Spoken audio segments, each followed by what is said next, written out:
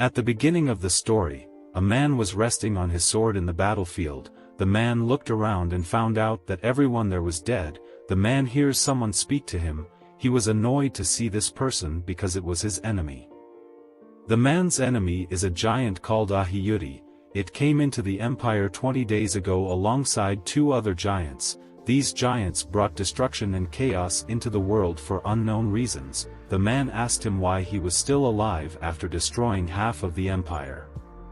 Aiudi told the man not to worry because he is going to die very soon. The man told Aiudi that the other giants are waiting for him to die. He told him that one of the giants was burnt alive by a red dragon while the other giant was sealed for eternity by a man called Lorehorn. Aiudi told the man not to be too proud because even though the other giants lost, they killed the people who defeated them, so there is currently no powerful person in the world who can challenge them. The man told Aiudi that he is still very strong and healthy. Aiudi told the man to not deceive himself. He told the man that he can feel his energy fading away. Aiudi was happy that the man was going to die very soon. He told the man that if he had discovered his talent early and worked hard, he would have been a great obstacle to them. The man told Aiudi that he knows he lived a messed up life, so Aiudi does not need to tell him. Aiudi told him to be proud of his achievement. He told him that no human could accomplish what he did, so he should enjoy his victory while he still can because their world will soon be buried by the starlight. After Aiudi said this, the man cut off his head. After cutting off his head, the man did his best to move forward. On his way to his destination, he remembered all his friends who are soldiers just like him. After walking for a while, the man saw the dead bodies of his friends. He wondered why they had to die to protect their honor. He told them that they should have ran away and lived their lives. The man wondered why he was the only one that was able to fight the giants because even the strongest swordsman in the empire was not able to hurt them. He believed that his friends would not have died if he had not been pushed to the front lines to lead the soldiers. While the man was thinking, he hears someone call out to him. He was shocked to hear this person's voice. He did his best to pull himself together and walk towards the voice he heard. When the man arrived at his destination, he was shocked to see that his Grand Commander was still alive. His Grand Commander, whose name is Aesan, was alive, but she had lost her arm. Aesan asked the man whose name is Ronan if he had successfully killed Aiudi. Ronan said he has. Aesan was extremely happy to hear this. She even cried. Ronan decided to ask her for a favor. He asked her if she could take care of the soldiers' dead bodies. Ronan asked her for this favor because in the empire, the bodies of soldiers are usually burnt or abandoned. Aesan was surprised that Ronan asked her for such a favor. She asked him why he could not just take care of the soldiers himself since he is feeling okay. Ronan spat out some blood and told Aesan that he is dying. Aesan asked Ronan what he would do if he survived his situation. Ronan told her that he would love to attend the academy. Aesan was shocked. She asked him why he wanted to go to the academy. Ronan told her that Aiudi said something to him that made him wonder how different his life would have been if he went to the academy. But the main reason Ronan wanted to go to the academy was because his late sister's wish was to send him there. Ronan felt bad that he was not able to go, but he was happy that he would soon be reunited with his sister and the rest of the family. Aesan was sad to hear this. She told Ronan not to lose hope because a search party will start looking for them after the rain stops. Ronan told her not to say such stupid things because he was sure that the rain was not going to stop any time soon. While Ronan was talking, the rain stopped. He and Aesan were very surprised to see this. While they were thinking of what to do, the ground began to shake. When Ronan looked around to see what happened, he saw a being that looked like the giants in the sky. The being possessed 8 wings and it had an odd body. Alongside the mysterious being were more than 100 creatures that looked like it. Aesan could not believe what she was looking at. She assumed that the war would be over once they defeated the 3 giants. She began to shake and lose hope. While she was lost in thought, Ronan shouted her name. He told her that she should use her telekinesis to push him up so he can fight against the creatures. Aesan was surprised to hear this. She could not believe that Ronan still wanted to fight in their situation. Ronan brought out his sword and said he is not going to give up until he is dead. Aesan was shocked to see that Ronan had not given up. She believed that Ronan could fight against this monsters. She stood up and moved close to Ronan. She moved close to his mouth and put a blue ball inside. Ronan asked her what she put in his mouth. She moved close to his ear and whispered something to him. After saying what she wanted to say, she begged Ronan to tell her to become a tailor if they meet again. She told him that she has done a lot of things but she loves being a tailor. Immediately after she said this, the creature with 8 wings used a mysterious energy to kill them. When Ronan woke up, he called out Aesan's name but he did not get any response. When he looked around, he realized that he was back to the village he spent his childhood in. He could not believe that he had returned to the past. After returning to the past, Ronan sat down to rationally think of his situation.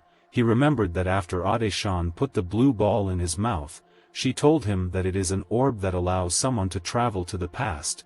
It is thanks to this orb that Aesan, a normal tailor, was able to become the Grand Commander. Aesan told Ronan that the orb allows anyone to travel to the past 4 times, but she has used the orb 3 times, so there is only 1 chance left. She told Ronan that he has the ability to fight the giants, so he has a better chance of stopping the giants' attack and saving humanity. Aesan told him that when he returns to the past, he has to improve his ability. She asked him to attend Phil Leon Academy because it is known for producing outstanding people. She begged him to tell her that she should become a tailor.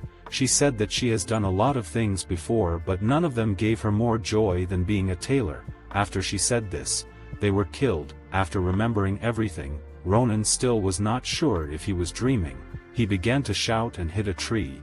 He wondered how he could change the future if he is alone in the past. While hitting the tree, Ronan realized that he is in the past, which meant that his sister is still alive. He picked up a stick and began to run home. While running through the town, he saw some people bullying a boy. What he did not understand was how the bullies were able to hold the boy on the tree upside down without touching him. He realized that the boy was held upside down with magic. He could not believe what he saw because anyone who could use magic was rarely seen on the battlefield, and yet there was someone like that in the village. At that moment he realized that a particular magician was actually here in the past. The person that was using the magic on the boy felt bad for what he was doing. The boy that was being bullied told the bully that he does not have any money. The boy said that the money he has is for his mother's medicine. The bully told the boy that he does not care about his mother's health. He began to slap and yell at him to bring out more money. The bully told the magician, whose name is Aesan, to raise the boy to the top of the tree. Aesan said that he can't raise the boy to the top of the tree because if he makes a mistake, the boy can fall and die. The bully told Aesan that he will put him on tree if he disobey him. Aesan was terrified to hear this. He did not know why such a thing was happening to him. He learnt magic because he wanted to show people that he is also good at something. He was very scared and did not know what to do. While he was thinking of what to do, Ronan used his wooden stick to hit him. Immediately Ronan hit him. Aesan lost control and the boy fell to the ground. Ronan told him to stop because he might accidentally kill the boy. The bully was angry that Aesan stopped. He asked Aesan why he would disrespect him. Aesan was about to reply but Ronan interrupted him. He asked Aesan where he learnt telekinesis magic from. Aesan told him that he learned it from a grimoire he bought from a peddler. Ronan was surprised to hear this. He could not believe that Aesan was already quite good even though he learnt from a cheap grimoire. The bully got angry that Ronan and Aesan were ignoring him. He brought out his sword and rushed to attack Ronan. Ronan wondered where a boy like him could get a real sword. He was disappointed to see the bully rush to attack him because his posture was bad. He easily dodged the attack. The bully was shocked to see this. This was not very shocking to Ronan because even if he returned back to the past, the battle sense which was instilled in him as a soldier will always be with him. The bully told Ronan that he was lucky to dodge his attack. He told him to get on his knees and beg for his life while he still can. He told him that he is going to kill him and take care of his sister. Ronan was shocked when he heard the bully mention his sister. The bully said that he has always dreamt of sleeping with Ronan's sister. When Ronan heard this, he used his wooden sword to remove the bully's ear. The boy screamed in pain. Ronan moved close to him and told him not to mention his sister's name unless he wants to die. The other bullies could not believe what they saw. Ronan was using the same wooden stick just like them, and yet he was able to cut someone's ear off. Ronan told them to leave the money they stole from the boy they bullied and to drop some extra cash for ruining his mood. After collecting the money, Ronan gave it to the boy. The boy told Ronan that the money he received is more than what they took from him. Ronan told the boy that all he wants is the sword and he has no need for the money. While the boy was thanking Ronan for what he had done, Aesan pulled himself together and apologized to the boy. He said that he was very scared of the bully, so he had no choice but to do what he wanted.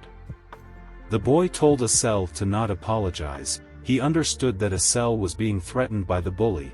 After thanking Ronan, the boy left.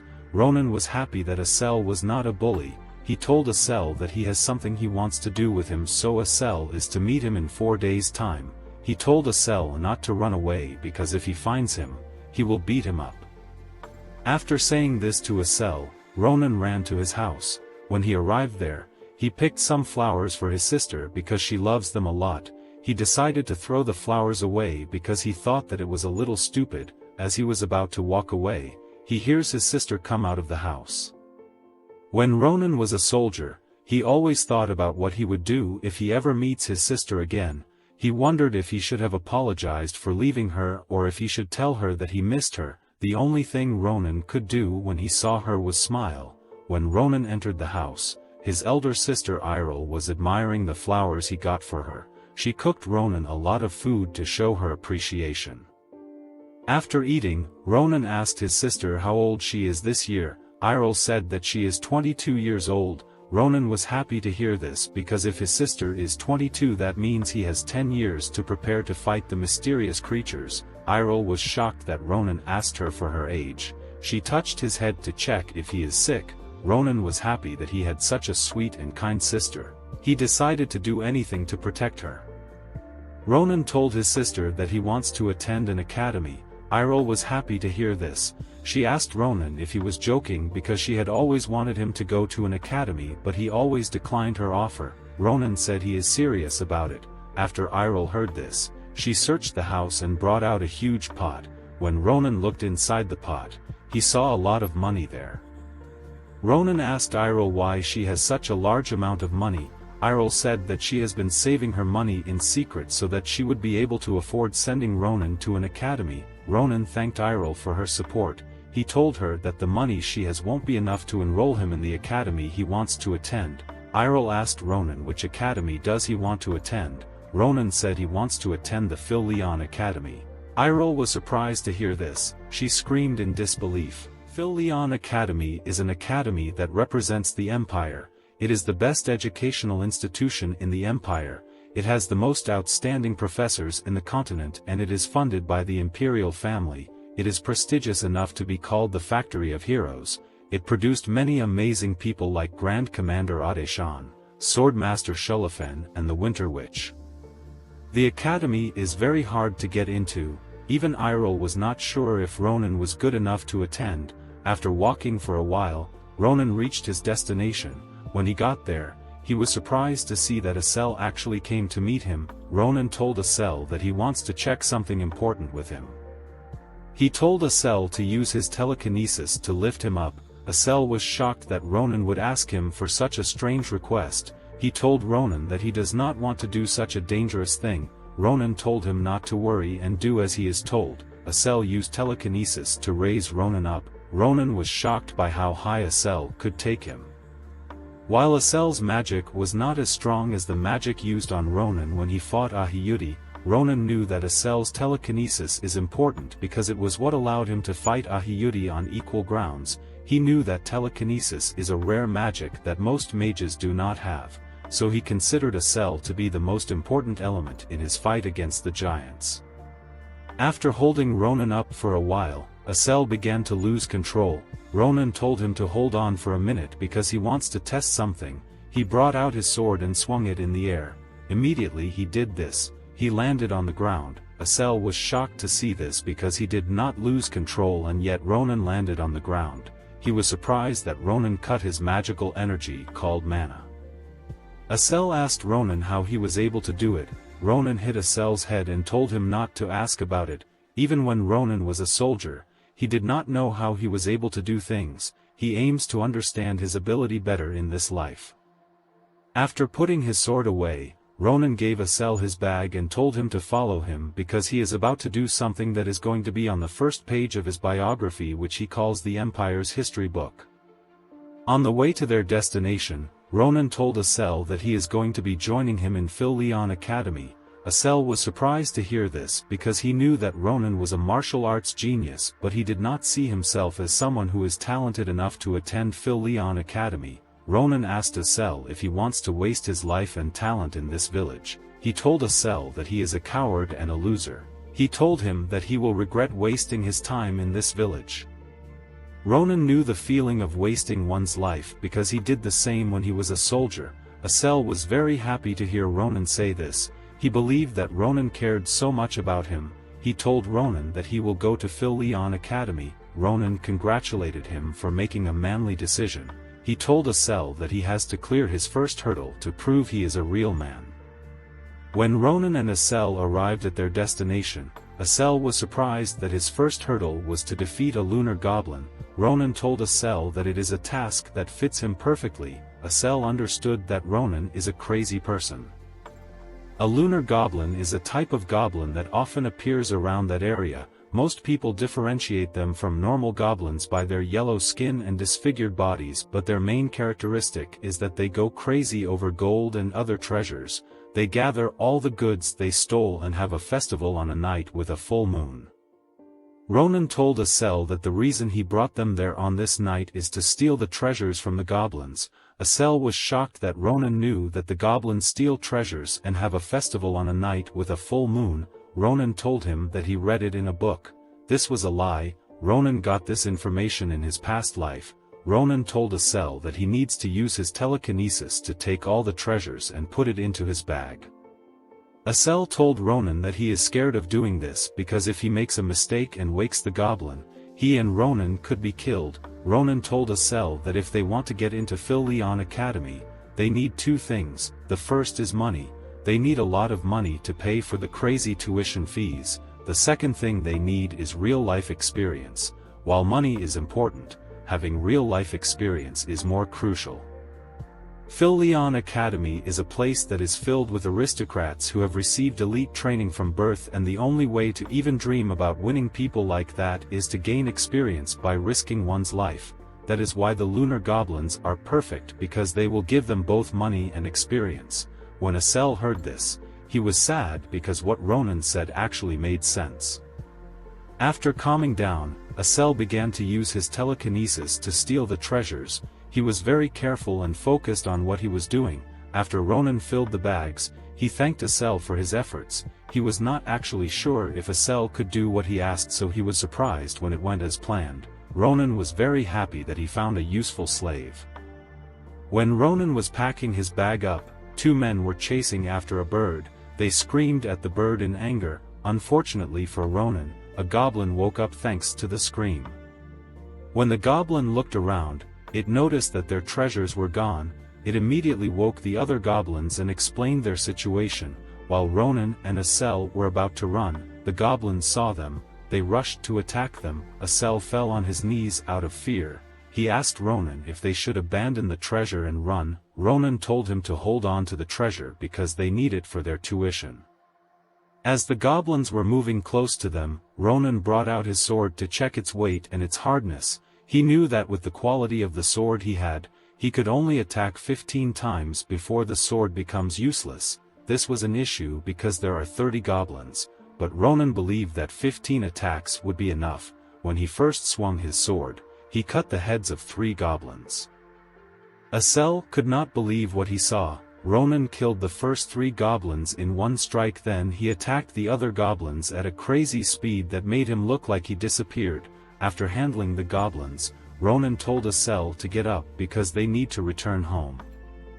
On their way home, Ronan felt some pain in his shoulders. He could not believe that his muscles would be sore after he sliced some goblins. He realized that it is probably because his body is still growing.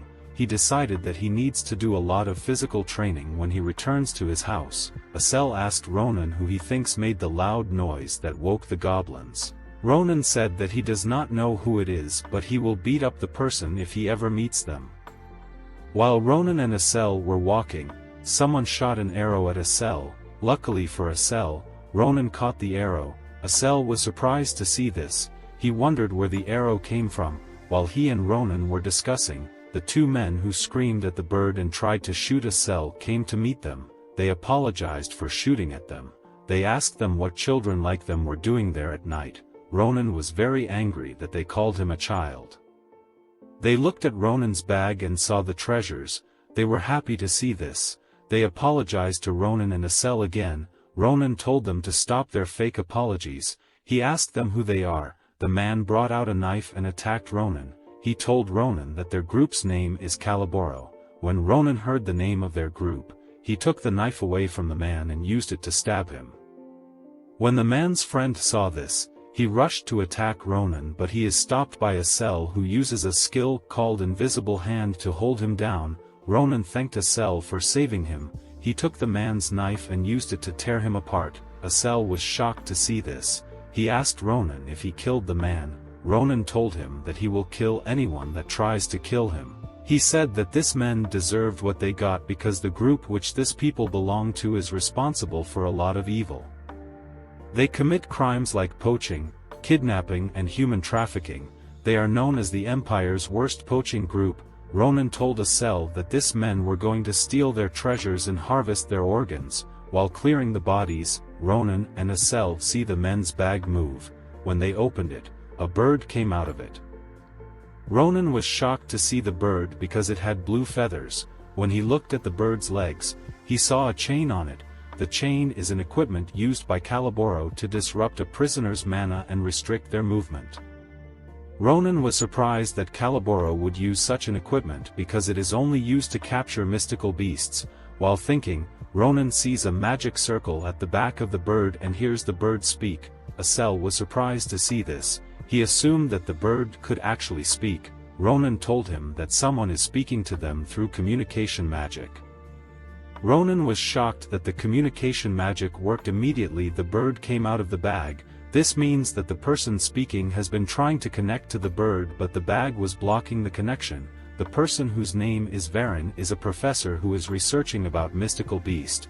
Varan said that he is the guardian of the bird whose name is Marpez. Varan said that he was not able to connect to Marpez for a while and he was just about to report to the authorities. He asked Ronan and Aesan who they were. Ronan said that they are righteous passers-by. He said that they saved Marpez from poachers. Varan could not believe that Marpez was kidnapped. He thanked Ronan for saving Marpez and asked them how he can repay them. Aesan told Varan not to worry about repaying them. He asked Varan how Marpez is going to return back to him because he looks exhausted from being chained up. Ronan asked Varan if Marpez will be able to fly well once he cuts the chain. Varan said that he will. After Varan said this, Ronan broke Marpez's chains in one strike. He told Marpez to return home. When Marpez heard this, he saw Ronan as a shining hero. He shoved his ass in Ronan's face. Varan told Ronan that Marpez wants to see him again and because of this he wants him to pluck one of his feathers. He told Ronan that a dream bird like Marpez can use its feather as a compass to the main body. He told Ronan that he will repay him when he comes to his institution. After saying this, Marpez flew away. After Marpez flew away, Ronan saw something on his hand. A few days later, Ronan took the treasures he obtained to a merchant called Down Carabel. Down is the owner of the Carabel merchantry. Down was happy to meet a customer like Ronan because he brought a lot of valuable things. Ronan was also happy to meet a merchant like Down because he appreciated the items he brought. The other merchants were doing their best to scam Ronan, but Down was honest with him. Ronan asked Down if he could help him appraise an item. Ronan brought out an odd-looking egg and gave it to Down. Ronan first thought that the egg was poop. He was angry that Marpez would do such a thing to him. He threw the egg on a boulder. The egg completely crushed the boulder. That is why Ronan wants to know what type of egg it is. After taking a close look at the egg, Down thought that the egg was horse poop. Ronan was surprised to hear this. he took the egg from the man and decided to keep it for later. Ronan asked Down if he sold books about Phil Leon Academy. He told Down that they are applying to Phil Leon Academy and they need books to read. Down was happy to hear this because his daughter is also applying to the academy. He introduced them to his daughter Maria. Ronan was surprised to see Maria. Down told Maria that Ronan and Asel are important people who he just closed a deal with. Maria was surprised to hear this. She could not believe that kids like them just made a deal with her father.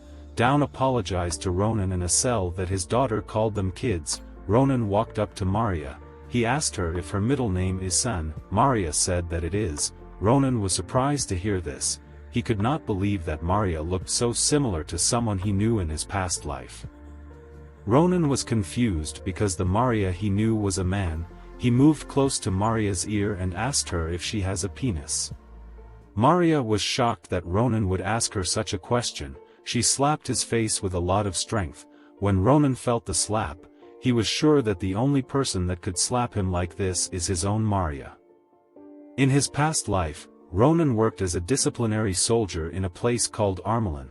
The Maria he knew was in charge of supplies at Armelin. Maria was an easygoing person who got along with everyone, but when the soldiers talk about penis, Maria always got angry and always slapped the people around her. Ronan had always been curious about why Maria behaved like that. He wanted to ask Maria about the issue but he never got the chance because Maria died. Ronan was happy to find out that the reason Maria always acted like that was because she is a girl. Maria thought that Ronan was laughing at her. She decided to hit him again but Ronan stopped her attack and he hit her on her head and told her not to hit him again. He told her that he only allowed her to hit him because he asked a foolish question. Maria was annoyed to hear this. She used her head to hit Ronan's chin. Immediately she did this, she and Ronan began to fight. After they calmed down, Ronan and Maria began to talk like they were friends. Asel was shocked to see this. He thought that they were insane. Maria brought a sword called the Black Iron Sword. She told Ronan that the Black Iron Sword is an amazing sword that even knights want to buy. Ronan told her that he fights in a rough manner and so he needs a sword that does not break easily. Maria assured him that the Black Iron Sword is the best for him. Ronan was happy to receive the sword because it was the same one he used in his past life. After giving Ronan his weapon, she asked Asel what kind of magic does he use. Asel told her that he uses telekinesis. Maria was shocked to hear this. She told Asel that if he performs well on his test, he could be given a scholarship. Asel was very happy to hear this. Maria was sure that she did not need to worry about Asel. She decided to focus on Ronan. She asked him about the technique he is going to present to the judges on the day of the test. She told Ronan that if he wants to enter Phil Leon Academy, he needs to impress the judges with an amazing technique. The school also has a written exam which is difficult but it is not as difficult as the practical one. The practical exam is very important to the extent that if one performs well in it, they could still enter the academy even if they have a low grade in the written exam. Ronan asked Maria about the technique he needs to demonstrate. Maria told him that most nobles usually demonstrate their family's secret techniques but normal martial arts applicant usually demonstrate their personal mana fighting techniques. Ronan was surprised to hear this. He asked Maria if it is possible for martial artists to use mana even though they are not mages. Maria was shocked to hear this question. She told Ronan that anyone who wants to join Phil Leon Academy would have to have been able to sense their own mana and be able to use that mana in combat. She believed that this information was known by everyone and yet Ronan was looking at her like she was crazy. Ronan asked her if sensing mana is similar to sensing aura. Maria was shocked to hear this. She could not believe that someone like Ronan wanted to enter Phil Leon Academy. Ronan told her not to worry. He said that it might be something he already knows. Maria stood up and asked Ronan to join her outside. She took two short swords that belonged to Ronan. Ronan asked her to leave the swords. He asked her what she would do if she damages them. Maria told him that she will give him triple the money he used to buy the swords. She told him to get up immediately because she wants to give him some special training. Mana is the source of the power of nature. It is a natural energy that exists everywhere in the world but not everyone can use it. In order to use it, one has to sense and feel their own energy and be able to use mana sense. To enter this stage, one has to go through various trainings and understand themselves better. It usually takes a year for a normal person to get mana sense. After they practice their mana techniques and they have perfected them, they apply to Phil Leon Academy. Maria told Ronan that the fact that he does not know the difference between aura and mana proves that he is not yet ready to attend Phil Leon Academy. She told Ronan that aura is a type of mana. Even people who are quite talented in using mana train for at least 10 years to achieve aura. Ronan remembered meeting people who could use aura on the battlefield. They often bragged about it and they used an unusual power. But this did not matter to Ronan because most of them ended up dead. Maria told Ronan that she is no longer explaining. She brought out her sword and rushed to attack Ronan. Ronan blocked the attack. He was shocked by her strength. He was surprised to see how skilled she was and how she was able to fight him well with dual blades. Although Ronan could not see if she was using mana, but he could tell that she was using it to fight him. Maria was impressed with Ronan. She originally wanted to defeat Ronan in one round in order to show him the use of mana and make him give up the test on his own. She wanted Ronan to give up because she did not want him to be humiliated at the academy, but to her surprise, Ronan was much stronger than she expected. She could not believe that he did not know how to use mana. While Maria was lost in thought, Ronan used his sword to push her away. He took a deadly stance and told her to dodge his attack. Fortunately for Maria, she listened to Ronan and dodged the attack. After successfully dodging the attack, she told Ronan that he is not a normal person. Ronan told her that she is also quite good. He told her that she is very talented in using her blades, but she is still clumsy in finding her center of balance. He told her that if she can fix this problem, she will improve a lot. After saying this, Ronan put his sword away and turned around. Maria was angry to see this. She told him that the fight is not over and he needs to continue. Ronan told her that she should not forget that she promised to triple his money. Immediately he said this, Maria's dual blades broke. Maria was extremely shocked to see this. Aesan told her not to worry, like he never expected her to win Ronan. After saying this, he left with Ronan. Maria could not believe what had just happened to her. She was sure that Ronan is not a human being. The next day, Maria gave Ronan and Aesan some books and some materials. She told them that these are books which she personally summarized. Ronan asked her what they are for. Maria was surprised to hear this. She told Ronan that he and Aesan need the books because the test is in a month's time. Ronan told her that the books are too much. He brought out his sword and asked her if she is trying to rip him off. Maria told Ronan that she is giving them because she has come to like them and she wishes that they can enter Phil Leon Academy together. She also told him that the books are free. Immediately Ronan heard this. He put his sword away. She told him that she would love to teach them herself, but their group has to move away to another place. She told them to work hard and study a lot so she can see them at the academy. Ronan told her not to worry and focus on herself. After saying this to her, Maria got on the carriage. She told them that she will see them on the test day and they should not lose her books. After Maria left, Ronan noticed that his body was sore from the spar he had with Maria. He knew that it was urgent that he trains his weakened body. He found it funny that he also has to study and work hard to get into an academy. He thought of his situation as an odd one, but he did not hate it. After Ronan returned home, he began to live differently. He ate a lot of food and he hunted monsters constantly in order for him to get used to his body and increase his stamina. He eventually killed all the monsters in the village. At night, Ronan did his best to study. He never imagined he would do something like this in his past life. Ronan continued this routine until a month passed and it was finally the day for the test. When Aesan saw Phil Leon Academy, he could not believe that such a structure existed because the academy was like a mini city. Ronan told him to stop staring because he looks like a country bumpkin. Aesan was about to apologize when he noticed something about Ronan. He told Ronan that his body has gotten bigger in just a month. Ronan told him to not focus on stupid things like that. Instead, he should enter the academy for the test. While walking, Ronan realized that someone important would also be partaking in this test. That person is the Sword Saint Shulafen, the strongest man in the empire. he is representing the renowned swordsmanship clan called Grangxia. Ronan is sure that he will meet him because Shulafen is the same age as him and so he should be taking the test too. While Ronan was thinking, Asel asked him if he has the feather which he plucked from the dream bird. Ronan brought out the feather when he remembered that Varen's institution was in the capital. When he brought out the feather, he noticed that it was pointing to a tall building in Phil-Leon Academy. At the top of the tall building, Marpez and Varen Fanasir, who is the Academy's zoology professor, was rearranging his office in order to prepare to greet Ronan. Varen is a werlion. Varen decided to open the window in order to let some air in. Immediately he opened the window. He saw Ronan's creepy face. When he and Marpez saw this, they screamed. Varen asked Ronan how he got to his window because his office is on the top floor of the building. He asked them if they are after Marpez. Ronan brought out the feather to show Varen. Varen was surprised to see it. He realized that Ronan and Asel were the people who saved Marpez.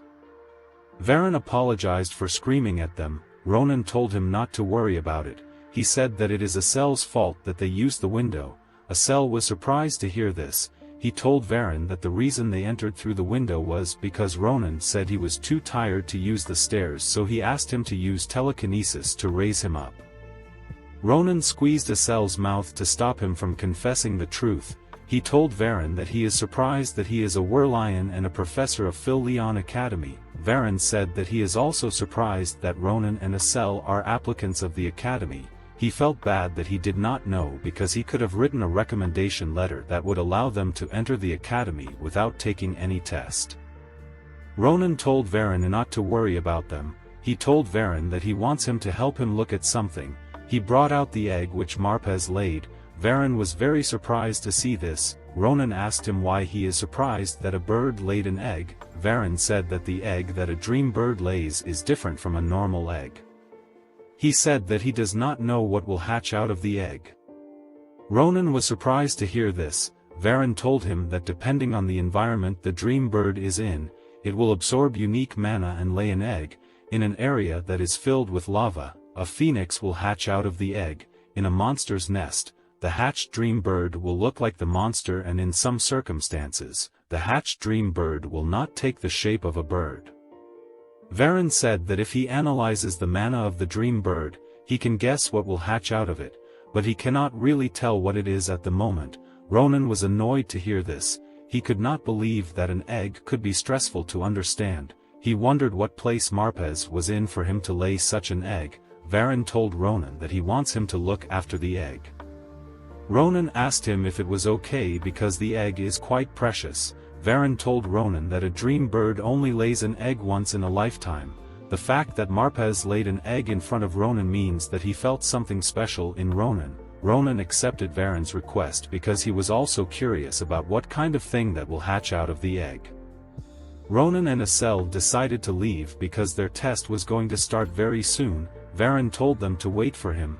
He brought out a map and told Ronan that it will help them in hatching the egg. After receiving the map, Ronan and Asel went to take their test. At the Galleon castle where the test was taking place, the martial arts applicants all gathered in one place. An attendant comes out from a room and asked applicant 112 to enter. Ronan realized that after applicant 112, he is next. He had already gotten tired from waiting. Maria told him that all tests are like this. He asked Maria, who was sitting next to him, what she was wearing. Maria told him that Phil-Leon Academy is an institution which all nobles attend. She said that she wants to present herself well in case they become her customers in future. While Ronan and Maria were discussing, applicant 112 came out of the room and applicant 113, which is Ronan, was asked to step in. Maria told Ronan to not be nervous. She told him to do his best. Ronan told her not to worry because nothing is going to happen. When Ronan stepped in, he was shocked by the air around the professors. Each one of them was extraordinary, especially the old man in the middle, who is the academy's headmaster and an archmage. His name is Krava Kratir. Ronan was also shocked by the energy the swordsmanship instructor possessed. This woman's name is Nabiros and she is called the Grand Sword Saint. After Ronan introduced himself, he was asked to fight a magically engineered dummy. They asked about the technique he is going to show them. Ronan told them that he is only going to use a fast cut. The professors were shocked that Ronan was going to use a simple cut without any mana. They thought he was an idiot because the dummy had enough defensive ability to block an aura user and it has a very fast regeneration ability. The professors believed Ronan was stupid because even Shulafen was barely able to scratch the dummy. Krava could not believe that the professors were being rude to Ronan in front of him. He decided to ignore them. When he looked at Ronan, he was shocked. He could not believe that someone could possess such vigor at a young age. The moment Ronan unsheathed his sword, he slashed the dummy. Nabiros was surprised to see this. After the attack, Ronan put his sword away. The professors laughed at Ronan. They could not believe that he only showed them one cut. One of the professors asked Krava how he wanted to grade Ronan, but Krava was not listening because he was shocked by what Ronan did. While Krava was looking at Ronan, Nabiros picked up her sword and attacked Ronan. She asked him where he learned his swordsmanship. Ronan told her that he cannot answer the question. She decided to change her question. She asked him if he saw how she attacked him. Ronan told her that she unsheathed her sword at a crazy speed and she swung her sword 3 times despite the distance between them. Nabiros said that she swung her sword 3 times to show Ronan that his fast cut was arrogant. She told him that she noticed that he made his cut slow so that the professors could see what he had done.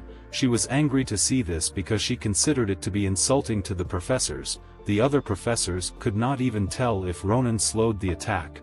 They were very confused.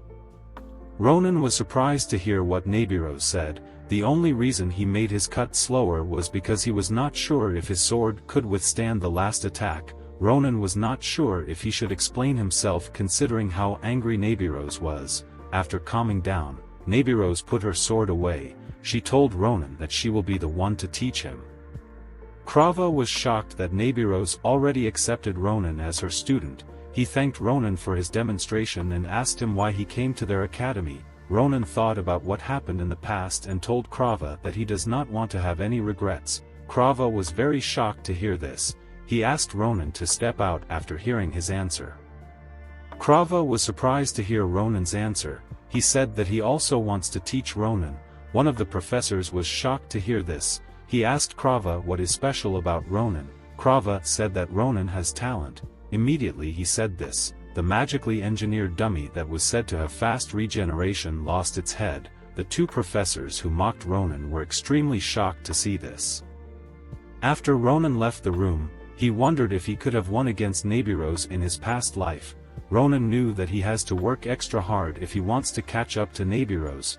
He was happy that he came to Phil Leon Academy because he could learn a lot of things here.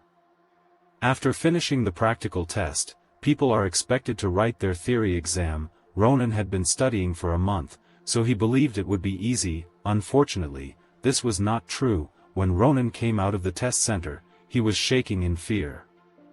Maria was shocked to find out that Ronan was not able to answer even half of the test. She surprised to hear this because she told Ronan to read the books in the bag. Asel told Maria that Ronan forgot to check the books and materials.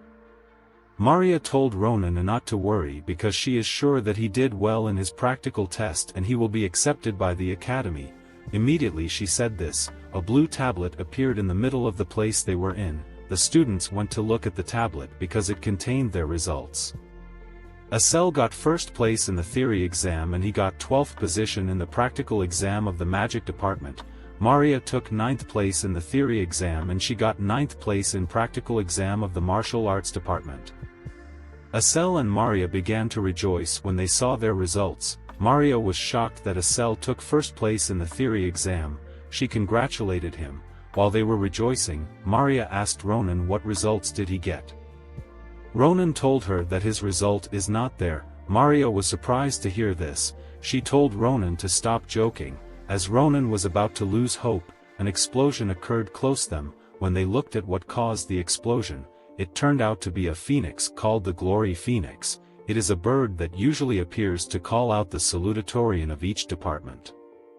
The phoenix shot a fireball at Ronan. When the fireball came close to Ronan, it revealed to Ronan that he got first place in the practical exam and he took the 5,712th position in the theory exam, and because of this, he is the salutatorian of the martial arts department. Aesan and Maria began to rejoice when they saw this. Ronan was also very happy with the result. Maria could not believe that he is the salutatorian despite his position in the theory exam.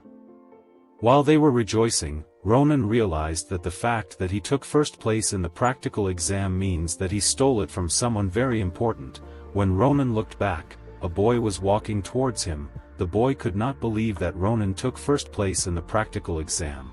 This boy was the person that was supposed to be first place in the practical exam if Ronan had not shown up. This boy is the sword saint Shulafen. Ronan was surprised to see Shulafen. Maria believed that Shulafen wanted to talk to Ronan, but Ronan knew that Shulafen was not like that. Ronan was annoyed to see Shulafen because he knew that he would cause trouble for him. In Ronan's past life, Shulafen was a person who did not like the idea of anyone being better than him at swordsmanship. Ronan knew that he had to avoid Shulafen at all cost. He told Shulafen that he is also shocked that he is first in the practical exam. Shulafen did not believe Ronan. He asked Ronan why he was lying. Ronan said that he is speaking the truth. He told Shulafen that he does not have any proof that he is lying. He asked him to leave him alone. Shulafen knew that Ronan was right. He decided to attack Ronan to get his proof. Ronan successfully blocked the attack with his sword. Aesan and Maria were surprised to see this. Shulafen told Ronan that he would not be able to block his attack if he was not first in the practical exam. He told Ronan to show him his skills because he wanted to see what made him get second in the practical exam. Ronan was annoyed to hear this. He decided to attack Shulafen seriously. He created 3 slashes in one attack. Shulafen successfully blocked the attack. After blocking Ronan's attack, Shulafen's hand began to shake. He told Ronan that he understands why he was given such an amazing grade, but he did not believe that the technique Ronan displayed was enough to beat him. He attacked Ronan again. He told Ronan to show him everything he can do. Ronan was annoyed to hear this. He could not believe that there could be someone as crazy as Shulafen. Shulafen told Ronan that he cannot accept the results of the practical exam. He began to attack Ronan at a crazy speed, but Ronan was strong enough to block the attacks. While Ronan was blocking the attacks, he realized that things could turn out really bad for him because of how intense the fight was. He was scared that Shulafen would soon start using his aura. Ronan knew how powerful Shulafen's aura is because he had seen it in his past life. It was an extremely powerful aura known as the Tempest Sword. After realizing how bad the situation was, Ronan stopped fighting and began to run. Shulafen was shocked to see this. He told Ronan that he should never turn his back on his opponent in a fight. He decided to chase after Ronan. He was about to attack Ronan, but Ronan used Aesan as a shield. Shulafen was surprised to see this. He told Ronan that he is a coward for hiding at the back of a woman. Aesan told Shulafen that he is actually a man. Ronan knew that Shulafen would not attack an helpless woman because he is a proper gentleman. While hiding at Aesan's back, Ronan used his sword to attack Shulafen's nose. Shulafen was really hurt by the attack. Ronan told Maria and Aesan to run. Shulafen tried to stop them, but they had already gotten far away from him. Immediately after they left, an instructor of the academy came to see why the students gathered. The instructor was surprised to see Shulafen resting on his sword with an injured nose. He referred to Shulafen as Sir Shulafen. He asked him to give him the names of the students who harmed him. Shulafen told the instructor to speak to him informally because he is an applicant that is to be treated as a commoner. Shulafen told the instructor to not worry because the fight he had was a fair match. After getting up and regaining his strength, Shulafen noticed that his sword had cracked. He was surprised to see this because his sword is made from the strongest iron called mithril. Shulafen did not understand how his sword broke because he did not see Ronan's techniques as anything extraordinary. He could not believe what happened to him. He decided that he needs to remember Ronan. The next day, Ronan and Aesan went to Shimo Forest, which is at the outskirts of the capital. Aesan asked Ronan if they should be searching the forest right now. he told Ronan that Shulafen is the son of a ducal family and his family is the second most powerful family after the imperial family. He told Ronan that he has to be careful in case Shulafen decides to attack him. Ronan told Asel that while Shulafen is crazy about swords, he is actually a good person. In Ronan's past life, Shulafen was known as everyone's role model who protects the weak. Ronan knew him as the perfect noble. Ronan told Asel that Shulafen probably told people that he had a fair match with him because if Shulafen wanted to punish them, he and Asel would already be imprisoned. After searching for a while, Ronan and Asel found the location which Varen showed them on the map. This place is Fernando Spring and it has a mana vein. Mana that hovers around the world usually comes together for an unknown reason and gathers in a single spot to form a puddle called mana vein. Mana is usually absorbed from it by the surrounding matter. A regular rock would turn into the highest grade mana stone and a normal plant can turn into a miraculous herb. Ronan knows that the value of a mana vein is crazy. Most people would want to monopolize it for themselves. Yet Varen gave it to them for free in order to hatch the egg. Ronan asked Asel if this place feels different. Asel said that he has never felt so much mana before. He said that he can cast spells that are much stronger than usual. While looking at the mana vein, Asel noticed that the egg was absorbing a lot of mana. He asked Ronan if this place feels strange to him. Ronan asked him what he meant by that. Asel reminded Ronan that Varen said that because of the mana vein, a lot of fantastical and mystical animals should be there. Even regular animals would love to build their nest there. Asel asked Ronan if he could hear any animal sound. Ronan realized that he messed up. He stood up and told Asel that he should get ready for battle because he can smell blood. Asel asked Ronan what he means by he can smell blood. Ronan told him that this means people came here before them and have noticed their presence. Immediately Ronan said this. A group of men who were wearing animal-shaped masks on the other side of the forest shot their arrows at Ronan and Asel. Ronan easily destroyed their arrows. When he saw the arrowhead, he was surprised. He realized that he had seen it before in his past life. At the punitive force camp, Ronan and his fellow soldiers gathered around a campfire. One of the soldiers was explaining how special the arrow he is holding is. He said that the arrow can destroy the head of powerful creatures like orcs. The soldier asked Ronan, who was their captain, if he wants an arrow. Ronan told him to stop bragging about the arrow because he was caught using it to poach animals. The soldier told Ronan that the arrow is special. He told him that the people that use this arrow are the hunting dogs of the one who has succeeded in over 100 poaching in the Calaboro organization. Ronan was annoyed to find out that the people who shot at them are hunting dogs who work for Calaboro. After stopping the attacks, Ronan told Asel to hide somewhere. He said that he has some things he has to take care of. After saying this, he ran towards the direction of the people who shot at them.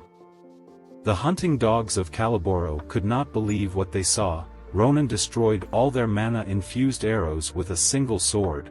When they saw Ronan running towards them, one of the hunting dogs told the rest to scatter and surround Ronan. Ronan was surprised that the hunting dog could make a quick decision. He knew that this one was different from the ones he met in the forest. He knew that he had to make a plan to catch them all. As the hunting dogs were about to scatter, Ronan stops them by telling them that he is an ally. He told them that he is the youngest hunting dog from the Damas branch. He told them that his name is Aiudi. The hunting dogs stopped running and gathered around Ronan. They asked him if he is really a hunting dog. Ronan said that he is.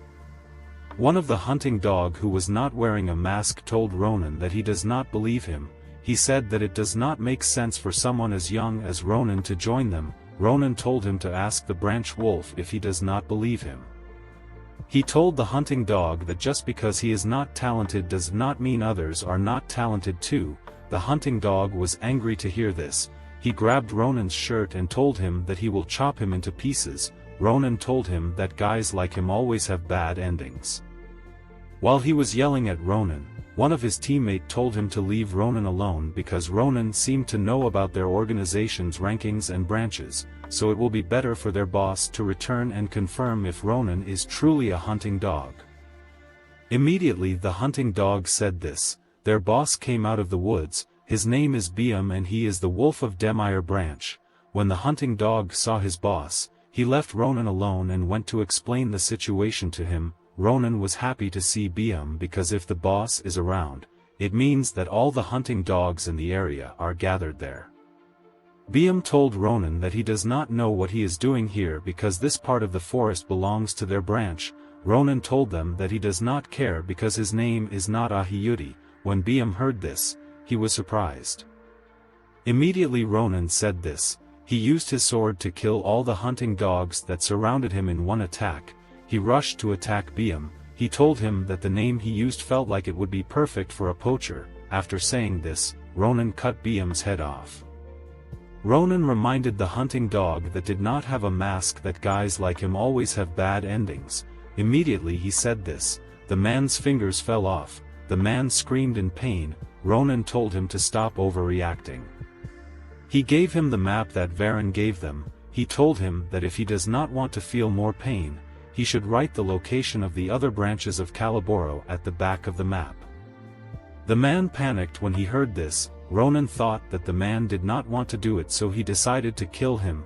The man told him that he will do it. He asked Ronan for a pen to write. Ronan told him to use his bloody fingers to write. After finishing the map, Ronan took a look at it and thanked the man. The man told Ronan that he will be leaving since Ronan promised to set him free once he is done. Immediately Ronan kept the map in his pocket. He told the man that he is not setting him free. He used his sword to split him into two. Aesan began to puke when he saw the corpse of the dead animals. Ronan told him to stop overreacting. Aesan apologized for the vomit. He told Ronan that the amount of animals Calaboro killed was too much. Ronan told him that it is a crime to let people who work for Calaboro live. When Ronan looked at the corpses, he knew that Professor Varan would be sad to see this. He decided to head back to the capital. As he was about to leave, he noticed that the egg in his pouch was shaking. Ronan asked Aesan to look at what happened, but Aesan was preoccupied with something. Aesan told Ronan to look up. When Ronan looked up, he saw the blood of the dead animals floating in the air. The blood came together and moved close to Ronan and Aesan. Ronan decided to draw his sword and attack the blood. As he was about to do this, he noticed his egg floating in the air. The egg moved close to the sea of blood and began to absorb it. Aesan asked Ronan what was happening. Ronan said that he does not know, but he is sure that whatever that is inside the egg is not ordinary. After absorbing all the blood, the egg began to hatch. Ronan was extremely happy to see this. He wanted to see what kind of valuable creature that is inside the egg. Immediately the entity hatched. It attacked Ronan's nose. Ronan was shocked that it attacked him. When he looked at the dream bird, he was sure that it is not a bird. Aesan said that it looks like a dragon. Ronan also believed that it looks like a dragon. He wondered where Marpez absorbed mana from for it to lay such a unique egg. Ronan told the dragon that it should not have attacked him in the face because this is its first time meeting him. When the dragon heard this, it used magic to fix Ronan's nose. Aesan was surprised that a baby dragon could use healing magic and it liked Ronan a lot. Ronan was happy that he got a creature that has different abilities. Aesan told Ronan that they need to name the dragon. While they were thinking of names, the dragon sensed something in the surroundings. It rushed towards it. Aesan wondered where the dragon was going to. Ronan was impressed that the dragon was able to sense someone was close to them. On the other side of the forest, Balrouse, the errand boy Demire branch, was running away. Balrouse went to run an errand, but when he came back, all the hunting dogs and his boss were dead. When he went to check what killed them, he saw Ronan and Aesan standing next to a sea of blood. Immediately he saw this, he began to run. Unfortunately for him, the dragon began to chase after him. Balrouse tripped on a stick and fell. When the dragon caught up to him, it began to drain his blood. Balrouse began to scream when he saw this. Fortunately for him, Ronan told the dragon, who he named Cilla, to stop hurting Balrouse. Aesan was surprised that Ronan named the dragon Cilla. Ronan said that he already had the name in his mind before. Luckily for Ronan, the dragon liked the name. Balrouse remembered seeing Ronan next to the sea of blood. He wondered if Ronan is Cilla's owner. Ronan asked Balrouse if he is okay. Balrouse thanked Ronan for saving him. He asked Ronan how he knows his name. Ronan put his sword to Balrog's neck and told him that he does not need to know. He asked Balrog how he has been and how well he has been poaching as a bloodhound. Balrog was surprised to hear this. He could not believe that someone called him a bloodhound because he is a common errand boy. Ronan knew that Balrog will become a bloodhound in the organization because Balrog was one of the soldiers that served under him. Ronan told Balrog that he has something he wants him to do for him. After Ronan was done with Balrog, he filled a tube with the water from Fernando Spring. Assel was surprised to see this. He wondered why Ronan would do such a thing. After he and Ronan arrived at the capital, Ronan sold the water to Maria's father for a high price. Ronan knew that the water would sell incredibly well because it was gotten from a mana vein. Ronan believed that they would not have been able to get such a large amount of money without the help of Professor Varin. He and Assel decided to visit Varin.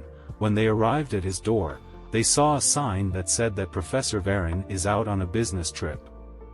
Ronan was sad to see this. He wanted Professor Varin to see Sita because he knew that Professor Varin was curious about what would hatch out of the egg.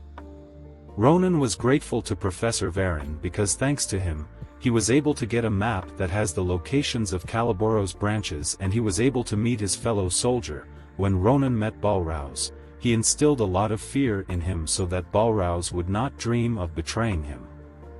Assel asked Ronan what he wanted to use his money for because Ronan is exempted from paying school fees since he is the second position in the martial arts department. When Ronan thought about what he wanted to use the money for, he realized that their entrance ceremony will be happening soon. A few days later, Iril arrived at the capital's carriage station. She could not believe how beautiful the capital was. When she arrived, she saw Ronan waiting there for her. Ronan asked her if anything happened after he left. Iril was surprised to hear this. She told Ronan that she is the one who is worried about him. When she woke up in the morning, she saw a fancy carriage outside her house and the coachman told her that he is supposed to give her a ride to the city on the orders of Ronan. Iril asked Ronan how he was able to pay for something like that because he does not have any money. She grabbed Ronan's face and asked him if he is not eating well. Ronan told her not to worry about him. He told her that he is eating well. When Iril heard this, she became calm. She asked Ronan what was on his shoulder. Ronan introduced her to Sita. He told her that Sita will be staying with him for some reasons. After saying this, Ronan grabbed Iril's hand. He told her that he does not have enough time left before he enters the academy. He told her that he has something he really wants to do. Ronan took Iril to a clothing store. When Iril tried on the dresses, she told Ronan that it was too expensive. Ronan told the attendants at the store to pack all the clothes that his sister tried on. Iril was shocked to hear this because she wore a lot of clothes. Ronan told her that it is time for her to receive from him. Iril was very happy to hear this. She began to scream with joy that her little brother was very kind. Ronan did his best to stop her from going outside. After the attendants packed Iril's clothes, Ronan told her that they have to head to the blacksmith workshop to get a brand new sword for him. He told her that his sword was ruined by a crazy person. As he was about to leave the clothing store, he saw Shulafen waiting for him outside. Ronan and Sita were very shocked to see him. Ronan asked him how he knew he was here. Shulafen said that he came to the area to get a new sword because Ronan ruined his former one. He said that he accidentally saw Ronan entering the store, so he decided to wait for him. Ronan told Shulafen that he is a stalker. He told him that his sword was more damaged than his own. He told Shulafen that he will show him whose sword is more defective. When Shulafen heard this, he wanted to fight Ronan. Their fight is stopped by Iril. She told Ronan to stop being rude to Shulafen. Ronan tried to explain himself, but Iril told him not to talk back. When Shulafen saw this, he was shocked. He could not believe that Ronan has an older sister. Iril apologized for Ronan's behavior. When Shulafen saw Iril apologize, he was completely blown away by her beauty. He thought that he was looking at a goddess. Shulafen began to shake because he did not know how to respond. After regaining his composure, he told Iril that he is completely responsible for the misunderstanding. Iril was happy to meet a nice noble man. She could not believe that Ronan had such a kind friend. She asked him to take care of Ronan for her. Shullafen said he will do it. Ronan was completely blown away by Shullafen's behavior. Shullafen told her that he wants to compensate Ronan for his sword. He said that he does not have any gold on him, so he gave Iril his family's proof of identification. He told her that it will be accepted anywhere in the empire. When Ronan saw this, he was extremely shocked. Shullafen told Iril that if she wants to buy a sword, she should go to the blacksmith on the western end of the street. He told her that the blacksmith shop is a special place that commoners cannot visit, but if they have his family's proof of verification, they can enter easily. He told them that they will get an amazing sword there. After saying this, he left. Ronan could not believe what Shullafen did. The Grangxia proof of verification is a tablet that can buy villages, and yet, Shullafen gave it to his sister. He did not remember Shullafen having such a behavior in the past. At the academy's entrance ceremony, Krava greeted the students. He told the students that all of them have amazing skills and boundless talents. He told them that with their talents and the teachings of the professors, they will be recorded and remembered by the empire. After saying this, he congratulated them on entering the academy. Ronan was not interested in Krava's speech, but he was happy that Krava gave a speech because it made his sister proud of him. After Krava was done with his speech, he snapped his finger and everyone felt magic move around them. When Assel saw this, he told Ronan to look up. When Ronan looked up, he saw the sky shattering into pieces. While he was looking up, he and his other classmates got teleported to an arena. Ronan could not believe that Krava could teleport such a large amount of people by just snapping his fingers. Krava told the freshmen that they are about to have a meeting with their seniors. The meeting between the freshmen and the seniors is called senior-junior meeting. It occurs between freshmen and year 2 seniors. It is a process that is known to be intense. It is a process whereby the first and second ranks represent the freshmen and they are told to fight one among the 4 senior who have their own individual fighting styles. Krava told the audience that this event is made so that the students can compete with each other and learn each other's weaknesses. He believed that this is the best way for students to learn. Krava told the students that the freshmen will be given the chance to choose their opponents and they can choose not to duel if they want to. Ronan was angry to hear this. He believed that this event was created so that the freshmen are put in their place. The people that Ronan and Shullafen had to fight were Nasto, who is rank 1 of the martial arts department, Braum, who is rank 2 of the martial arts department, Irina, who is rank 3 of the martial arts department, and Karun, who is rank 4 of the martial arts department. Braum said that he is happy to face the Empire's rising star and the man who defeated the Empire's rising star. Ronan was happy about the opportunity to face this martial artist because he wanted to show Iril that he is strong enough to fight anyone. He also wanted to show her how close he is with Shullafen. While thinking of what to do, Krava asked them to begin the duel. When Ronan heard this, he had an idea. He asked Krava if he could make a suggestion. Krava asked him to go ahead. Ronan told Krava that since they are free to choose who they want to fight, he would like to fight all 4 of the seniors. Krava was shocked to hear this. The seniors were extremely angry to hear this, but what made them more angry was that Ronan asked them to fight him together. Krava asked Nabirose how she wants to take care of this issue. Nabirose told Krava that he should allow Ronan to do what he wants. She said that in their school, if one has skills, he is free to act how he wants. She said that she will interfere if the duel is looking dangerous. After hearing this, Krava decided to let the duel happen. The 4 sophomores were angry about Ronan's arrogance. Irina thought that Ronan was being arrogant because he was ranked 2nd position in the martial arts department. Nasto told the other sophomores to calm down because while Ronan is arrogant, he is someone who defeated Shullafen in the practical exam. He told them to attack Ronan with all their strength. When Iril saw how tense the air around the arena was, she screamed at Ronan. She told him to forfeit the match if he believes he will get injured. When Ronan heard this, he smiled at her to reassure her. After everyone got ready, Krava told the students to begin the match. Immediately the match began. Nasto attacked Ronan at full speed. Ronan was able to dodge the attack. When Ronan dodged Nasto's attack, he could tell that he and the other 3 sophomores were much stronger than Maria. After Ronan dodged Nasto's attack, Irina began to attack him with two short swords. Ronan was able to block the attacks. While Irina was attacking Ronan, Curran used his spear to attack Ronan from Irina's back. Ronan was surprised by how good their teamwork is. Curran used his spear to push Ronan away. As Ronan was about to get up, he saw Braum at his back with his giant sword in the air. Braum said that he wanted to fight Ronan alone, but Ronan disappointed him. Immediately he said this, he attacked Ronan. Ronan knew that Braum's attack is supposed to be a strong finishing attack and the other three were going to attack him immediately. He let his guard down. Ronan was very surprised at how coordinated and smart the sophomores were. Before Braum could land his attack on Ronan, Ronan disappeared. Braum and the other three were surprised to see this. Irina was the only one that was able to notice how fast Ronan was. She could not believe what she was seeing. Before she could do anything, Ronan attacked all four of them at a crazy speed.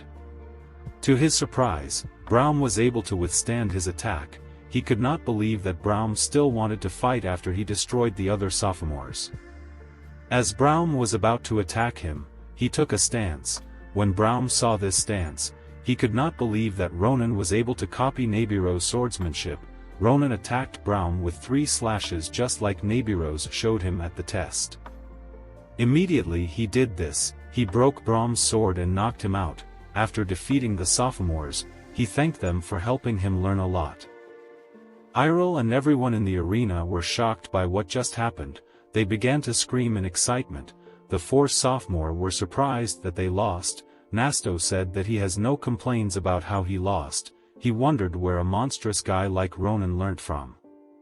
When the duel ended, Iril grabbed the man sitting next to her and told him that Ronan is her brother.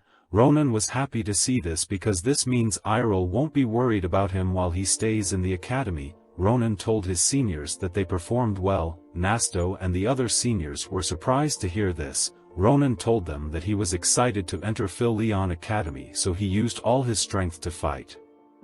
He told them that they are stronger than he expected. He thanked them for accepting his challenge. Asel and Maria were surprised to see this. They thought that Ronan had finally lost his mind. Ronan begged the sophomores to forget the discourtesy he showed them. He told them that he wants to learn a lot of things from them in the future. The seniors did not know how to respond to Ronan's request. While they were thinking of what to do, Braum stood up and told Ronan that he is an excellent junior. He believed that Ronan was rude at first, but now he thinks of Ronan as a well-mannered swordsman. He told Ronan to be proud of his win because he was skilled enough to get it. He took Ronan's hand and raised it in the air to appreciate Ronan. Ronan displayed his social skills so that Iril would not be concerned about him. While Ronan was on stage, a mysterious girl took an interest in him. At night, the students gathered at the dining hall to eat. The students were told that they would be getting an entrance ceremony banquet. Ronan expected it to be a small dinner among students, but to his surprise it was a massive banquet. Maria told him that they are at the most prestigious school in the empire, so a dinner of this level is expected. While Maria was stuffing her face with food, Asel asked Ronan if he has sent his sister back home. Ronan said that he has. He said that Iril did not want to leave him behind because she was still worried. He had to spend some time to calm her down before he sent her off. He asked Sita to follow and protect her. He knew that no monster or person is a threat to Sita. Asel was surprised that Ronan went through such measures to protect his sister. After talking to Asel, Ronan decided to eat. As he was about to taste his meat, Shulafen appeared at his back and asked him if he should be eating comfortably. Ronan was very annoyed to see Shulafen. He asked him if he wants to fight with him again. Shulafen told Ronan that he wants to confirm some important things. Ronan told him to ask his questions. Shulafen asked Ronan if Iril's house is far from the capital. Ronan was surprised to hear this. Shulafen asked Ronan if bandits frequently appear on the road to Iril's house. He asked Ronan if he gave Iril enough security. Ronan did not know how to respond to Shulafen's questions. Shulafen told Ronan that he must have given his sister proper security before she left. Ronan was angry to hear this. He told Shulafen that unless a wyvern attacks his sister will be fine. Shulafen was surprised to hear this. he could not believe that Ronan could not give his sister enough security to protect her from a wyvern. When Ronan heard this, he thought that Shulafen was crazy. He asked Shulafen why he is making such an issue over something that concerns his sister. He asked Shulafen if he believes he means something to Iral. Shulafen began to shake when he heard this. He told Ronan that he is a knight and that is why he wants a woman to get back home safely. While Ronan and Shulafen were arguing, a young girl and a group of boys walked up to them. This girl is the mysterious girl who looked at Ronan when he was on the stage. The girl was shocked to see Shulafen, who she referred to as the Wolf of Grangsia, talking a lot. Shulafen was angry to see the girl. He asked her what she wanted. The girl's name is Erzabet Akalusia and she is the first place in the magic department. Erzabet told Shulafen that she is not there to see him. She said that she came to talk to Ronan. Ronan was surprised to hear this. Shulafen told her to go ahead because he is done talking to Ronan.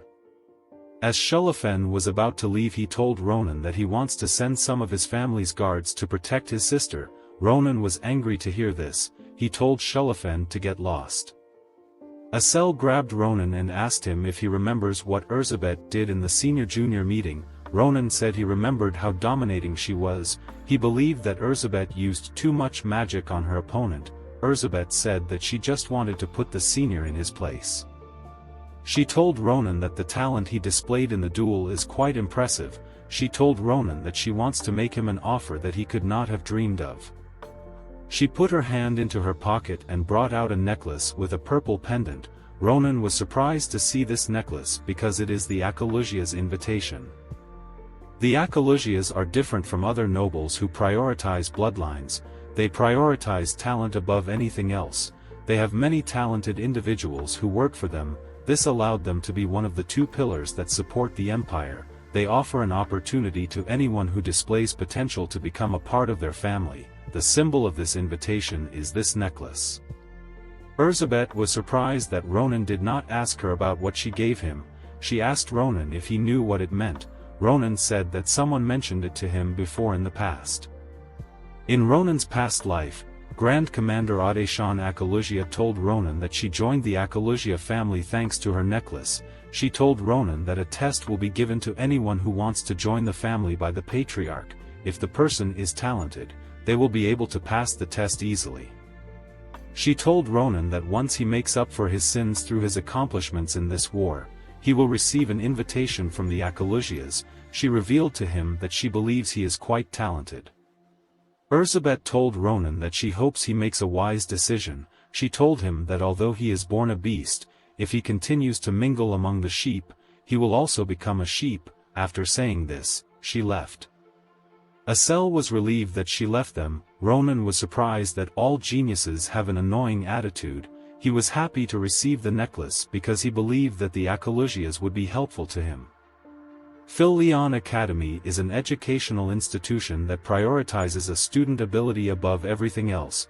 Depending on one's grade, their environment can greatly change. An example of this is the students' dormitory system. Nishia Hall is where the intermediate rank students are assigned to. Each person in this hall gets their own room. They also have a high-grade cafeteria. It is a very nice dormitory that provides everything a student needs. Students who make up the bottom 30% are assigned to Kratir Hall. When the new students saw how shabby Kratir Hall looked like, they began to scream. They told the attendant that they are nobles and they cannot stay in such a place. They asked for a better hall and some servants. The attendants told them that there is no employee that works in this hall. He told them that they are 4 people in a room and the bathrooms are to be shared among them. The new students were shocked to hear this. The attendant said that it is not his fault that they were assigned this hall. He told them that they have to study hard unless they want to stay in this dormitory in the next semester. The students could not believe their fates. The final hall is the hall assigned to the top 10% of students. It is called the Nibardozer Hall. When Ronan stepped into his room, he was completely blown away. He could not believe that they prepared such a room for students. While Ronan was looking around, he saw a paper in the table. The paper contained the amount of classes the academy offers. Ronan was told to select the classes he would like to attend and submit it. Ronan knew that he still had to get adjusted to the academy, so it would be better for him to choose very little subjects, but he did not want to. He wanted to attend all the classes because they all seemed interesting. After sitting down to think about it, Ronan registered for almost all the classes. He believed that since he is in Phil Leon Academy, he should do his best to learn everything. When Ronan attended his first class, which was the Empire Swordsmanship Basics, the instructor Mr. Abar told Ronan that he no longer needs to take his class. Ronan was surprised to hear this. He told Mr. Abar that he just started the class. Mr. Abar told Ronan that he is also very surprised. He could not believe that Ronan already perfected all the basics of the Empire swordsmanship techniques. Mr. Abar told Ronan that the rules of the academy states that a professor should allow a student leave once the student has completed everything on the syllabus. He told Ronan that he cannot allow him to stay because he would demotivate the other students. He told Ronan to continue to work hard and not become full of himself. Later in the day, Ronan sat near a river and began to moan. He could not believe that he was chased away from other classes like archery and monster hunting. He never imagined his school life to be like this. While he was thinking of what to do, he hears someone ask him why he is not in class. When he turned around to see who it was instructor Nabiros. Nabiros immediately understood that Ronan already completed all his classes. Ronan asked her if all his classes are going to be like this. He told her that he expected more from Phil Leon Academy. Nabiros was very surprised that he actually completed most of his classes, but she believed it made sense because it only took Ronan one look for him to copy her technique. Nabiros said that as an instructor, she has to make sure that Ronan learned something. She asked Ronan to give her his sword. Ronan did not understand what she wanted to use his sword for. Nabiros took his sword off his hand. Ronan was angry about this. He asked her what she wanted to use it for. While he was talking, Ronan felt an explosion in the river. Ronan was surprised to see the explosion. Nabiros was disappointed that Ronan's sword was only able to cause an explosion. She put his sword down. She told Ronan that his sword cannot be called a weapon because it wears the owner down.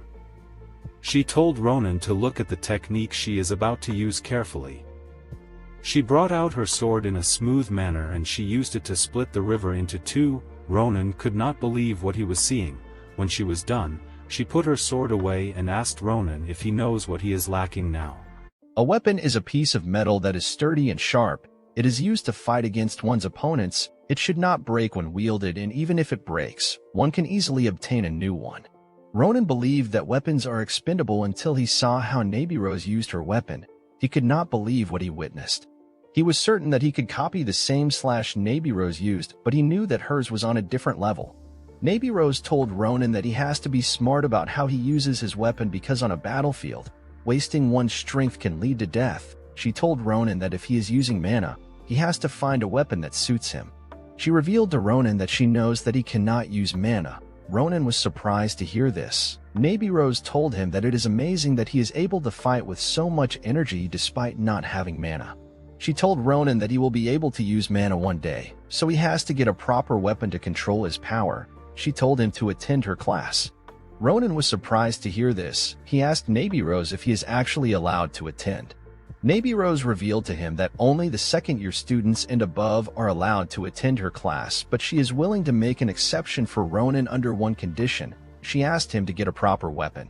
In the next scene, we see Ronan, Asel, and Maria together. Ronan told Asel and Maria what happened with instructor Nabiros. After listening Ronan, Asel understood why Ronan brought them to the forge which Shelafin mentioned. Maria and Asel were surprised when they saw the forge. Maria told Ronan that the forge is too shabby and it looks like it will collapse anytime. She asked Ronan if the Grancia family truly used this awful-looking forge. Ronan told her that they have to step into the forge to know. When they stepped in, they saw a dusty ceiling filled with cobwebs. Ronan could not believe that the inside was more uglier than the outside. He knew that Shelafin would never lie to him about the forge, so he did not understand why it looked awful. While they were looking around, a creature came out of the back room of the forge. The hairy creature asked them who they are. Asel and Maria were terrified to see this creature. Ronan was simply amazed. Ronan was amazed because he never expected that he would see a wolf beastman in a forge. The beastman looked at them with a terrifying gaze and asked them if they're deaf and cannot answer his question. He told them to leave the forge. Ronan showed the beastman the insignia of the Grancia family and told him that he came to buy a weapon. He told the beastman that Shullafin recommended this forge to him because they sell premium weapons. The beastman looked at Ronan and his friends. He noticed the mana that was around Aesan and Maria. He told Ronan that the insignia does not mean anything to him. He asked Ronan if he is from Grancia family. He told Ronan that he does not know who leaked the location of their forge, but it does not matter because they don't accept customers like Ronan. Ronan was annoyed to hear this. The beastman licked his teeth and looked at Ronan in a disturbing way. He told Ronan that there is a way for him to get what he wants. He told Ronan to give him Aesan's arm in order for him to help him. He revealed to Ronan that he has not eaten for a while, so Ronan would be doing him a favor. Aesan was terrified to hear this. He told the beastman that he tastes disgusting. As the beastman walked towards Aesan, Ronan looked at the beastman in a menacing way and told him that he has made a big mistake. He used his sword to attack the beastman in the stomach. The beastman got pushed back. Ronan knew that he felt something strange when he attacked the beastman. He asked the beastman how he was able to get an armor. The beastman could not respond immediately because it was still feeling the pain from Ronan's attack. Ronan told the beastman that he does not need to answer him because he will destroy the armor. The beastman got scared when he heard this. He told Ronan that he was just performing a test. Ronan did not understand what the beastman meant. The beastman told him that it is their protocol to verify the skills of people who they have never seen before. He told Ronan that he also wanted to test his invisible armor, so he had to provoke him on purpose. Ronan asked him if he truly expects him to believe such a stupid excuse. The beastman told Ronan that their forge makes weapons for the Grancia family. It would be weird if they did not have a test to verify people's skills. He told Ronan to confirm from Shullafin if he is telling the truth. The beastman apologized to Ronan for going overboard with his provocation. He also apologized to Aesan for his prank. He told Aesan that he does not eat humans. Aesan was relieved to hear this. The beastman introduced himself as Didikin. He told them that he is an apprentice of the forge and sometimes he is the gatekeeper. He told Ronan that the place they are in is the entrance to their forge. The real forge is at the back room. After they entered the back room, Didikin told them to prepare themselves. He pressed a button on the wall and the ground began to go down. Ronan and his friends were surprised to see this. They had never witnessed something similar to an elevator. Didikin told Ronan that this is an elevator made from a magic stone and a pulley. He told Ronan that this is the fastest way to get to the real forge. After moving for a while, the elevator began to slow down. Didikin welcomed Ronan to the largest forge in the empire. This place is called Grand Cappadocia. Ronan could not believe that there was a mini-city under the capital. Didikin told Ronan that he should be excited that he passed his test because he is going to introduce him to the best blacksmith in the empire. The scene shifts and we see a man hitting his hammer on a sword. As Ronan and his friends were walking through Cappadocia, they saw many blacksmiths crafting different swords. Ronan could not believe that such a place actually existed. Didikin revealed to Ronan that the forge only provides weapons to the royal family and the nobles. He tells Ronan that every single blacksmith in this place is skilled. However, the best among them is the Elder Dwarf. The Elder Dwarf is a master who has melted metal for 400 years. Didikin told Ronan that the Elder is stubborn, but his skills are unrivaled, so he respects him. Immediately he said this, he kicked the Elder's door with no sign of respect. He told the Elder that he brought some guest for him. When the Elder heard the voice of the person who was speaking, he immediately knew that it was Didikin. He reminded Didikin that he likes everywhere to be quiet when he is working. Didikin told the Elder that he had to kick the door because there were some weapons in front of it. He told the Elder, whose name is Doron, to clean his shop.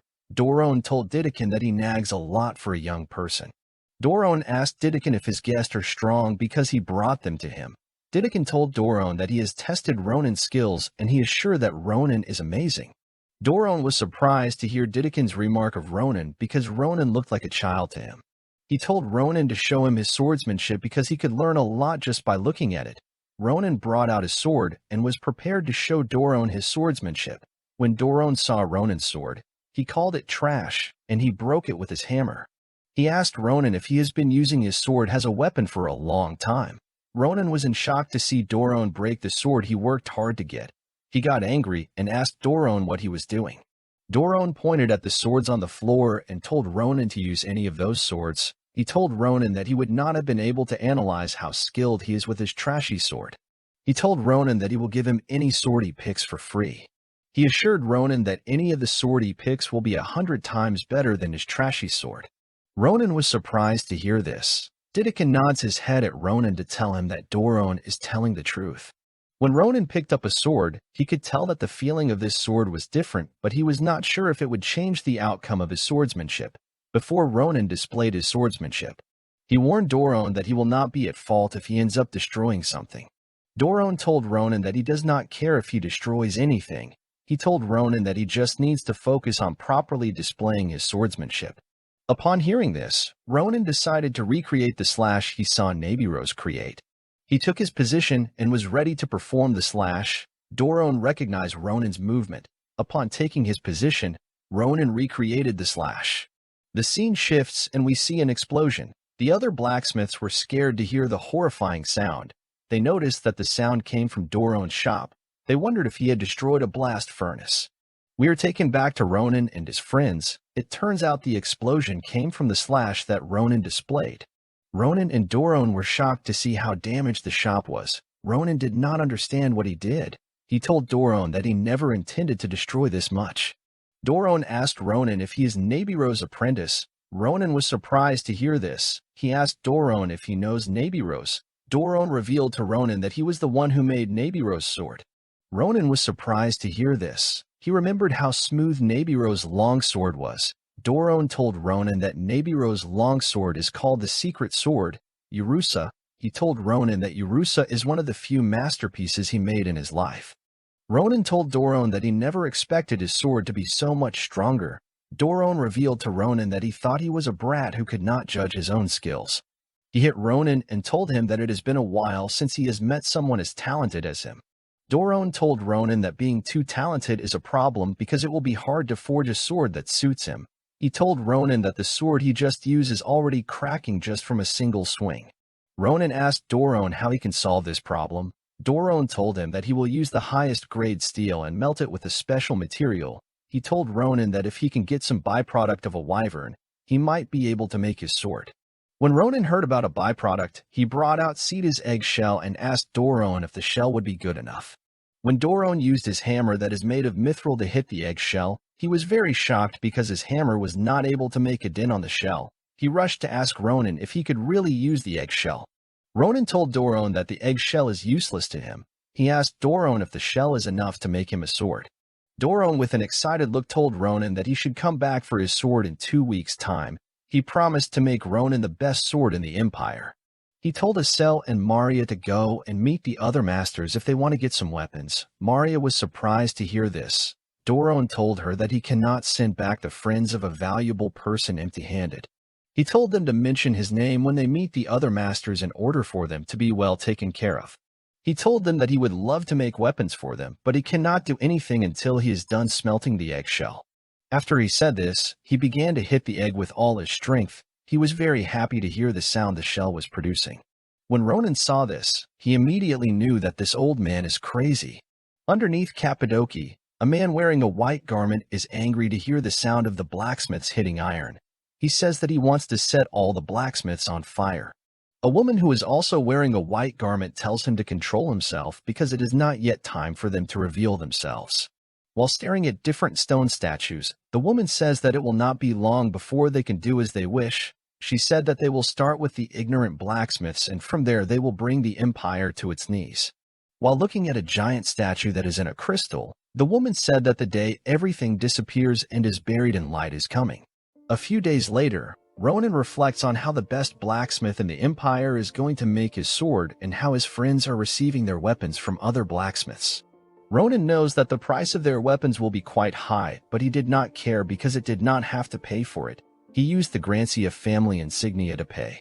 The only problem Ronan had was that his sword was going to take some time before it is completed. He wondered how he is going to be spending his time. Aesan and Maria both had classes, so he had no one to talk to. While walking around the school, Ronan stops to look at the exclusive training and lecture center of the upper-class students. This center is called the Galilean Building. Ronan remembered that instructor Navy Rose also held her classes here too. Navy Rose told Ronan to attend her class when he has a real weapon. Ronan had been avoiding going to her class, but he believes that he can attend now since he has a temporary weapon. While thinking of what to do, Navy Rose appears beside Ronan with a terrifying look. Ronan was scared to see her. He did not know what to say. Navy Rose grabbed Ronan's ear. She asked him why he has not attended her class when he has gotten a weapon. She asked Ronan if he was skipping her class. Ronan said that he wasn't. He wanted to explain himself, but Navy Rose did not give him the chance to. She held his ear and told him to follow her. Ronan begged her to let his ear go because he was in so much pain. While Ronan was screaming in pain, a girl carrying some files stops when she hears Ronan's voice. The girl looked outside the window and wondered who made such a sound. While the girl was looking outside, someone bumps into her. Instead of apologizing, the boy told her not to block the road. The girl began to apologize to the boy whose name is Cardan. The boy told her that she is slow for a teacher's assistant. Cardan called the girl a loser and told her that she should prepare for today's lessons. The girl picked up her files. She told Cardan that she will do it immediately at the first sparring room. The students gather around because Navy Rose wanted to address them. She introduced Ronan to the students and told them that Ronan will be joining their class. Ronan bowed his head to greet his seniors. Some seniors were surprised that Ronan skipped a grade and joined their class, while other seniors thought that Ronan did not look strong compared to the rumors about him. Ronan was annoyed to hear the seniors' gossips. He was also happy that he saw some seniors who he recognized. He was sad to see Shelifin in the class too. While Ronan was looking at the seniors, the teacher's assistant entered the hall. She apologized to Navy Rose for being late to class. Ronan was surprised to hear her voice. He knew that he had heard this voice before. The girl ran to Navy Rose and asked her if she is really late. Navy Rose told the girl to catch her breath and not worry about it. Navy Rose told the girl to introduce herself to Ronan because he has to know the teaching assistant. The girl walked up to Ronan. She told him that she is a second-year martial arts major who is also the teacher's assistant. She told Ronan that her name is Aesan with a smile. Aesan Akalucia was acknowledged for her incredible ability to command. She was the first woman to rise to the Grand Commander position. She dominated the battlefield with her cool-headed judgment and outstanding leadership. She was known as the Iron Lady. Those who served under her used to say that blood does not run in Aesan's body, instead iron flows through it. After serving under Aesan, Ronan never expected her to have such a lively expression. He could tell that the Aesan in front of him did not know anything about the regression. He wondered if he should fulfill Aesan's last request before she died. While thinking of how to talk to Aesan, Ronan noticed something odd about her. The other students were disturbing her to teach them. Some were even sending her in errands. Aesan was like a servant in the hall. Ronan did not understand why she was working like an attendant when she is a teacher's assistant. While he was staring at Aesan, Cardan walked up to Ronan. He asked Ronan to duel with him. Ronan did not understand why he requested for duel. He believed that it was sudden. Cardan introduced himself to Ronan. He told Ronan that he is a third-year student.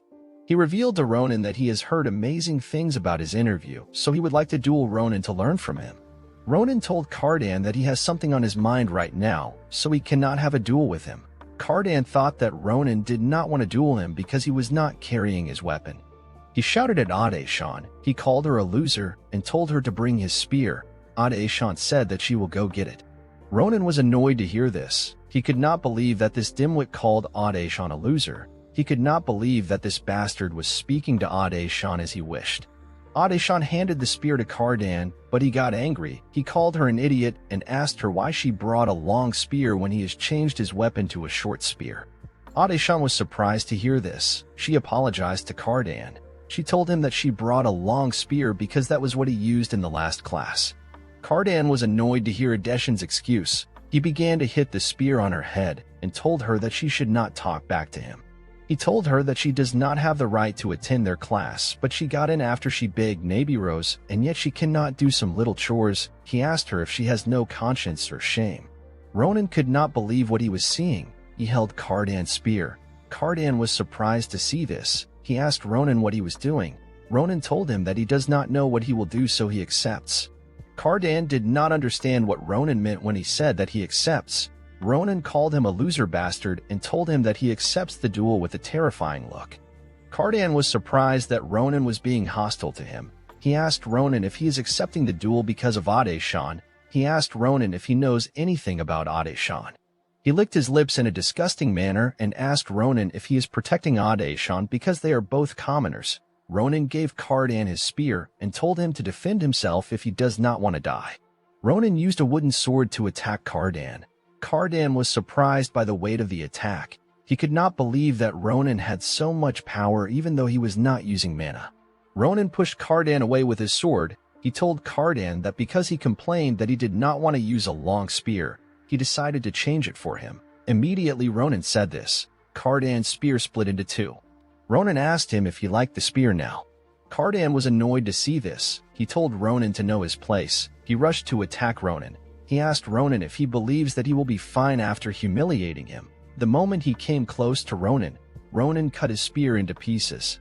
After cutting his spear, Ronan told Cardan that he will be fine, so he should worry about himself. Immediately he said this. He started beating Cardan mercilessly. He broke Cardan's face and hip. After getting beaten up, Cardan lost consciousness and fainted. Ronan told him that he should be happy that they are in the academy because if they had met outside he would be dead. The other students could not believe that Cardan actually lost to Ronan because he is ranked high among the third-year students. Ronan walked up to the other students and told the mannerless bastard who asked Aesan to get her a new towel to wash her towel herself if it smells. With a terrifying look on his face, Ronan asked the student if Aesan is her servant. The student freaked out when she saw the look on Ronan's face. Ronan asked the student to come to him because he is going to beat her up. Aesan tried to stop Ronan when she heard what he said. She ran in front of Ronan and told him that she does not know why he is doing any of this. She assured Ronan that she is fine. Ronan told her to move aside. He told her that he cannot hold himself back when she is being looked down on, especially by these idiots. Ronan believed that no one in the Empire should be allowed to discriminate and abuse Aesan. He moved Aesan aside and told her that he will not stop until he beats up every student in this class. Navy Rose told Ronan to stop what he is doing. Immediately she said this. Ronan felt a mysterious energy that held him down, while releasing a terrifying energy.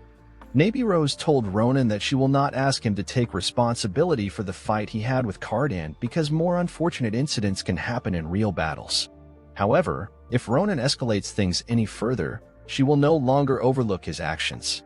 She told Ronan to drop his sword and walk away. When Ronan heard this, he realized that he was not able to move. He looked back to see Navy Rose, but what he saw was a giant snake that was ready to devour him. Ronan was surprised to see the aura of the unprecedented Sword Saint. Navy Rose told Ronan that what he wants to do cannot be considered as a duel. As the person in charge of the class, Navy Rose informed Ronan that she cannot let the class deviate any further.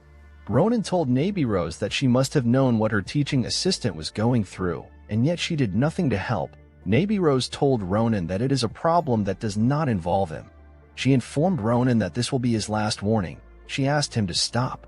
Ronan told her that it does not matter if she is the unprecedented Sword Saint. He told her to get lost.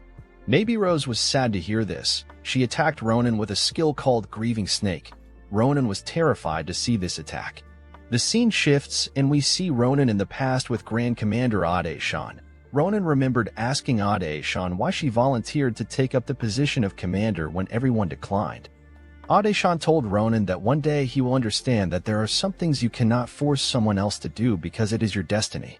Ronan always wondered what Aesan was thinking when she said this. He was curious about the kind of weight she was carrying on her shoulders alone. Ronan remembered Aesan's last moments. He remembered her telling him that she is sincerely sorry for passing her burden to someone else. She told Ronan to not forgive her for her sin. After seeing this memory, Ronan woke up and screamed. He looked around and noticed that he was on a bed. Someone asked him what was wrong with him. The person asked him if he had a nightmare. Ronan was surprised that the person who asked him this question is Aesan. Ronan called Aesan General when he woke up. Aesan was surprised to hear this. She asked Ronan about what he is talking about. Ronan laughs and tells Aesan that he made a mistake. He tells her not to worry about it.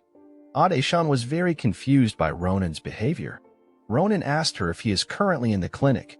Aesan told him that he is. She told him that Navy Rose asked her to bring him here. She revealed to Ronan that Nabirose said that she will correct his behavior in the supplementary classes. When Ronan heard this, he immediately knew that he messed up and Nabirose is going to kill him. After passing on Nabirose's message, Aesan asked Ronan if he was angry for her sake when he fought Nabirose. Ronan was startled when he heard Aesan's question. He looked away from her and told her that the reason he fought is because he is an upright gentleman who values manners a lot. Aesan immediately knew that Ronan was lying when he said this. She told him that he is a bad liar. She told Ronan not to hate Cardan and the other students too much. She said that she understands why they treat her like that. Ronan was shocked to hear this, with an angry look on his face. Ronan told Aesan that she did not do anything wrong other than working hard as a teaching assistant. He asked her why she is even a teaching assistant in the first place. Aesan was surprised to hear this question. Ronan told Aesan that he understands the fact that Nabirose allowed the students to misbehave because they are young and they got caught up in the moment, but he will never accept the fact that an instructor turned a blind eye to the evil deeds of her students. He asked Aesan if she is not angry with Nabirose. Aesan smiled and told Ronan not to misunderstand anything. She told him that the reason Nabirose turned a blind eye to her situation is because she asked her to. Ronan was shocked to hear this. He thought Aesan was spouting nonsense. Aesan told him that she is enjoying privileges that she does not deserve. She revealed to Ronan that one has to reach the level of sword expert to attend Nabirose's class, but even after taking a 1-year leave from school, she can barely control any aura. Ronan was surprised to hear this. He could not believe that Grand Commander Aesan, who had such an incredible aura on the battlefield, also had a time when she was powerless. Aesan told Ronan that she asked Nabirose to turn a blind eye to whatever treatment the students gave her. She asked for this favor because she did not want to burden Nabirose, who accepted her as her teaching assistant. She told Ronan that she is enjoying a lot of privileges, so she has to pay the price for it by enduring any humiliation. She told Ronan that she can handle it, so he should not worry. She thanked Ronan for what he did for her. She told him that she used to believe that she had gotten used to the trivial things, but today was a bit painful for her. Ronan asked Aesan if the reason she is going through such lengths is because she wants to become a general. Aesan was surprised to hear this. She did not understand how Ronan was able to find out about her goal. With a smile on her face, she told Ronan that her dream is to become the Grand Commander of the Empire. She told him that while her dream may sound stupid coming from someone who has not reached the level of a sword expert, she does not plan to give up. She told Ronan that she is confident in military science and tactics, and she is working hard to reach her goal. After saying this, she realized that it is already time for her next class. She told Ronan to take a good rest before going back to class. Ronan thanked her for watching over him. Aesan smiled and told him not to worry about it. After saying this, she left. When Aesan left the clinic, Ronan remembered her last moments. He remembered Aesan telling him that if they ever meet in the past, he should advise her to stop trying to become a general and just focus on tailoring, with a smile on her face. She told Ronan that she has done a lot of things, but she has never tried tailoring. Ronan was in a dilemma. He did not know how to tell Aesan to give up on her dream and try being a tailor. A few days later, Ronan, Asel, and Maria all went to the Grand Cappadocia because Doron told them that he wants to see them. When Ronan and his friends arrived at the entrance of the forge, there was nobody there. Ronan was angry to see this because Doron sent him a letter through a carrier pigeon in the middle of the night. Doron wrote that he has created a masterpiece and he wants them to come over to get it. While looking around, Ronan accidentally steps on a helmet. He kicked the helmet away in anger and said that the forge is too dirty. He could not believe that they treat customers so poorly. Maria was surprised by how Ronan reacted. She asked Asel why Ronan is so sensitive these days. Asel said that he has no idea why Ronan is so angry. Ronan told his friends that they have to go to the forge themselves. Asel and Maria were surprised to hear this. Maria asked Ronan if he is allowed to do such a thing. Ronan reminded Maria that Doron was the one who asked them to come see him. He told her to stop talking and follow him. They stepped into the elevator and Ronan pressed the secret button. While the elevator was going down, Ronan said that Doron is an old man with poor customer service. He said that he will deal with Doron once he meets him. Maria and Asel could not believe how insane their friend was. As the elevator moved further down, Ronan saw something that shocked him. The forge was engulfed in flames. Ronan did not understand what was going on. he looked around and found people lying unconscious on the ground. Aesan immediately called Ronan's attention to a rock giant. The rock giant was chasing after the blacksmiths.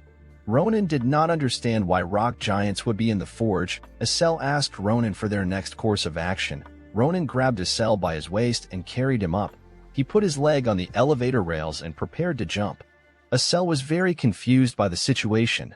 Ronan told Maria to go back up and bring any master or soldier she can find. Immediately he said this, he jumped down from the elevator. He asked Aesan to use his telekinesis.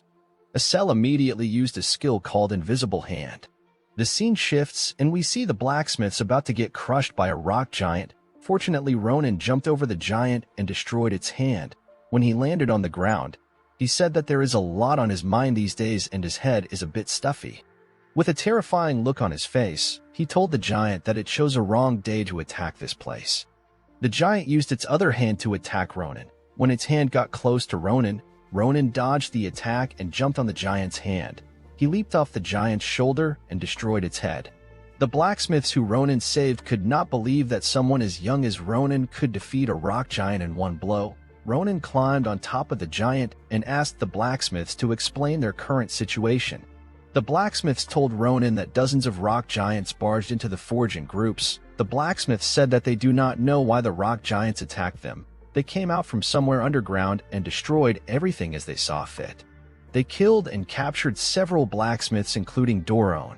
After capturing some blacksmiths, they went back to where they came from. The blacksmiths revealed to Ronan that Didikan tried to fight the rock giants but he failed and got taken.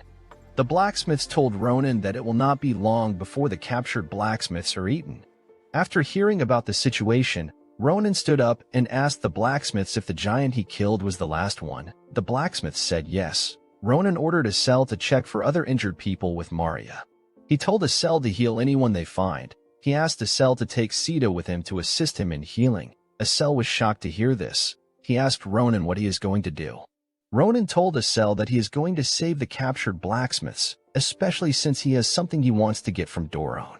The scene shifts and we see Doron holding a sword while shaking in fear. He told Didikan that while he is grateful that he came to save him, it will be better for Didikan to run away.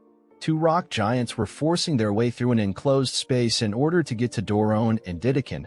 Upon seeing the situation at hand, Doron urged Didikan to run away quickly. He told Didikan that he will be able to survive with his invisible armor. Didikan asked Doron to shut up. He told him that things are already tough for him as it is, so he does not need Doron to be spewing some nonsense. With an angry look on his face, Didikan told Doron to swing his sword if he has the strength to say such ridiculous things. Doron told Didikan that he cannot swing this sword because it is his best masterpiece. He said that he does not want to taint the sword with his stupid swordsmanship. Didikan called Doron a crazy old man when he heard this. He told Doron that this is not the moment for him to act crazy about swords. While they were talking, the rock giants broke into the cave they were hiding in. A rock giant tried to crush them with his hand. Doron thought that they were going to die, but to his surprise, Didikan blocked the giant's attack. The moment Didikan blocked the attack, he could tell that all the functions and benefits that his armor provided him got destroyed in one hit. When the giant saw that Didikan blocked the first attack, it decided to attack him again. Before the giant's hand reached Didikan, he began to regret not creating everything he has dreamed about. Before the giant's hand could touch Didikan, Ronan appeared at the back of the giant and cut the giant into pieces. He thanked Didikan for surviving and asked him to leave the remaining giants to him. Doron and Didikan were very surprised to see Ronan standing in their front. Didikan asked Ronan how he was able to get to this place because there is a lot of giants along the way. Ronan smiled and told Didikan that he killed all the rock giants and saved the remaining blacksmiths. Didikan and Doron could not believe what they heard. Didikan wondered if such a thing was possible. Ronan stretched his hand out and asked Doron to give him the new sword because his current sword is already ruined and cannot be used anymore. Doron gave the sword to Ronan. He told Ronan that while the hilt is not yet finished, the sword is still usable. Ronan thanked him for the sword. He took a stance and unsheathed the sword. The moment he did this, more rock giants entered the cave they were in. The giants rushed to attack Ronan. Ronan decided to test the sword by using a light swing. The moment he swung the sword, he destroyed all the rock giants that were close to the cave in one blow. Ronan was completely blown away by the level of power the sword possessed. Didikin was very surprised to see what happened, while Doron was extremely happy with his creation. Ronan wondered about the weapon he was holding. Doron asked Ronan if he likes lancha. Ronan was surprised by the name of the weapon. Doron told him that he got the name from his favorite daydreamer. With an excited look on his face, Doron told Ronan that the sword is so light that you can barely feel the weight on your hands, and the material is sturdier than mithril, so it can withstand all swordsmanship. Lancha began to suck the blood of the dead rock giants. Doron revealed to Ronan that he did not cast any enchantments on the sword, and yet it is able to restore the damage it has taken by absorbing blood. Ronan wondered if the reason lancha has this ability is because it is made out of Sita's shells. Ronan told Doron that he is more amazing than he expected. Doron told Ronan that he is glad that he likes the sword. Didikin was confused by the situation. He could not believe that Ronan and Doron were complimenting each other in their current situation. He told Ronan that they are the only blacksmiths left, so it is better they get out of this cave. Ronan was relieved to hear this. He told Didikin to take Doron out of there. He said that he has something he needs to check. Didikin asked Ronan about what he wants to check. With a menacing look on his face, Ronan said that there is a rat hiding in this place, and the rat is very big. The scene shifts, and we see the mysterious man and woman standing next to a gigantic rock giant. Didikin did not understand what Ronan meant when he was talking about rats. He asked Ronan to talk more on it. Ronan told him that the situation does not make any sense to him. He revealed to Didikin that he knows a lot about the habits of rock giants. He told Didikin that rock giants are not known for mobbing. They don't attack people first unless they are angered by humans. They are well-behaved creatures. He placed his hand on the rock giant and told Doron and Didikin that he has never seen such a suspicious mark on rock giants. Doron was shocked to see the mark. He called it a magic circle. Ronan asked him if he recognized the magic circle. Doron told Ronan that he is not well versed in magic, but the reverberation of the mana is quite crafty. He told Ronan that the magic circle is the reason why the rock giants went wild. He wondered about who would do such a horrible thing. Ronan said that he does not know. While looking at the footprints of the giants, he said that he will find the person responsible. The scene shifts, and we see Ronan running in the cave. As Ronan was going deeper into the cave, he became certain that he was on the right path to catch the villains. He was certain that he was on the right path because in the footprints of the giants, he could see the footsteps of humans in them. There was also a defense system type mana stone to stop intruders from entering the cave. Ronan was surprised by how prepared the villains were. As he moved deeper into the cave, he started hearing some people talking. He decided to hide by a boulder to get a look at the crazy bastards who angered the rock giants. When Ronan looked at the direction of the humans, he saw something terrifying. He saw a rock giant that was much bigger than the average rock giants, and its body was covered in crystals. A man and a woman who wore a white garment were standing next to the rock giant. Ronan immediately knew that these people were the ones responsible for the destruction of the forge and the killing of the blacksmiths. But he could not comprehend what he was seeing. This rock giant was much bigger than the other rock giants that it made the rock giants Ronan defeated look like children when compared to it. Due to the fact that the rock giant was not moving, Ronan realized that it has been sealed. He was happy to see this because he did not know what he would do if he had to fight such a terrifying monster. While Ronan was looking at the giant, the woman tells the man that there is an intruder in the cave. The man asked the woman if she is certain. The woman assured the man that she is very certain. She told the man that the brainwashing link that she had cast on the other rock giants have been disconnected. She told the man that the link was disconnected by a third party. The man was annoyed to hear this. He said that the idiotic Imperial soldiers acted fast for once in their life. The man asked the woman for their next course of action. He told her that they do not have any rock giants left, and they cannot operate the crystal rock giant. With a terrifying look on his face, he asked the woman if he should just kill the intruder by himself. The woman told the man whose name is Edwin to not bother himself. She told Edwin that they have already destroyed most of the surrounding facilities, which will greatly affect the output of the Empire's manufacturers. She warned the man that if their identities are revealed, a certain person will be angry. She told the man that it is better for them to leave the cave and retreat. Edwin told the woman whose name is Cilla that she is too rigid and careful. With fire coming out of his hand, Edwin asked Cilla if he should get rid of the thing. Cilla told him to do as he pleased.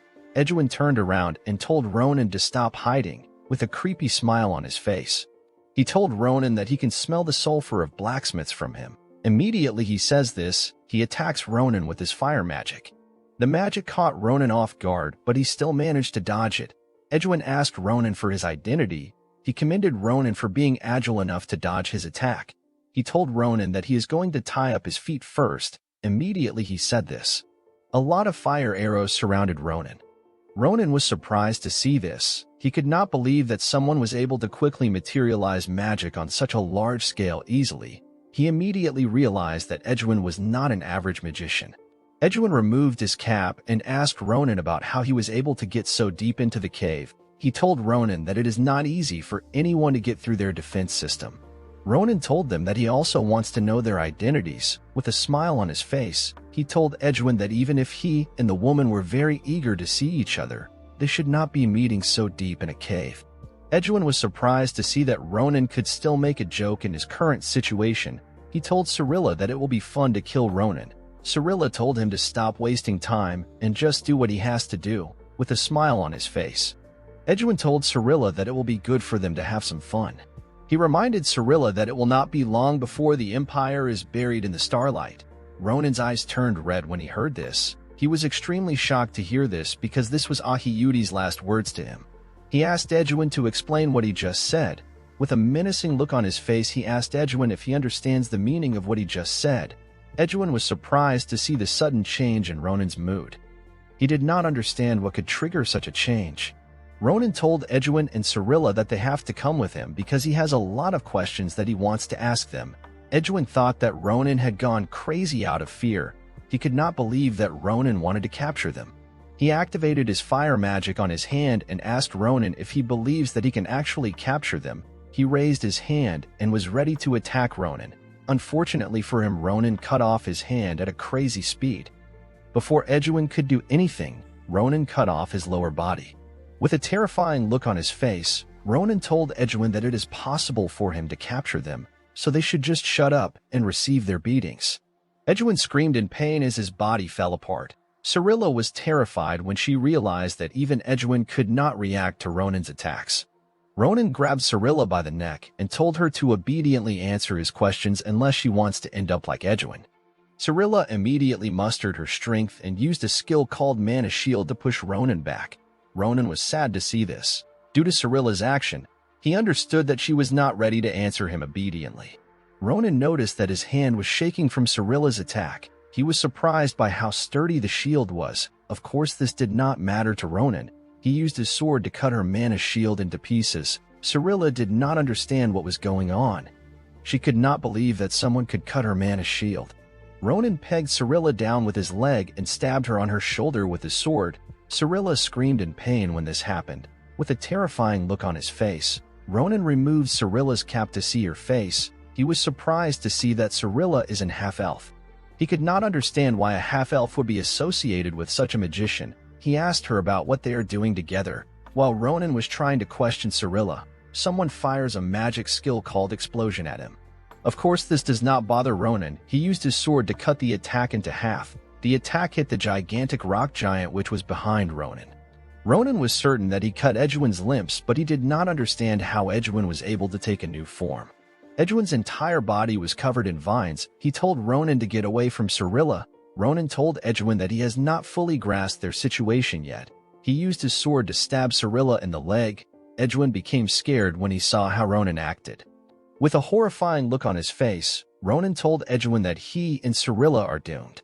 He brings out his sword from Cilla's leg and began to stab her in the same location repeatedly. He told Edwin that either they listen to him obediently or he gives Cilla a taste of amputation. Edwin was terrified to hear this. Ronan asked Edwin if Cilla's body parts will grow like his after the amputation. When Edwin heard this, he put away his magic and accepted Ronan's demand. Ronan removed his sword from Cilla's leg and told Edwin that he also does not wish to spill more blood. He told Edwin that it will be bad for him if they die in this place. When Ronan looked down to see how Cilla was doing, he saw Cilla smiling like a crazy person. He did not understand why she was smiling. When he looked up, he saw the hand of the crystal rock giant charging towards him. Ronan was in a daze. He did not know when Cilla activated the rock giant. He immediately used his sword to block the attack. Unfortunately for him, he was pushed back. He got thrown into a boulder. Edwin walked up to Cilla to check if she was alive. Cilla told him that she is all right. She thanked him for saving her. She thanked Edwin for diverting Ronan's attention with his attack earlier. She informed Edwin that she would have not been able to hinder Ronan's perception with magic if Edwin had not diverted his attention, and she would not have been able to activate the rock giant. Cilla informed Edwin that although she was only able to activate the giant's hand, she is certain that Ronan is heavily injured. Edwin told her to head back to the church to inform them about the current situation. He told her that he is going to end Ronan. Cilla told him to be careful. She told him Ronan is a monster with the face of a child. Edwin assured her that he won't be reckless. Edwin was certain that Ronan is not a child. He believed that if he did not kill Ronan now, Ronan will become a huge threat to them later in the future. He assured himself that he will not lose to Ronan again. Unfortunately for him, the moment Ronan got up, he cut off his lower body parts. Then he cut Edwin into pieces. With a terrifying look on his face, he told Cilla that he has already informed her that he has a lot of questions to ask her. Cilla was terrified to see Ronan. She could not believe that a young boy could be terrifyingly powerful. She activated a magic spell and began to panic. She asked Ronan how he is able to move even though he is heavily injured. Ronan told her that he will never let them go. Immediately he said this, he felt a lot of pain in his body. The injuries he had acquired in this battle were wearing him down. He could not understand why his body was not listening to him. Cilla did not understand how she got into her current situation. She was angry, but she knew that she could not win against Ronan. She decided to head back to her church to report the situation. She opened a portal and told Ronan to prepare himself. With a horrifying look on her face, she told Ronan that she will find out everything about him, and she will take away everything from him. She promised him that she will kill his family, lover, and friends. Ronan was annoyed with himself when he heard what Cilla said. He finally managed to get a clue about the future. He did not want it to escape from him. He did not want the future to repeat itself. He reached his hand out and began to scream at Cilla. He asked her to stop moving. While he was screaming, Naby Rose entered the scene and told Cilla to stop in a terrifying tone. The moment Cilla heard Naby Rose's voice, she froze in fear. Naby Rose told her that she has a lot of questions for her. Ronan was surprised to see Naby Rose. Naby Rose told Cilla that she wants to confirm something. The moment she said this, her aura took the shape of a giant snake that was ready to devour Cilla. With a horrifying look on her face, Naby Rose asked Cilla what gave her the courage to touch her disciple. Naby Rose told Ronan that she heard about what happened. Ronan smiled and told her that she is good timing. He told Naby Rose that he never expected to see her in this place. Naby Rose ignores him and told him that he must have a lot of energy for him to be talking. With a serious look on her face, Naby Rose told Ronan that she has to take care of Cilla first. Immediately she said this, we see the giant snake surround Cilla. Cilla was stricken with fear. While shaking in fear, Cilla realized that there is only one person in the world who has an aura that looks like a giant snake. She realized that the unprecedented sword saint was the one behind her. She could not understand why Naby Rose would be in the forge. She knew that she had to run away, but her body could not move due to fear. Naby Rose grabbed Cilla's mouth. She told Cilla that she has done something she should not have even thought about. With a horrifying look on her face, Naby Rose told Cilla that what angers her the most is the fact that Cilla hurt her disciple.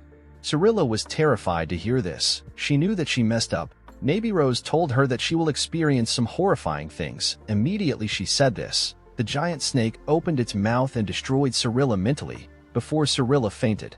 She told the star that she was sorry for not completing her mission. Immediately Cilla fainted. Naby Rose told Ronan that he worked very hard. She told him that after they treat the people who got wounded, they will report the situation to the principal. While on the floor, Ronan asked Naby Rose if the place Cilla is going to experience the horrifying things is Ronan prison. Naby Rose told Ronan that he is correct. She asked him about why he asked her the question. Ronan became scared when he heard Naby Rose answer his question. He had already heard about Ronan prison in his past life. Ronan prison is also called the Fortress of Screams. It is a prison floating in the middle of the sea. It is where criminals who rebelled against the Empire are imprisoned. The prison is famous for interrogations and being able to squeeze any kind of confession through any means possible. Ronan stood up and asked Navy Rose to allow him join in on Cilla's interrogations. Navy Rose was surprised to hear this. She asked Ronan about what he is talking about. She told him that the prison is not a place for him. Ronan grabbed her hand and begged her to do him a favor. He told her that this issue is really important to him. Navy Rose was surprised to see Ronan pleading sincerely. The scene shifts and we see the knights and the priests taking care of the injured people. We see Maria, Aesan and Cilla tired after doing their best to take care of the wounded. Aesan told Maria that Ronan should have returned by now. He asked Maria if something happened to Ronan. Immediately Aesan said this. Ronan came to greet them. Maria and Aesan were surprised to see him. Ronan told them that he heard about what they did while he was gone. He told the three of them that they did a great job. He told Maria that he heard that she searched for reinforcement while Aesan and Cilla saved more than half of the buried blacksmiths. Ronan asked them if they got hurt anywhere. Maria told Ronan that he should not be the one to ask such a question. Aesan told Ronan that he is the one who is covered in injuries. With a scared look on Aesan's face, he asked Ronan to sit down and get treated. Ronan told Aesan not to worry about him. He told Aesan that he already got treated on his way up. He told Aesan to take a break. Ronan looks at Aeduan's and Cilla's bodies. With a menacing look on his face, he said that he has some business to take care of. A few hours later, Ronan, Navy Rose and some soldiers stood at the edge of a cliff. This cliff is called the Cliff of Gringno Forest. It is the rendezvous area for Rodolan convoys. After waiting for a while, the convoy unit of Rodolan arrived. The convoy arrived on a flying griffin with a carriage attached to its back. When the griffin landed on the ground, the members of Rodolan immediately came out to greet Navy Rose. The convoy members were all wearing a creepy crow mask to hide their faces. One of the men stepped up and told Navy Rose that they have received the Empire's calling, and they came to escort the criminals. While looking at the bodies of the criminals, Navy Rose told the man that Aeduan has the ability to constantly heal himself, so they have to pay attention when they interrogate him. The man said that their interrogator will be happy to interrogate Aeduan. The man said that something interesting will finally be coming to their prison. The members of the convoy picked up the bodies of the criminals. The man told Navy Rose that they will contact her once the interrogations are over. He told Navy Rose that she should continue to work hard for the peace of the Empire. Immediately he said this. The convoy left. Navy Rose told Ronan that it will take a week before Rodolan is able to squeeze any information out of the criminals. She told him that she will let him know when they call her. She urged him to stay on standby so that he can move right away when she calls him. Ronan accepted the instructions and thanked her for helping him. The scene shifts and we see the Grand Cappadocia being rebuilt. The forge was quickly reconstructed thanks to the support of the Empire. Ronan returned to the academy and spent his time taking supplementary classes. A few days later, at Rodolan prison, we see a man using a plier to forcefully remove a prisoner's teeth. While the prisoner was screaming in pain, the interrogator said that he was so immersed in what he was doing that he forgot something important. With a horrifying look on the interrogator's face, he said that it is finally time for some guests to arrive. The scene shifts and we see the interrogator without his mask. The old man who happens to be the interrogator stepped out of the cell to greet Navy Rose and Ronan. He introduced himself as the interrogator of the criminals and as the one who will escort them. With a smile on his face, he told them that his name is Karaka. He asked them if they would like to meet the criminal right away. Navy Rose told him that they would. She told him that she would like to hear about the progress of the interrogations on their way to the cell. Karaka accepted this request. He turned around to show them the way in. Ronan was surprised to see Karaka. He told Navy Rose that he never expected a nice-looking old man to be the interrogator of Rodolan. He told her that he does not really believe that the man is an interrogator. Navy Rose smiled when she heard this. She told Ronan that everyone always says the same thing when they first meet Karaka. She told Ronan that he should not judge a book by its cover. She told Ronan that he will soon find out why Karaka is called the worst nightmare. The scene shifts and we see Karaka escorting Ronan and Navy Rose in a hallway. Karaka told Navy Rose that he will tell her the key points because the cell is not far away. He told Navy Rose that the criminals belong to an organization called Nebula Clagier.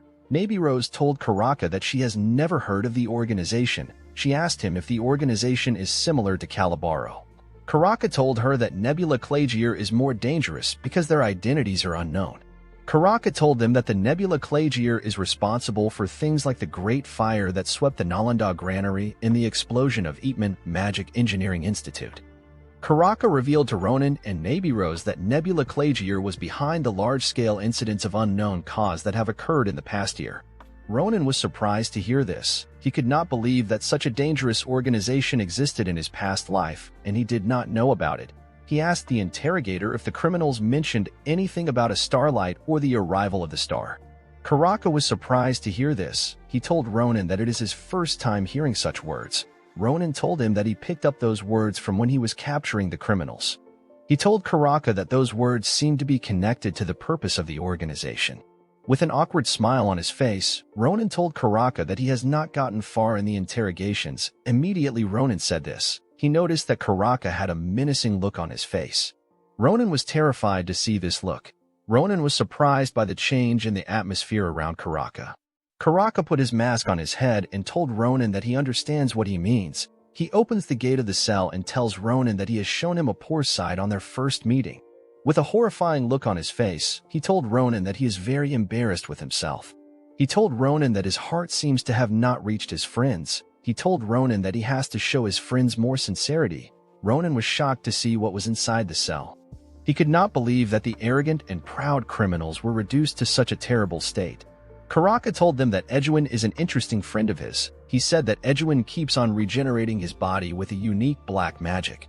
He picked up a torture device and told them that the best way to get close to Aesan is to keep on poking at him until he can no longer regenerate. He stabbed Aesan and told them that this is the result he achieved from putting all his heart into cutting Aesan's limbs. He pointed his torture device at Ronan and Nabirose and told them that he and Aesan have become close. With a horrifying look in his eyes, he told Aesan that he thought that they were close. He told Aesan that he is disappointed in him for hiding things from him. He grabbed Aesan's hair and told him that they should open their hearts to each other. Aesan was terrified to hear this. He began to cry. He told Karaka that he has already told him every single thing. Karaka asked him about why Ronan is telling him something about the arrival of the star. Aesan became hesitant when he heard this. Upon seeing how Aesan was hesitant to tell him anything, Karaka told Aesan that he hopes he can get an answer from him. He revealed to Aesan that Cilla does not have any regenerative ability, so it will be easy to torture her. Cilla began to tremble when she heard Karaka. Karaka told Aesan that Cilla will die if she receives any more pain. Cilla begged Karaka to kill her. Ronan was surprised to see what was happening.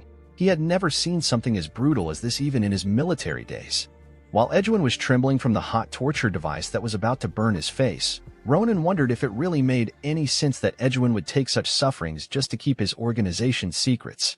It did not make sense to Ronan that Aesan was still hiding any secret after his identity has been revealed. He told Karaka that Aesan might not be refusing to talk. Instead, he is unable to talk. Nabirose was surprised to hear this. Ronan told her that it is occasionally done to a soldier that controls secrets while they are on the battlefield. Magicians cast a sealing curse magic on soldiers so that they do not disclose any content to the enemy. Karaka let Aesan go when he heard this. He told Ronan that he is embarrassed about a lot of things. He could not believe that he missed something as important as that. He told Ronan and Nabirose that he needs to get something important. A few minutes later, Karaka brought a mysterious creature. He told Ronan and Nabirose that the creature is called Kiss-Eye. It is a creature that eats curses. He told them that the Kiss-Eye is useful when interrogating a criminal who is speechless due to various curses. He walked up to Aesan and placed the Kiss-Eye on his head. The Kiss-Eye got into Aesan's skin and began to glow. While it was glowing, Aesan was screaming in pain. After the Kiss-Eye was done eating the curse placed on Aesan, smoke came out of Aesan's body. Karaka walked up to Aesan and asked him about the arrival of the star. Aesan knew that Karaka was going to torture him if he did not answer. He was terrified by this idea. He decided to answer Karaka. He told Karaka that the star is an eternal being. It is the sole blessing that will save the weak beings of the Empire. Aesan said that Nebula Clagier is a torch that is waiting for the arrival of the star that will begin beyond the sky. Cilla was shocked to hear what Aesan said. Aesan said that it is the organization's lifelong wish to remove everything that will disturb that day. Cilla screamed at Aesan. She told him to shut his mouth. Karaka told Aesan that what he is saying is too long. He asked Aesan about what is going to fall from the sky.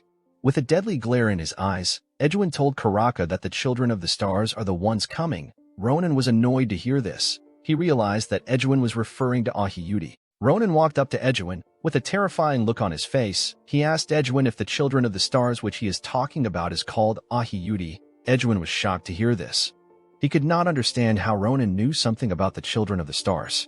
He asked Ronan about how he knew about aiudi. Before he could ask Ronan another question, his face began to swell. Ronan was shocked to see this. He did not understand what was going on. Karaka placed his hand on Ronan's shoulder and asked Ronan to step back. He activated a spell. Immediately Ronan got behind him. A bright light came out of Edwin's face and his body exploded. The spell which Karaka activated protected he and Ronan from the blast. Karaka was surprised to see that Edwin's body actually exploded.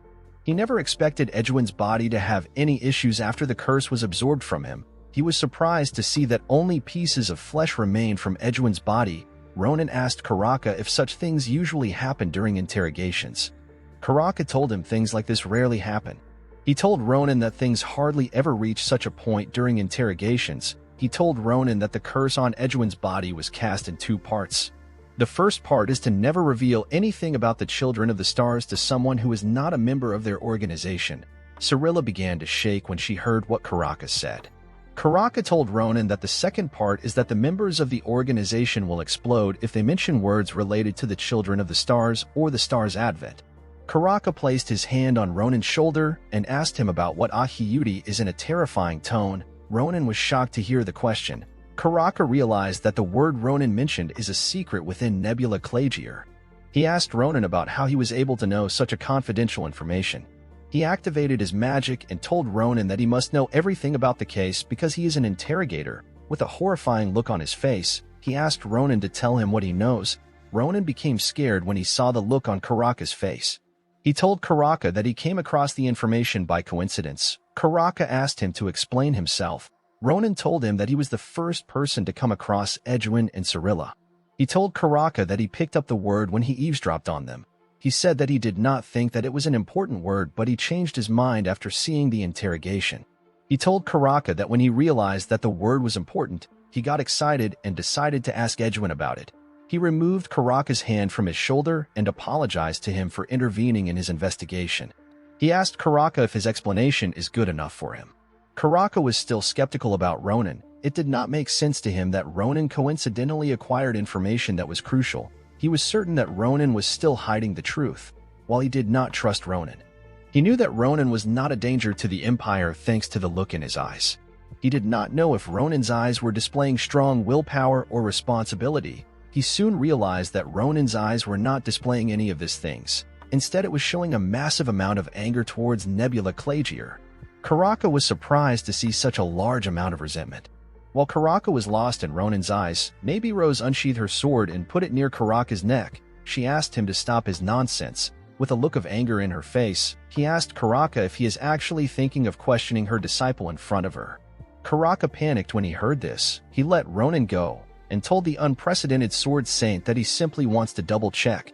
He told her that it is good to be careful. He politely apologized to Ronan for the inconvenience he caused him. Ronan told him to not worry about it. He told Karaka that they were able to clear up the misunderstanding. Ronan was happy that Nabirose intervened. He was terrified of being interrogated by Karaka. Karaka said that he feels bad about losing the cursed eye that died along with Edwin. He said that cursed eyes are creatures that are very hard to kill, unlike most fantastical creatures. Ronan was surprised to hear this. He asked Karaka if cursed eyes are powerful. Karaka told him that they are very powerful creatures. He asked Ronan if he wants to touch the cursed eye. He looked at the cursed eye and noticed something odd. The cursed eye was glowing. Karaka did not understand what was going on. He did not know when the cursed eye absorbed the curse. He was certain that the cursed eye did not go anywhere near Cilla. He realized that the cursed eye absorbed the curse from Ronan. He remembered that he touched Ronan when he wanted to use his mana shield. He was surprised that the cursed eye was able to absorb a curse from Ronan in such a brief moment. He grabbed Ronan's hand and apologized for his rude behavior. He placed the cursed eye on Ronan's hand. Ronan was shocked to see this. He asked Karaka about what he is doing. The cursed eye began to absorb the curse from Ronan's body. Unfortunately for the creature, the curse in Ronan was too much for it to handle. The cursed eye exploded. Ronan did not understand what was going on. He asked Karaka about why the cursed eye would explode on its own. Karaka was surprised that the cursed eye was not able to handle the curse. He told Ronan to not be shocked about what he wants to tell him. He told Ronan that he is cursed. Ronan was surprised to hear this. He asked Karaka to explain himself. Karaka asked Ronan if he has ever felt any restrictions in his day-to-day movements. He asked Ronan if he cannot do things like running or holding an object that was made out of steel. He asked Ronan if there is something that others can do but he cannot. Ronan realized that he has never felt a mana circulation in his body. He and Nabirose realized that this might be caused by his curse. When Karaka saw the look in Ronan's eyes, he realized that he was right. He told Ronan that he won't ask him anything about it if he does not want to talk about it. He told Ronan that he also does not have a solution to his problem. With a horrifying look on his face, he told Ronan that he does not know who cast the curse on him, but the curse contains an enormous amount of ill intent. After the interrogation ended, Karaka escorted Nabirose and Ronan to their carriage. He told them that he will inform them about Cilla's interrogations as soon as he lifts her curse.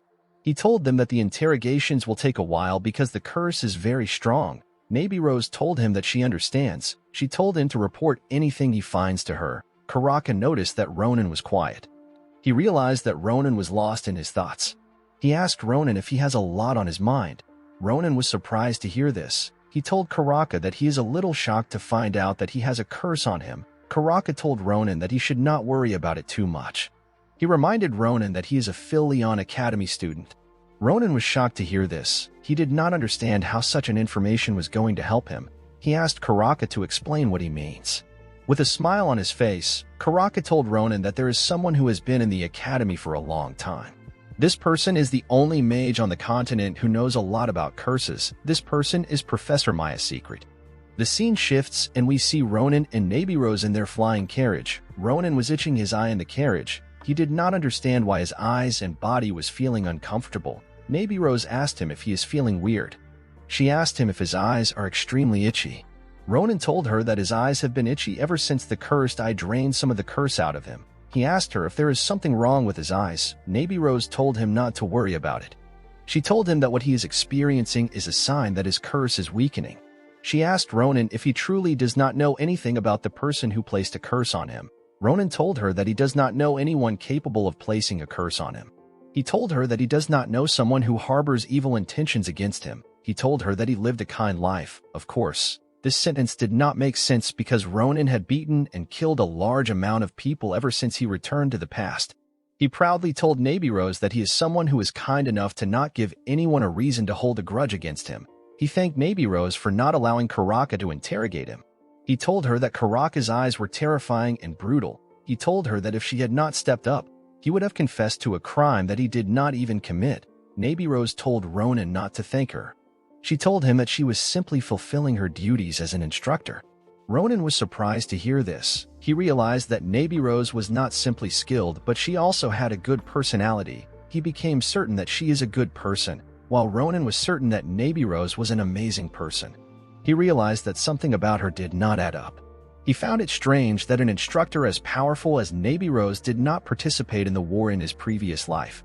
He realized that Nabula Clagier might have done something to Nabirose and the powerful instructors of the academy. The scene shifts and we see that Ronan has returned back to the academy. He went to the dedicated practice space for the magic department. This space is in a place called Sherry Forest. At the entrance of the forest is a place called the Park of Pillars. Aesan came to welcome Ronan to the forest. She told him that it has been a long time since she met him. With a bright smile on her face, she told him that she was able to meet him thanks to Nabirose's orders. She asked Ronan if he has been doing well. Ronan was shocked to see Aesan. He had completely forgotten about her and her request. He did not know how to respond to her. Aesan did not understand why Ronan had such an odd expression on his face. Ronan had forgotten about Aesan thanks to the problems related to Nebula Clagier. He was still getting his thoughts together, so Aesan did not come to his mind. He decided to awkwardly smile in order to not make their encounter weird.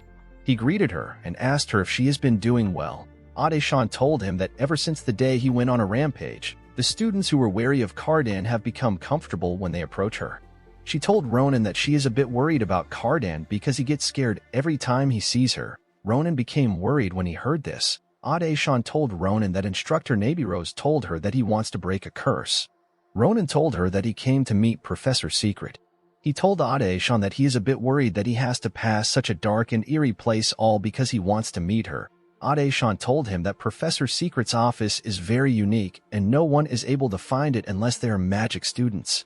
She revealed to Ronan that they will be meeting a junior magic student who is her friend. Immediately she said this, we see a mysterious person appear at Adeshan's front. The person immediately hugged Aesan. the person turned out to be Erzsébet. Erzsébet called Aesan elder sister and told her that she missed her a lot. Aesan called Erzsébet Airy. Ronan was shocked to see this. He remembered Erzsébet as a proud girl who was talking about beasts and sheep. Aesan apologized to Erzsébet for disturbing her. She told Erzsébet that something urgent came up.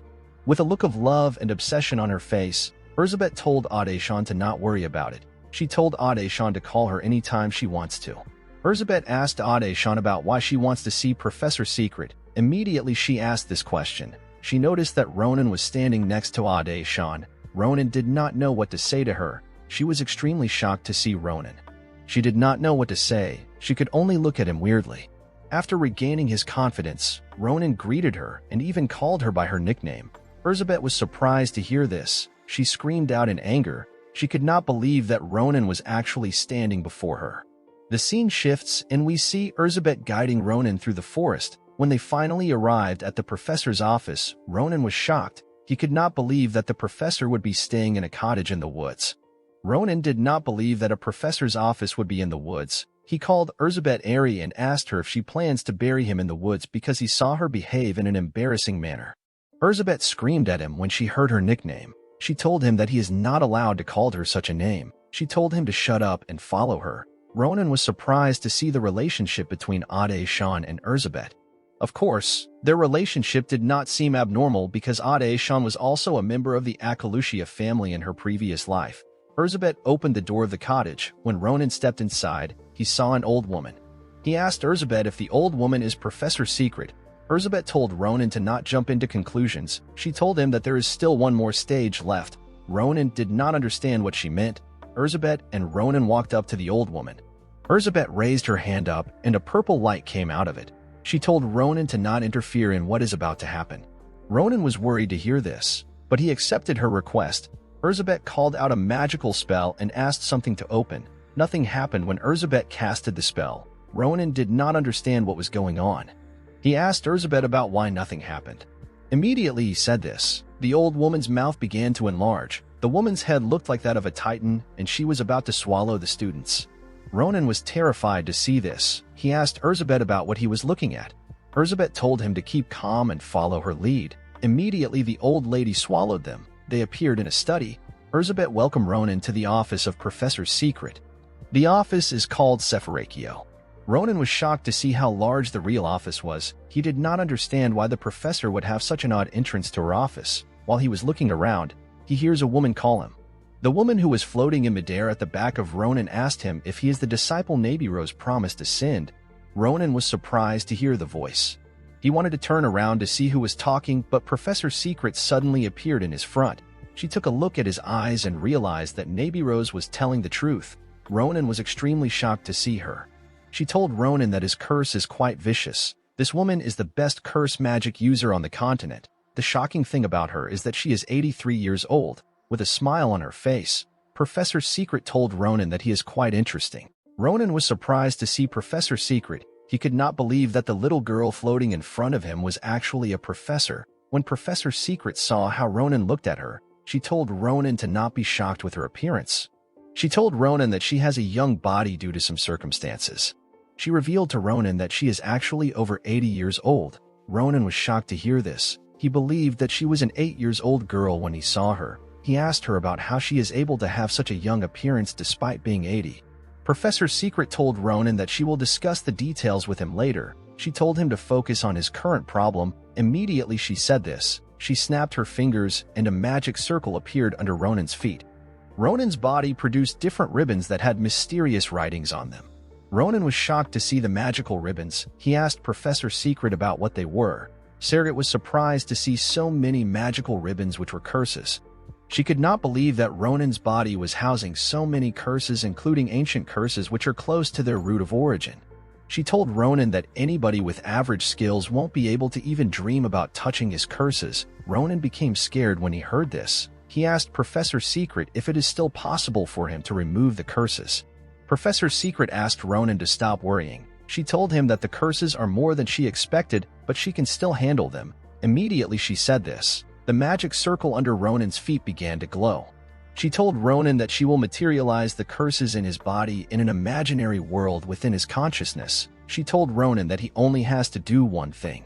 She asked him to find the root of the curse that binds him and cut it down. Ronan was surprised to hear this. He could not believe that Professor Secret wanted him to cut down a curse.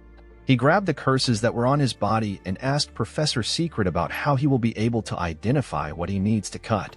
Professor Secret smiled and told Ronan not to worry about it. She told him that he will recognize the curse the moment he comes across it. Immediately she said this. She moved close to Ronan and touched his head. A bright light came out of her hand and Ronan fell into an unknown abyss. When he woke up, he found himself in his imaginary world. When Ronan turned around to look at his surroundings, he saw something shocking. He saw his house. He did not understand what his house was doing in his imaginary world. He wondered if the root of his curse was inside his house.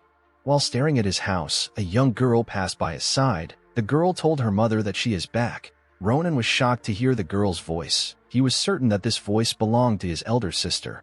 The younger version of Iroh ran into the house to see her baby brother in his cradle. She was surprised by how cute Ronan was. She turned around and asked her mother about why her little brother is always sleeping.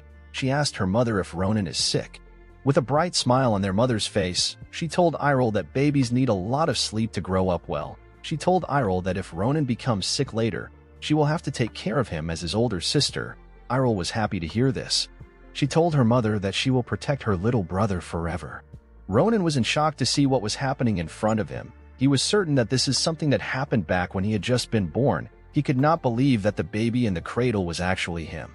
Ronan could not believe that he was actually a baby at some point. He always believed that he had grown up from the moment he was born. Ronan could not believe that he was actually looking at his past self. The entire situation did not make sense to him. While he was looking at the cradle, a man with a dark and ominous aura stepped into the house. Ronan was terrified when he felt the man's energy. He noticed that his body could not move at all. He became curious about the man's identity. Iroh and her mother welcomed the man with a smile on their faces. Ronan was able to hear what his mother and Iroh said, but he could not hear anything the man said. The man told Ronan's mother that he wants to see Ronan. Ronan's mother was happy to hear this. She believed that the man must have been curious about Ronan's face. Ronan's mother told the man that Ronan looks just like him. The man raised his hand, which contained a mysterious energy, and said some words to Ronan's mother. Immediately he said this. He used his mysterious power on her. Immediately he did this. Ronan's mother fell down and lost consciousness. Iroh was surprised to see this. Ronan was shocked to see what was happening. While Iroh was crying for her mother, the man moved close to her and used his powers on her. Iroh also lost consciousness. Ronan was extremely shocked to see this. He called out for his sister in anger. He did not understand why the mysterious man was harming his family. While looking at his sister, Ronan noticed something odd. He saw the man standing next to his cradle with the curses on his hand. The man placed the curse into Ronan's body, and a bright light shined from Ronan's cradle.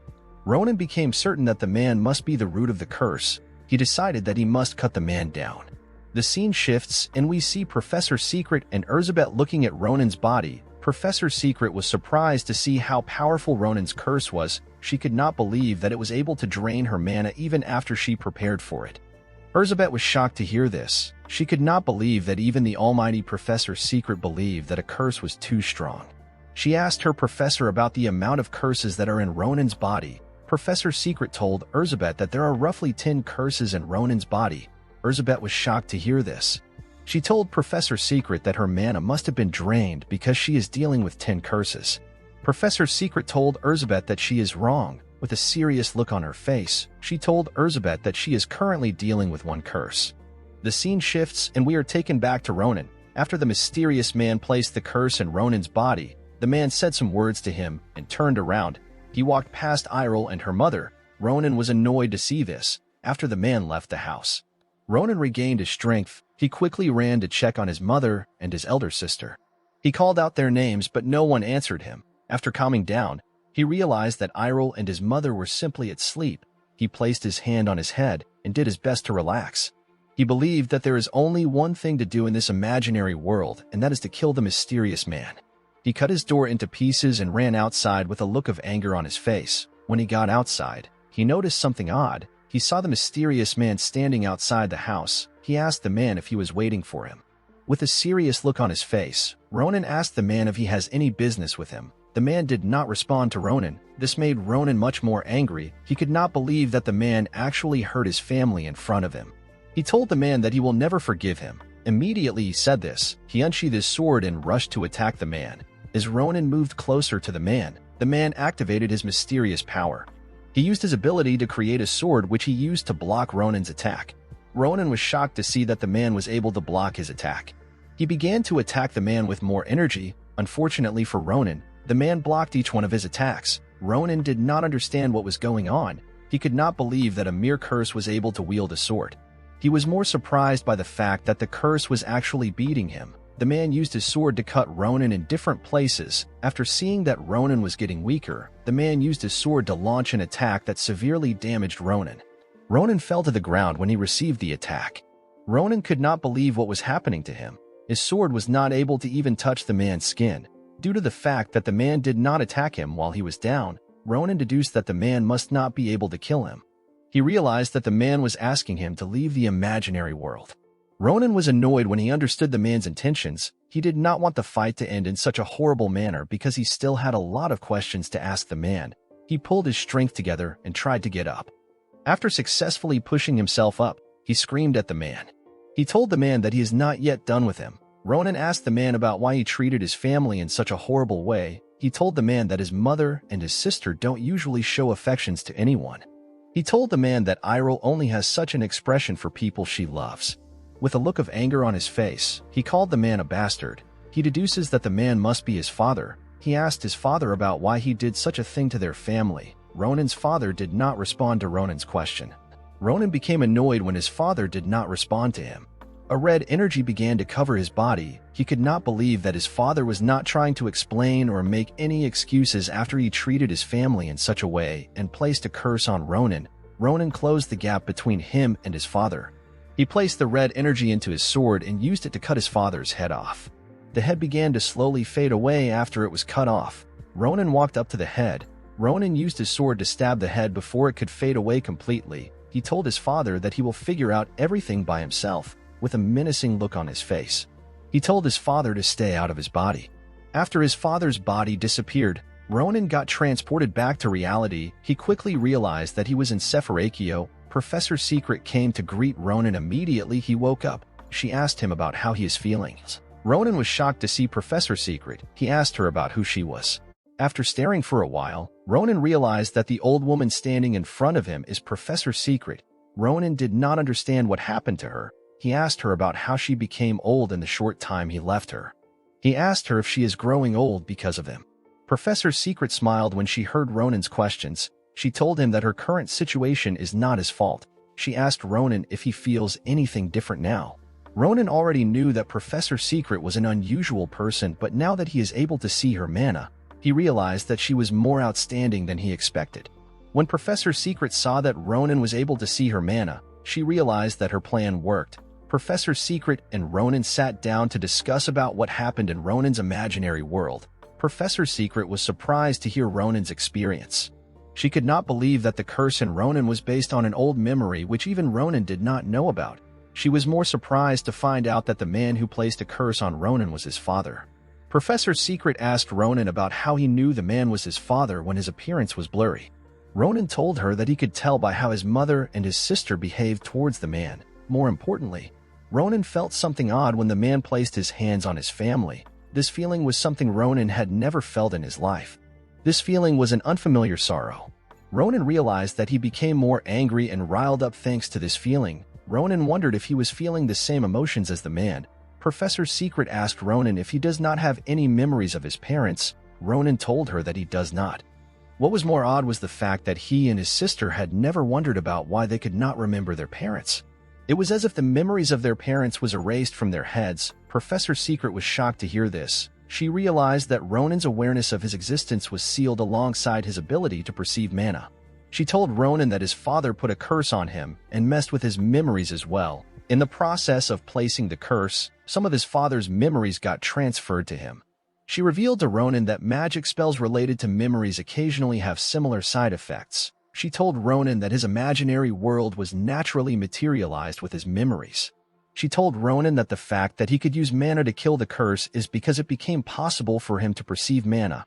which was a reaction to recovering his disconnected cognition upon hearing Professor Secret's explanation. Ronan realized that the shiny strands that he is currently seeing is mana. Professor Secret told him that he is only able to see mana right now, but very soon, he will be able to manipulate it like other students. Of course, this is only possible if Ronan is able to release 2 more curses among the 9 remaining curses cast upon him. Professor Secret told Ronan that it will take some time to remove his curses because all the curses placed on him are of unknown origin and are very powerful. She told Ronan that she will inform him once she is ready to break the curses. She told Ronan to return to his dorm because he has spent an entire day in her office and a new day has begun. Ronan noticed something odd when Professor Secret asked him to leave. Professor Secret had returned back to her youth. Ronan was extremely shocked to see this. He asked Professor Secret if her appearance changes depending on the time of the day. Professor Secret told Ronan that her body also has its own complicated circumstances. Professor Secret knew that the event Ronan witnessed in his imaginary world are a lot for a normal student to bear. She told Ronan to take care of his mind. She advises him to not be tied down by his past because he has more precious days ahead. Ronan was happy to hear Professor Secret's advice. He stood up and gave a bow to his professor. He told her that he will be in her care. The scene shifts and we see a man standing next to the crystal giant underneath the Grand Cappadocia. The man was surprised to see how huge the crystal giant was. He could not believe that a student was able to stop the giant on his own. While the man was staring at the giant, his subordinate, whose name is Dolan, came to greet the man. The man asked Dolan if the restoration of the forge is going well. Dolan told the man that everything is going well. He assured the man that the forge will be operating in a week. Dolan told the man that he was not able to find any additional information about Cilla and Edwin. He told the man that he was able to find Ronan's location through the academy. This man is Joseph Ivan de Grancia. He is the head of the Grancia Duchy and a Duke of the Empire. While Joseph was talking to Dolan, the crystal giant came to life. The giant raised its hand and was ready to crush the 2 men. When Joseph noticed this, he asked his boss to move aside. He placed his hand on his sword and told the Duke that he will bring the night troop to fight the giant. Joseph told Dolan to not bother himself. He told Dolan that the knights will be busy. Due to the fact that the 2 men did not make a move, the giant decided to crush them with its fist. The moment its hand got close to the men, Joseph unsheathed his sword and used his aura to cut the giant into pieces. When he was done, he put his sword back and asked Dolan to follow him. With a smile on his face, Joseph told Dolan that they are going to meet the young hero of Philion Academy. At Ronan's hostel, someone knocks on his door very early in the morning. Ronan could not believe that someone came to visit him so early in the morning. When Ronan opened the door, he sees Dolan standing outside. He asked Dolan for his identity. Ronan assumed that Dolan was a salesman. Dolan was annoyed to hear this. He called Ronan a rude bastard. He believed that Ronan was acting arrogant towards him despite knowing who he was due to the way he was dressed. Ronan guessed that Dolan was an official of a noble family. He was not completely certain about Dolan's identity due to how dark Dolan's mana was.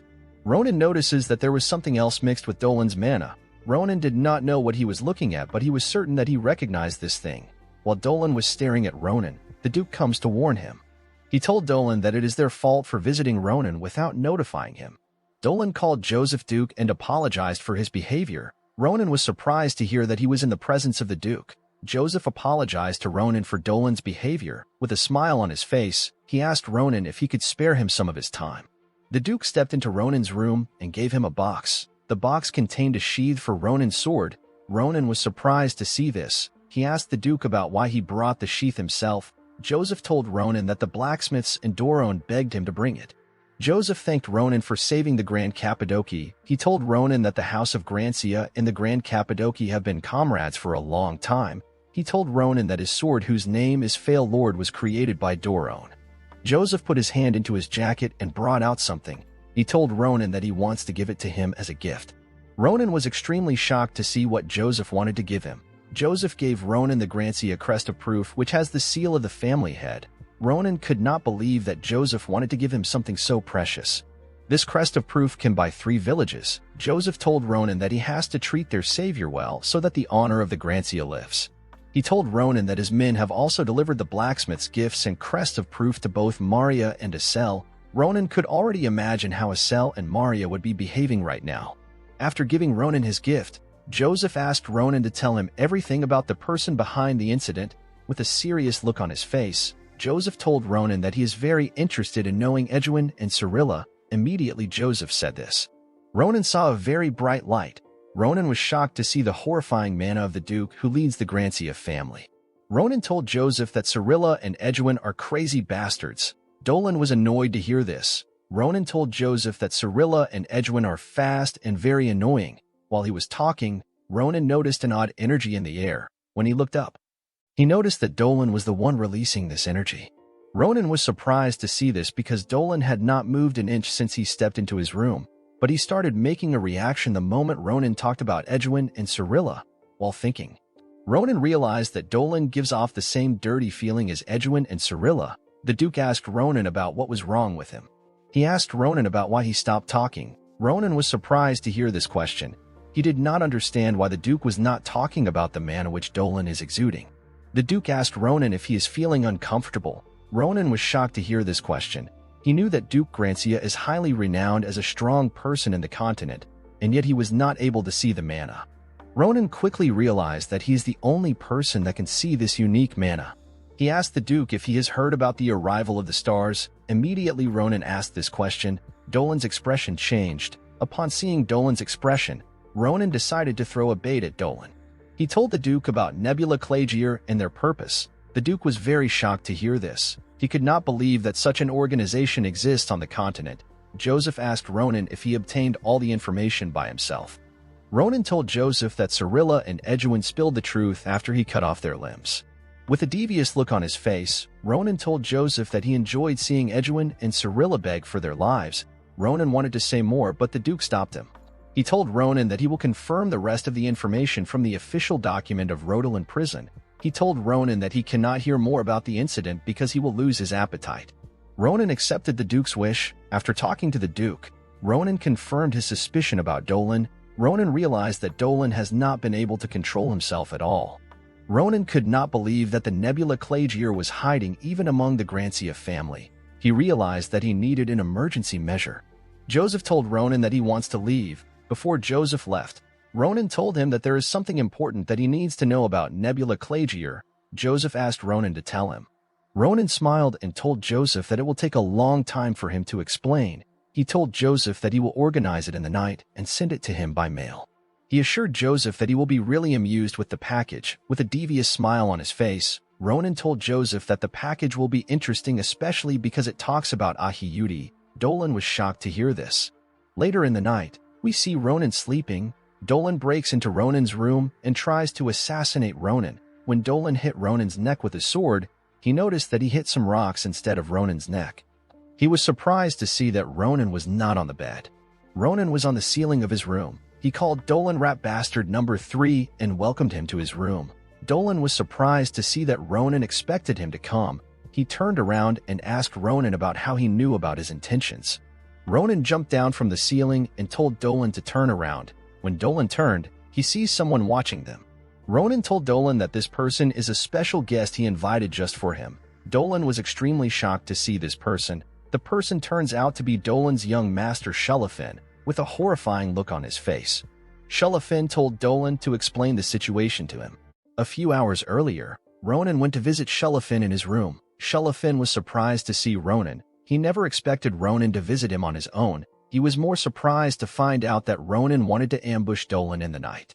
He believed that Ronan was crazy for suspecting Dolan. He asked Ronan if he has any proof to back up his actions. He told Ronan that Dolan is a knight that possesses great skill and loyalty.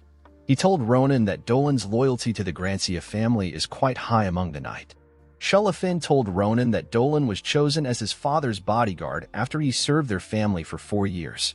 Ronan was surprised to hear this. He could not believe that Dolan became a bodyguard for the Duke after only serving for 4 years. He believed that 4 years was too short for a knight to serve. He told Shelafin that his family is probably already filled with spies. Shelafin was shocked to hear this. He did not understand what Ronan was talking about. Ronan told him to not bother himself. He told Shelafin that it is not important for him to find out who Dolan is working for. He asked Shelafin to come to his room later in the night. He told Shelafin that he will be saving his family if what he is saying is true. The scene shifts and we are taken back to Ronan's room. Shelafin brought out his sword and pointed it at Dolan. He asked Dolan to explain himself. Dolan was shocked to see this. He did not understand why his young master was in Ronan's room. Ronan laughed at Shelafin when he heard what he said. He told Shelafin that Dolan is not going to answer him just because he asked. He told Shelafin that he is very naive. Ronan believed that Shelafin will not survive in the harsh world if he continues to be nice. Dolan raised his leg up and hit it on the ground. The moment Dolan's leg touched the ground, his body began to release a large amount of mana. Ronan and Shelafin were shocked to see this. Ronan was surprised to see that his body suddenly became heavy. He could not believe that Dolan was using his aura to make his body heavy. While Ronan was thinking about his body, Dolan rushed to attack him. Ronan was able to block the attack with his sword, but he got pushed back. Dolan used his aura to completely suppress Ronan. Shelafin became angry when he saw this. He asked Dolan to give him a reason for his action. Dolan did not answer Shelafin. Instead, he rushed to attack him. The moment his sword touched Shelafin's sword, Dolan told Shelafin that he is too naive. Dolan was relieved that Shelafin was inexperienced in controlling the range of his aura. He knew that Shelafin would not use his powerful technique in a place where other people could easily get swept up in his technique. Shelafin could not still believe that his faithful knight would turn on him. He was very annoyed with the situation. Dolan attacked Shelafin and told him that he is sorry, while pressing Shelafin down with his aura.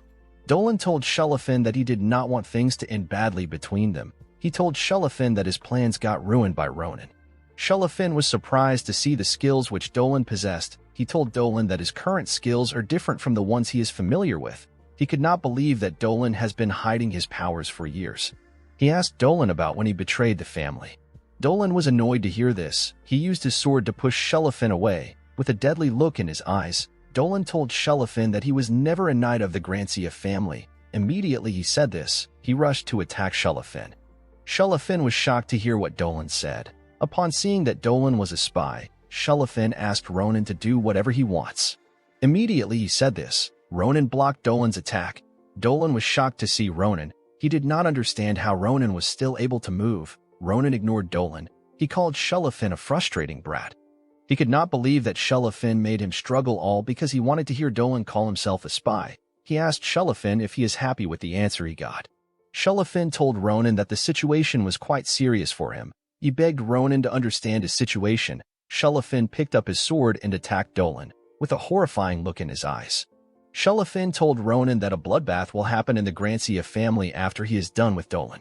Shelafin closed the gap between himself and Dolan. Dolan was surprised to see this. He was certain that Shelafin was encroached in his aura. He did not understand how Shelafin was still able to move freely.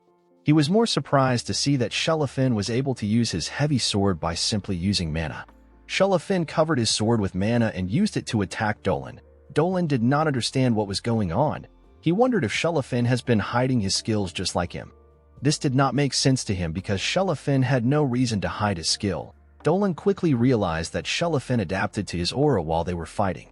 He knew that Shelafin was a genius that appears once every century, but he never expected Shelafin to be so talented.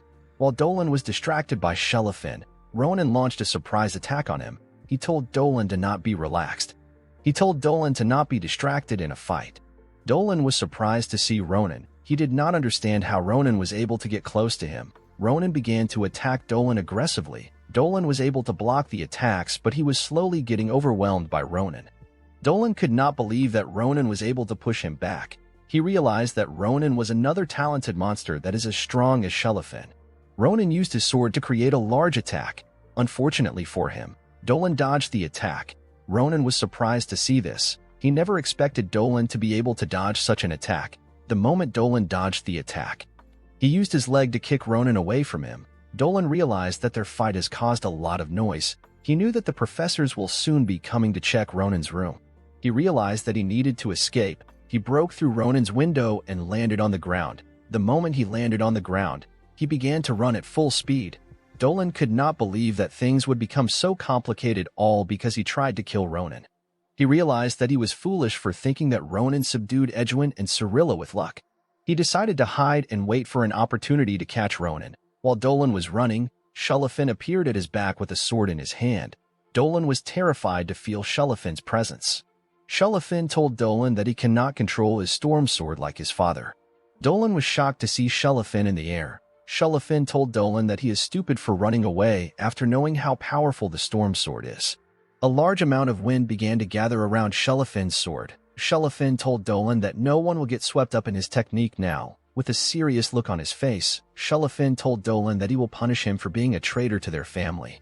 Immediately Shelafin said this, he activated the Grancia secret sword art. The technique Shelafin activated is called the Storm Sword. This technique created a large tornado that moved towards Dolan. Dolan was horrified to see this technique. He tried to slash the tornado, but he did not affect it. When the tornado got close to Dolan, he realized that he could not destroy such an overpowered technique, as the wind tore him apart. Dolan closed his eyes and prayed to the star. After finishing off Dolan, the tornado disappeared. Shelafin looked at Dolan's body and told him that no one in the Grancia family will remember him after today, as Shelafin walked away from Dolan's body. He told Dolan that he is not important because he was never a Grancia. Ronan was surprised to see how Shelafin got rid of Dolan. He realized that Shelafin was quite angry to find out that Dolan was a spy. When Ronan looked at Dolan's disfigured body, he told Shelafin that they cannot take Dolan to Rodolan prison in such a horrible state. Shelafin asked Ronan to not worry about Dolan. He told Ronan that he only severed Dolan's tendons to stop Dolan from moving. He assured Ronan that Dolan will not die. Although Shelafin told Ronan that Dolan will not die, he was not certain if he had damaged Dolan's body beyond repair. He told Ronan that Dolan might survive. Ronan was shocked to hear this. He could not believe how stupid Shelafin was. He had expected Shelafin to hold back while attacking Dolan. Shelafin asked Ronan not to bother himself. He told Ronan that he needs to quickly report the situation to his family. With a serious look on his face, Shelafin told Ronan that his family must hunt down and get rid of all the traitors among them. Immediately he said this, he began to run. He asked Ronan to handle Dolan's situation. Ronan was shocked to see how crazy Shelafin was. He never expected Shelafin to leave him alone. He was annoyed with the fact that Shelafin destroyed most of the things in the area and wanted him to take care of everything. While Ronan was yelling at Shelafin, a portal appeared at his back. A swordsman came out of the portal and asked Ronan about the situation. The person asked Ronan about the storm that shook the dormitory. The person asked Ronan if he was ambushed. When Ronan turned around, he was surprised to see a portal behind him. He was more surprised to see the swordsman that came out of the portal. The people that came out of the portal turned out to be Principal Krava, who created the portal, and Instructor Nabirose, who came to assist him. When Ronan looked at Nabirose, the first thing he noticed was her odd but cute pajamas. Ronan was surprised to see this. He never expected Nabirose to wear such a thing to sleep. He gave Nabirose a thumbs up and told her that she has a nice taste in clothes. Nabirose was annoyed to hear this. She told Ronan to answer her questions. Krava told Ronan to answer Nabirose's questions. He told Ronan that Nabirose's pajamas are not important. Of course, he was also surprised to see Nabirose in such clothing. Krava was happy that Ronan was not hurt. He asked Ronan about the disfigured body behind him. Ronan was surprised to hear this question. He did not know how to start explaining to Krava. He told Krava that he will give him a good explanation. Before telling Krava anything, Ronan asked Krava to repeat after him. Krava was surprised to hear Ronan's request. He asked Ronan to tell him what he wants to say. With a look of anger in his eyes, Ronan told Krava to call Aiudi an insane bastard. Krava was shocked to hear this. He did not understand why Ronan would want him to say something so odd. Nabirose was not shocked to hear this. She quickly realized that the current situation is related to Nebula Clagier. Krava did not know what to do. He decided to repeat after Ronan. This made the entire situation awkward for him and Nabirose. The scene shifts and we see Ronan and Nabirose in Krava's office. Ronan had just finished explaining the situation to Krava. Krava was surprised to hear that there was a spy among the Grancia family. He realized that Nebula Clagier is a much more deadly organization than he expected. Krava was surprised to see that Ronan was able to take care of Dolan. He thanked Ronan for his efforts. He told Ronan that they were able to prevent a great catastrophe thanks to him. Ronan began to laugh when he heard this. He asked Krava to stop flattering him. Ronan decided to not tell anyone that he could see the unique mana which Dolan was exuding. He did not want to tell anyone about it because he was not completely certain about the nature of the unique mana. Also, Ronan knew that he would be in danger if Nebula Clagier ever learned that he has such a unique ability. More importantly, the people around him would also be put in danger. Krava told Ronan that a large-scale investigation on the Grancia family will be carried out soon. He asked Ronan to not worry about Dolan and Nebula Clagier. Krava realized that the Empire has been indebted to Ronan for a while. Ever since the incident in the Grand Cappadocia, Krava told Ronan that he wants to reward him appropriately as a principal. He asked Ronan if there is anything he wants. Ronan became excited when he heard this question. He believed that this was a perfect opportunity for him to achieve one of his goals. He told Krava that he has something that he wants to do at the academy. He asked Krava if he will give him his approval. Krava was surprised to hear that Ronan wanted to do something that required his approval. He became curious about what Ronan wanted to do. The scene shifts and we see Ronan standing next to a bulletin at the academy's plaza. Ronan placed a paper on the board and called the attention of his fellow students. He asked the students if they are tired of doing limited club activities which are confined within the school. The other students were shocked to hear this. Ronan touched the paper he put on the bulletin board and told his fellow students that he made the club for them. With a smile on his face, Ronan told them that the name of the club is the Special Class Adventure Club. According to the recruitment paper which Ronan put on the board, Ronan wanted to recruit members to his club. Anyone is allowed to apply to the club, but a brief interview will be conducted. A student asked Ronan about the activities of the club. Before the students could say more, Ronan used his hand to block the student's mouth. With a smile on his face, Ronan told the other students that the Special Class Adventure Club is an extremely constructive club that seeks to develop talented individuals who will contribute to the empire.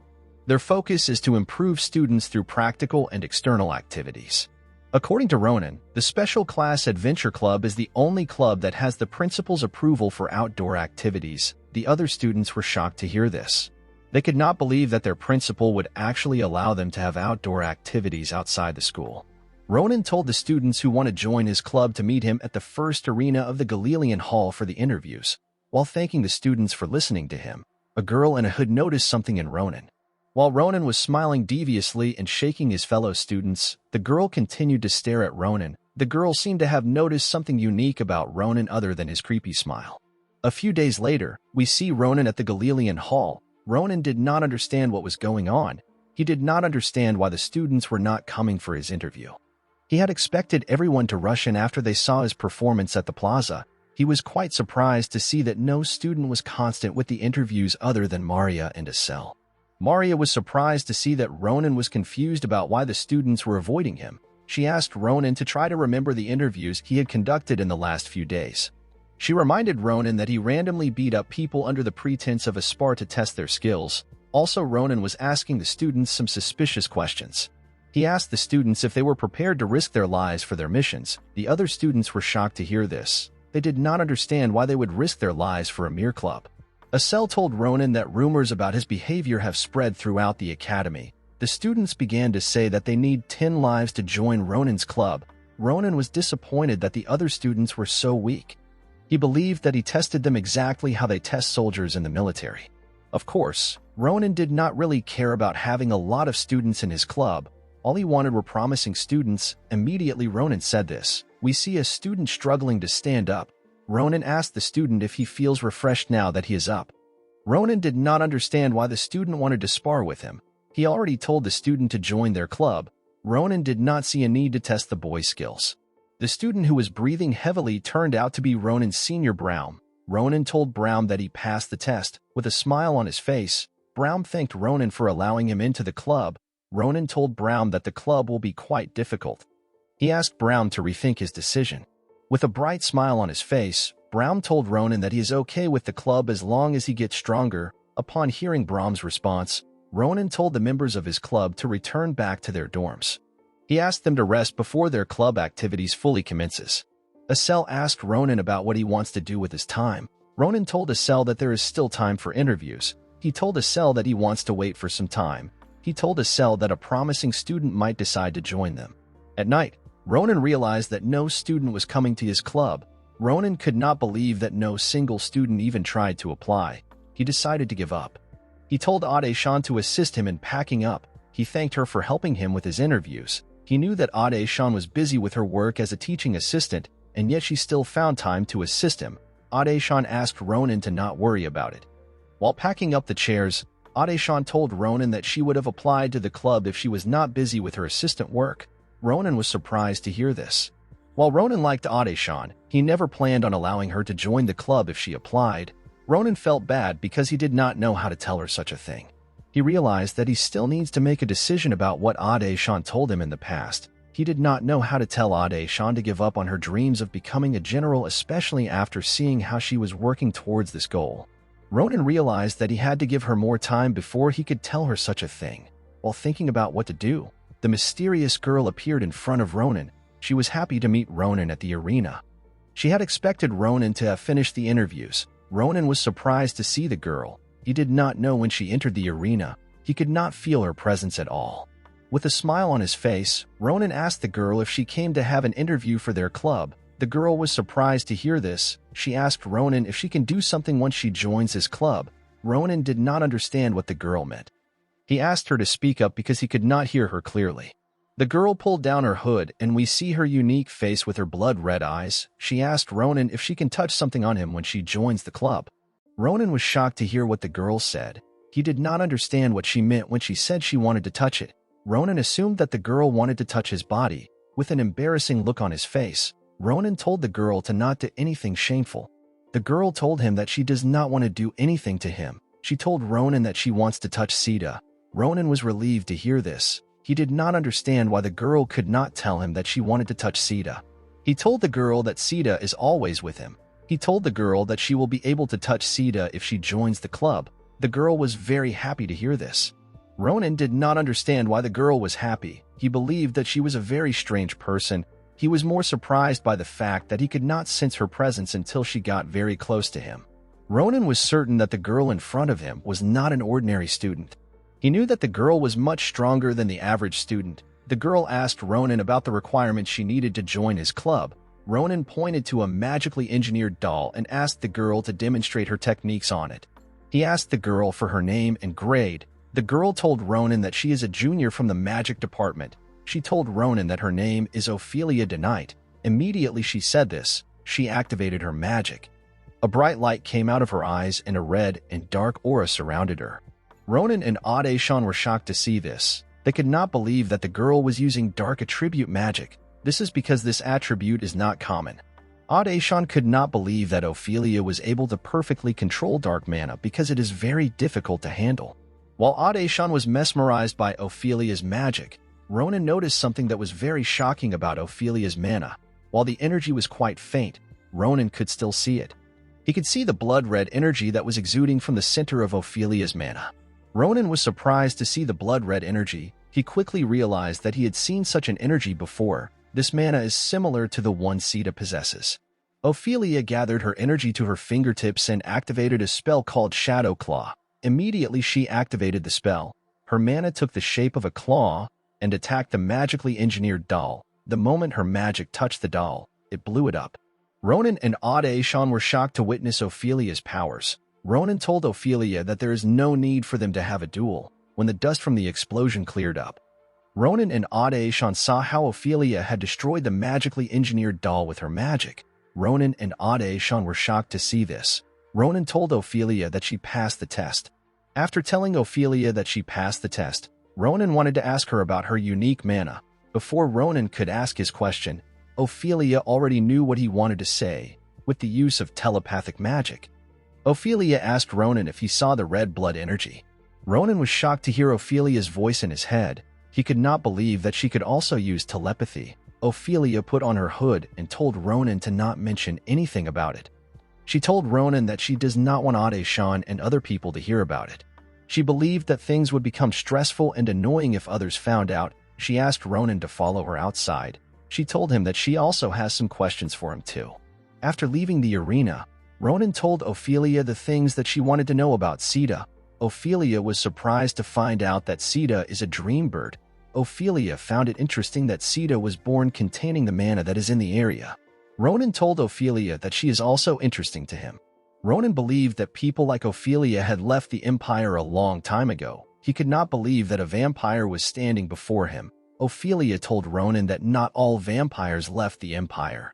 She told Ronan that there is still a small number of vampires in the Empire. Because vampires don't like stressful things, they decided not to reveal themselves to the people. Ronan was surprised to hear this. He realized that the reason Ophelia approached their high-profile club despite not wanting to reveal herself is because of Cilla's mana. Ophelia told Ronan that she felt Cilla's energy the moment she saw him at the plaza. She could not believe that Cilla possessed the energy of blood magic, which is the innate magic of vampires. Ronan was not surprised to hear this. He had always been curious about Cilla's unique magic. It made sense to him that Cilla was able to use the abilities of a vampire. He told Ophelia that the first thing Cilla did after he was born was absorb blood. Ophelia was shocked to hear this. She could not believe that Cilla actually used vampire magic the moment he was born. Ronan did not understand why Ophelia was surprised. Ophelia shouted and asked Ronan about the year which Cilla was born. She believed that Cilla had to be 3 or 5 years old. Ronan and Cilla were surprised to see Ophelia's behavior. Ronan told Ophelia that Cilla has only been born for 2 months. Ophelia could not believe what she was hearing. She could not believe that Cilla had only been born for 2 months, and yet he was already exuding blood mana of such high density. With a perverted look on her face, Ophelia realized that she might be able to achieve something with Cilla. She asked Ronan if he could do her a favor. Ronan was surprised to hear this. He never expected Ophelia to ask him for any favors since they just met. Ophelia told Ronan that she only came to see Cilla today, but her goals have now changed. She told Ronan that she will work really hard if he completes her request. She told Ronan that she cannot work for the club for now because she needs to carry out a research. Ronan was surprised to hear this. He asked her about what she wants to use for her research. The next day, Ronan and his new club members went to a place called The Nest. This place is the Academy's clubroom area. The team went to check out their new building in the clubroom area. Ronan was surprised to see that the Academy dedicated an entire building to a student's club. He could not believe that the Academy would be so generous to him. Ronan turned around to look at Aesan and Maria. He realized that there was something different about them. When he looked closely, he noticed that they were carrying the weapons made for them by the Grand Cappadoci. Ronan was surprised to see that Maria changed her sword from a dual blade to a great sword. Maria told Ronan that a blacksmith called the Great Commander made a sword that would suit her strength properly. Aesan told Ronan that she received a magical bracelet. The bracelet was made from the approaches of the magic city called Delpium. With a smile on her face, Aesan told Ronan that the bracelet has helped improve her mana control and her speed and power have increased by 2-fold. Ronan was quite happy to see the quality of weapons his friends received. Maria asked Ronan about why he wanted them to come to the clubroom armed. Ronan told her that he will tell her inside. With a serious look on his face, Ronan told his club members that they are here to have an important conversation. After settling down, Ronan told his members that he established the club for only one reason. He told them that he wants to improve their individual latent abilities as fast as possible through real-life experiences. Of course, the real reason was to prepare his club members for the day which Aiudi and his friends would invade the Empire. The first place which Ronan wanted their group to visit was one of the mountain ranges which the Empire had not discovered yet. The name of this mountain range is Vadian Mountain. Maria and Aesan were shocked to hear that they were going to a mountain. Brown was very happy with Ronan's choice. Vadian Mountain is known for being quite unusual. Ronan believed that the mountain would be a good experience for them. He told his club members that he also has some personal business which he wants to settle at the mountain. He placed his hand on his sword and told Maria and Aesan that there is a problem which he needs to resolve with them. Maria and Aesan were shocked to hear this. They did not remember ever offending Ronan. Maria asked him to tell her the problem. Ronan told her not to worry about it. He told the members of the club to step outside. With a smile on his face, Ronan told the club members that he wants to fight with them. The scene shifts and we see Ronan, Maria, and Aesan in the hallway. Aesan asked Ronan to explain himself. Aesan and Maria were shocked to find out that the problem Ronan wanted to solve was the early course completion. With a smile on his face, Ronan told Maria and Aesan that the problem is very serious. He told them that their next mission will take at least a week. He reminded Aesan and Maria that they still have classes which will not allow them to travel easily. Ronan knew that it will be difficult for Maria and Aesan to juggle their classes and missions at the same time. He told them that Krava will not allow them to stay in the club if it interferes with their classes. Aesan and Maria realized that Ronan is right. With a smile on his face, Ronan told Maria and Aesan that the only solution for them is to complete their courses early just like him. This will give them the freedom they want. Ronan took Maria and Aesan to a sparring hall which was on the second floor of their clubroom. After the group had armed themselves, Ronan told Maria and Aesan that he wants to check out their skills before he starts giving them private lessons. He told the two girls to face him together. He told them not to be afraid. He assured them that he will not unsheath his sword. With an irritating look on his face, Ronan advised Maria and Aesan to take the spar seriously. He told them that the spar will be boring if they take it too easy. He told them to keep themselves in check. Maria and Aesan were shocked to see the look on Ronan's face. They did not know how to respond to Ronan's request. They told him that they will do their best. With a smile on her face, Maria told Aesan that they should show Ronan their new technique. She told Aesan that it will be best for them to show Ronan how strong they have become. Aesan became excited when she heard this. She activated her magic and told Maria that she will do her best. Maria covered her sword in aura and got in position.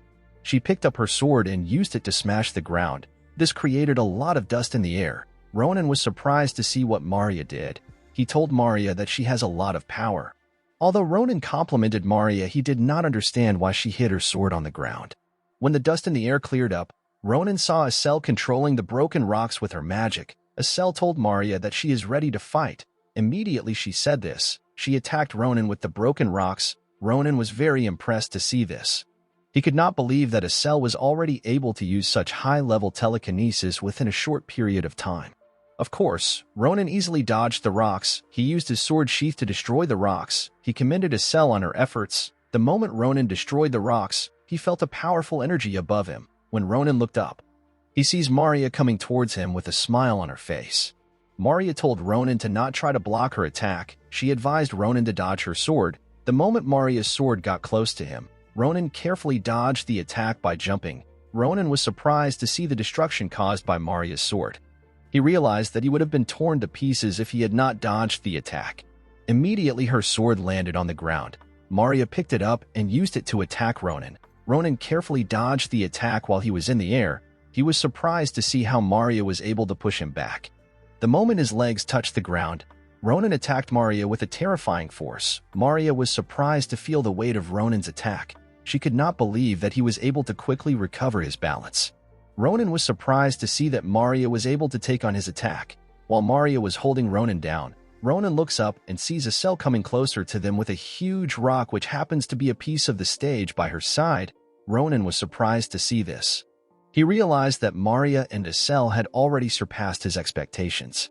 The moment she launched her attack, Aesan told Ronan to leave Maria alone. Ronan was able to dodge the smaller pieces of rocks. With a creepy smile on his face, Ronan unsheathed his sword. Upon seeing that Ronan unsheathed his sword, Aesan attacked Ronan with her huge rock.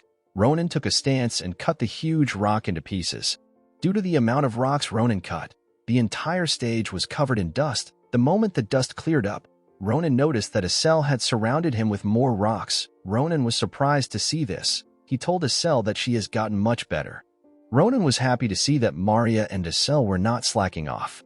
He told the two girls that they did well. Ronan told Aesan that she completely surprised him. He congratulated her on her upgrade.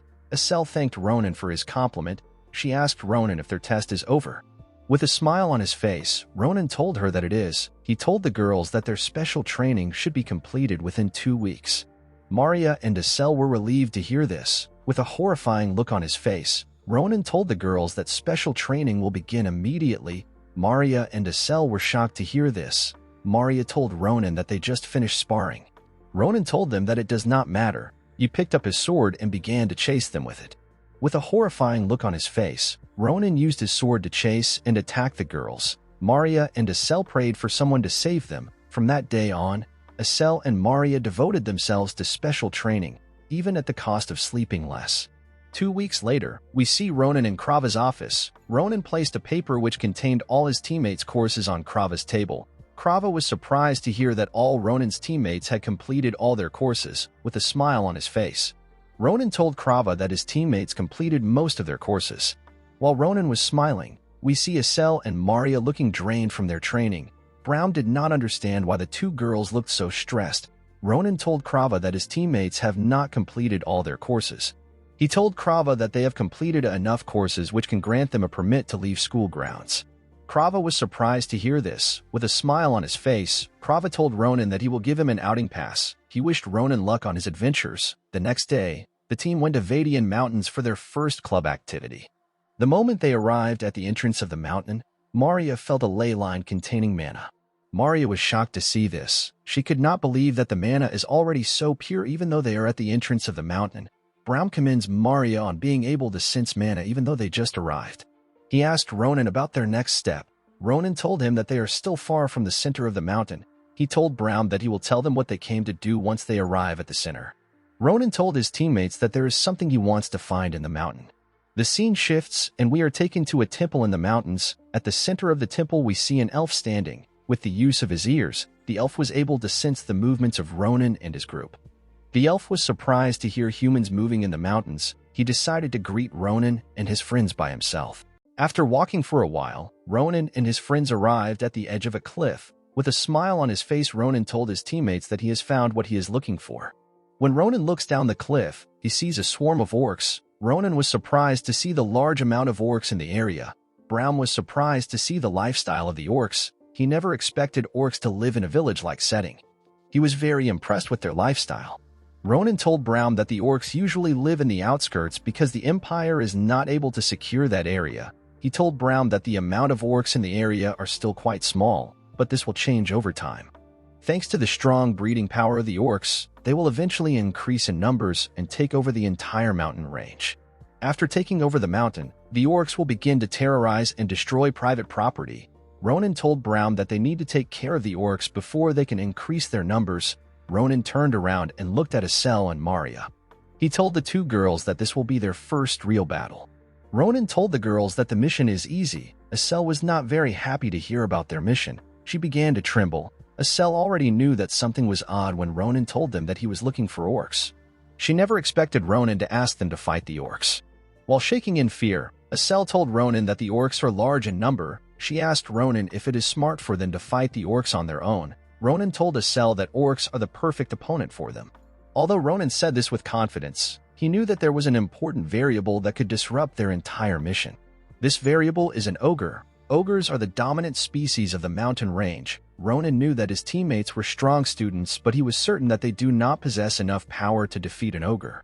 Ronan knew that his teammates would lose their lives if they ever came across the leader of the ogres, which is called the twin-head ogre. Even in Ronan's past life, Ronan struggled to defeat the twin-head ogre. Although Ronan was worried about his teammates, he was certain that it will be a long time before the ogres appear in the area. After thinking about the situation, Ronan asked his teammates to begin the operation. Before Ronan and his teammates could do anything, a man appeared behind them and told them to not do anything. The man commended Ronan on having a pure intention. This man turns out to be the mysterious elf who was in the temple. The elf called Ronan and his teammates young adventurers and told them that it is not a good time to fight the orcs. Ronan was shocked to hear the elf's voice. He did not understand what was going on. It did not make sense to Ronan that he could not sense the presence of the elf until the elf spoke to them. Ronan became curious about the elf's identity. With a smile on his face, the elf told Ronan and his teammates to not be wary of him. He told them that he is a priest staying on the mountain. Ronan was surprised to hear this. The elf told Ronan and his friends that he is a priest who worships an old god which possesses the divine name Senial. The elf told Ronan and his friends that it will be better for them to move somewhere else for a proper conversation. While the elf was talking, Ronan placed his hand on his sword and took a stance. The elf told them that their current location is not safe. Before the elf could say anything else, Ronan pulls out his sword and pointed it at the elf. The elf was shocked to see this. He did not understand what was going on. Cilla and Maria were confused with Ronan's actions. Maria asked Ronan about what he is doing. Ronan apologized to the elf for his actions. With a deadly look in his eyes, Ronan told the elf that he has met a lot of lunatics in the past few days. He asked the elf to repeat after him. The elf did not understand what was going on. He did not understand why Ronan was acting so weird. With a serious look on his face, Ronan asked the elf to call Aiudi a bastard. Ronan told the elf to say this because he knew that no member of Nebula Clagier would ever insult Aiudi. Unfortunately for Ronan, the elf did not understand what he was talking about. This made the situation awkward for Ronan. The elf had no choice but to repeat what Ronan said. After clearing the misunderstanding between themselves, the elf began to guide Ronan and his teammates to his temple. On their way to the temple, the elf told Ronan that he is embarrassed for saying such a vile word. He told Ronan that he does not usually say such things because he is a priest. With an awkward look on his face, the elf told Ronan that this was the most embarrassing moment he has had in the last 200 years. Ronan told the elf that he needed to clarify something important. Immediately Ronan said this. He He realized that the elf said that this was the most embarrassing moment he has had in the last 200 years. Ronan asked the elf for his age. The elf told Ronan that he does not remember his age. He told Ronan that he stopped counting a long time ago. He told Ronan that he is around 1,000 years old. Ronan and his friends were shocked to hear this. Ronan realized that the elf has been alive even before the empire was founded. Ronan had heard that elves had long lifespans, but he never expected it to be so long. Ronan did not understand what was going on. He had never heard something so bizarre. After calming down, Ronan asked the elf about why he told them not to fight the orcs. The elf told Ronan that there is something strange about the behaviors of monsters that are around the mountain.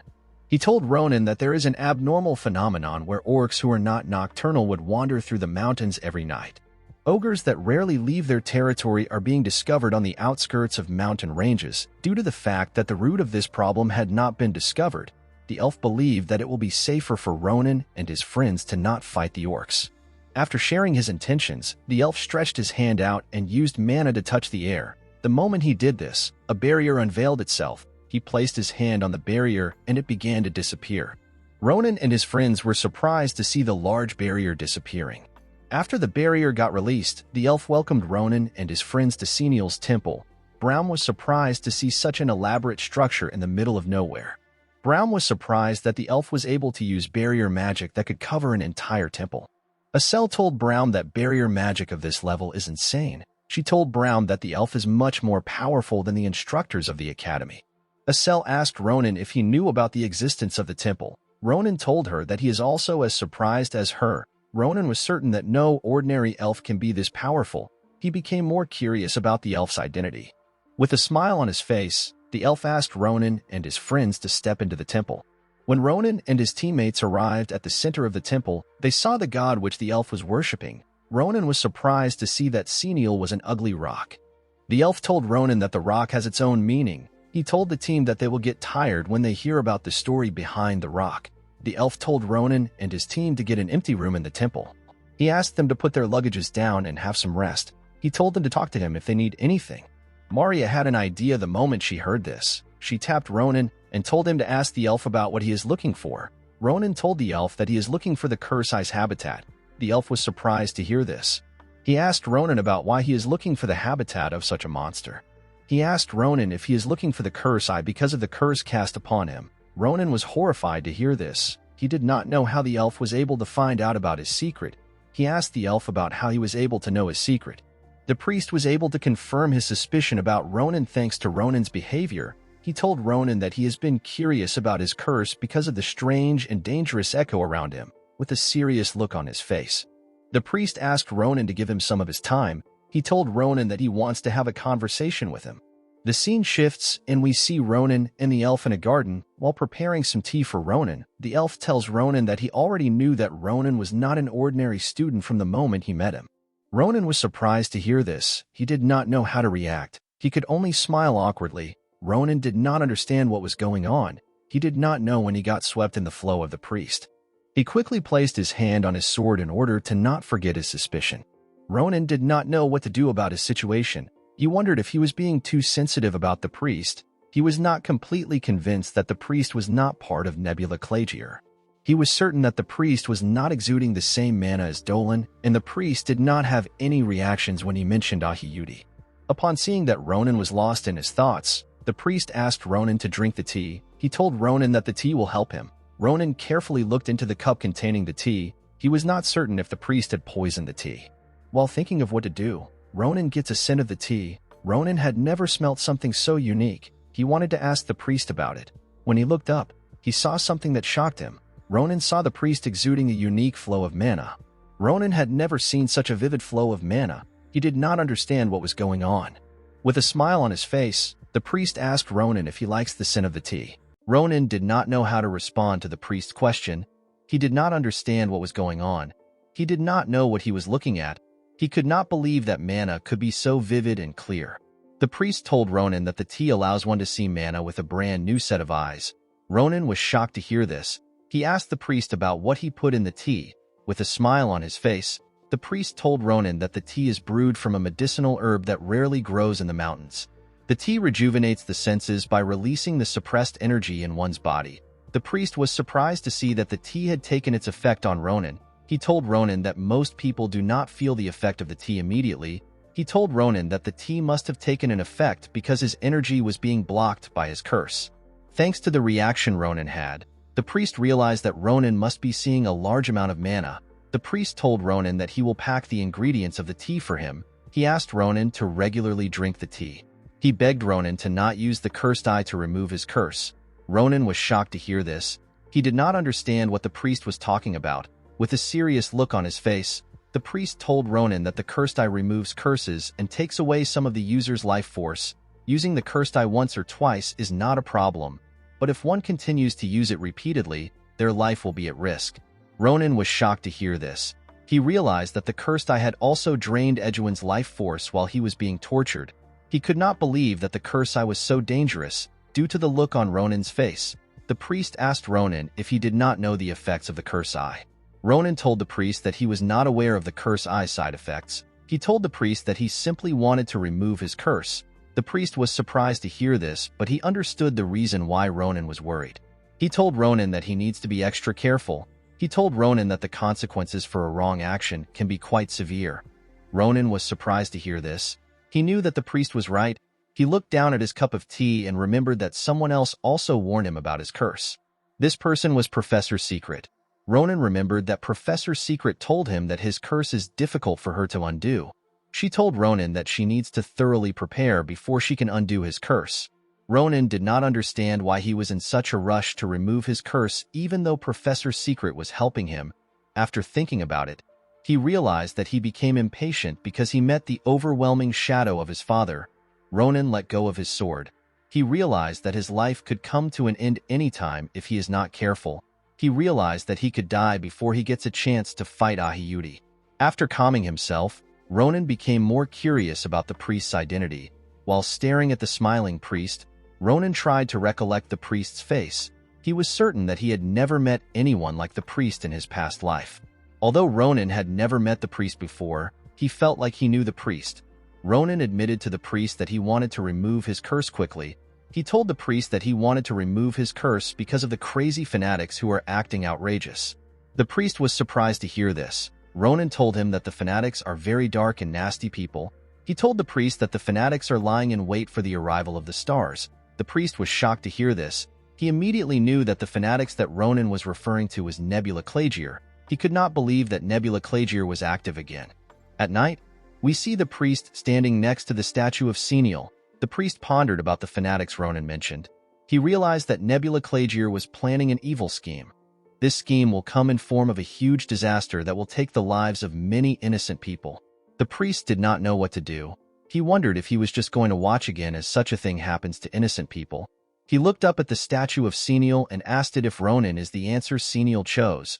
He asked the statue about what he needs to do.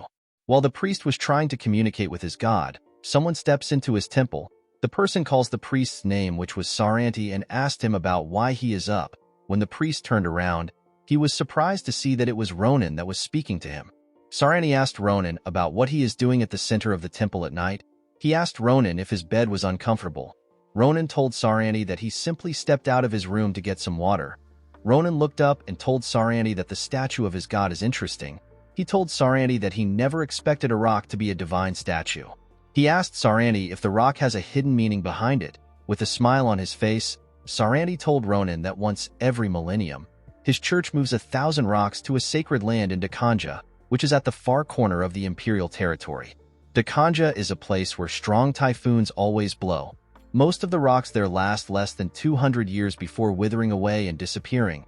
Although most rocks get destroyed, there are certain rocks that have withstood the trial for 1,000 years and proven that there will transcend time. The noble soul engraved in such rocks becomes the divine statue of Senial. With a confident look on his face, Saran told Ronan that he remembers the day which he and his brothers moved the divine rock into the temple. Ronan was surprised to hear this. He realized that Saran is very old. He did not know how to react. Ronan found out that there was a lot of priests in the temple. He asked Saran about what happened to the other priest. Saran told Ronan that most of them left because of individual circumstances. He told Ronan that it is not easy to worship a god. He told Ronan that his brothers could not dedicate their lives to a god who never answers no matter how long they wait. He told Ronan that he also wanted to give up on his faith a lot of times, and there were times when he wanted to be free. However, every single time he tries to leave, he gets a hunch, and that hunch made him continue his service as a priest. Saran told Ronan that he has a feeling that Senial's will, which is contained in the divine rock, will become a catalyst that will one day save the world. Ronan was shocked to hear this. With a smile on his face, Saran told Ronan that his duty feels like a destiny that he cannot pass on to anyone. The moment Saran said this, Ronan saw an image of the older Aesan next to him. Ronan realized that only Aesan would say something like this. Saran placed his hand on Ronan's shoulder and told him that the time which Senial will save the world is drawing closer. The next day, Ronan put Saran's incomprehensible words out of his head. He and his teammates began to reorganize themselves. Saran gave Ronan's teammates his special tea. The tea took its effect on them quickly. Briia and Aesan were surprised to see the effects of the tea. With the high level of energy available in the mountain, Ronan's teammates enhanced their senses. While his teammates were practicing, Ronan moved around the mountain range with Saran in order to forage for some medicinal herbs. While they were moving around, Ronan tried to understand Saran. It did not make sense to him that Saran would help people he is just meeting for the first time and even show genuine concern for them. The more Ronan looked at Saran, the more he thought that he was a strange elf.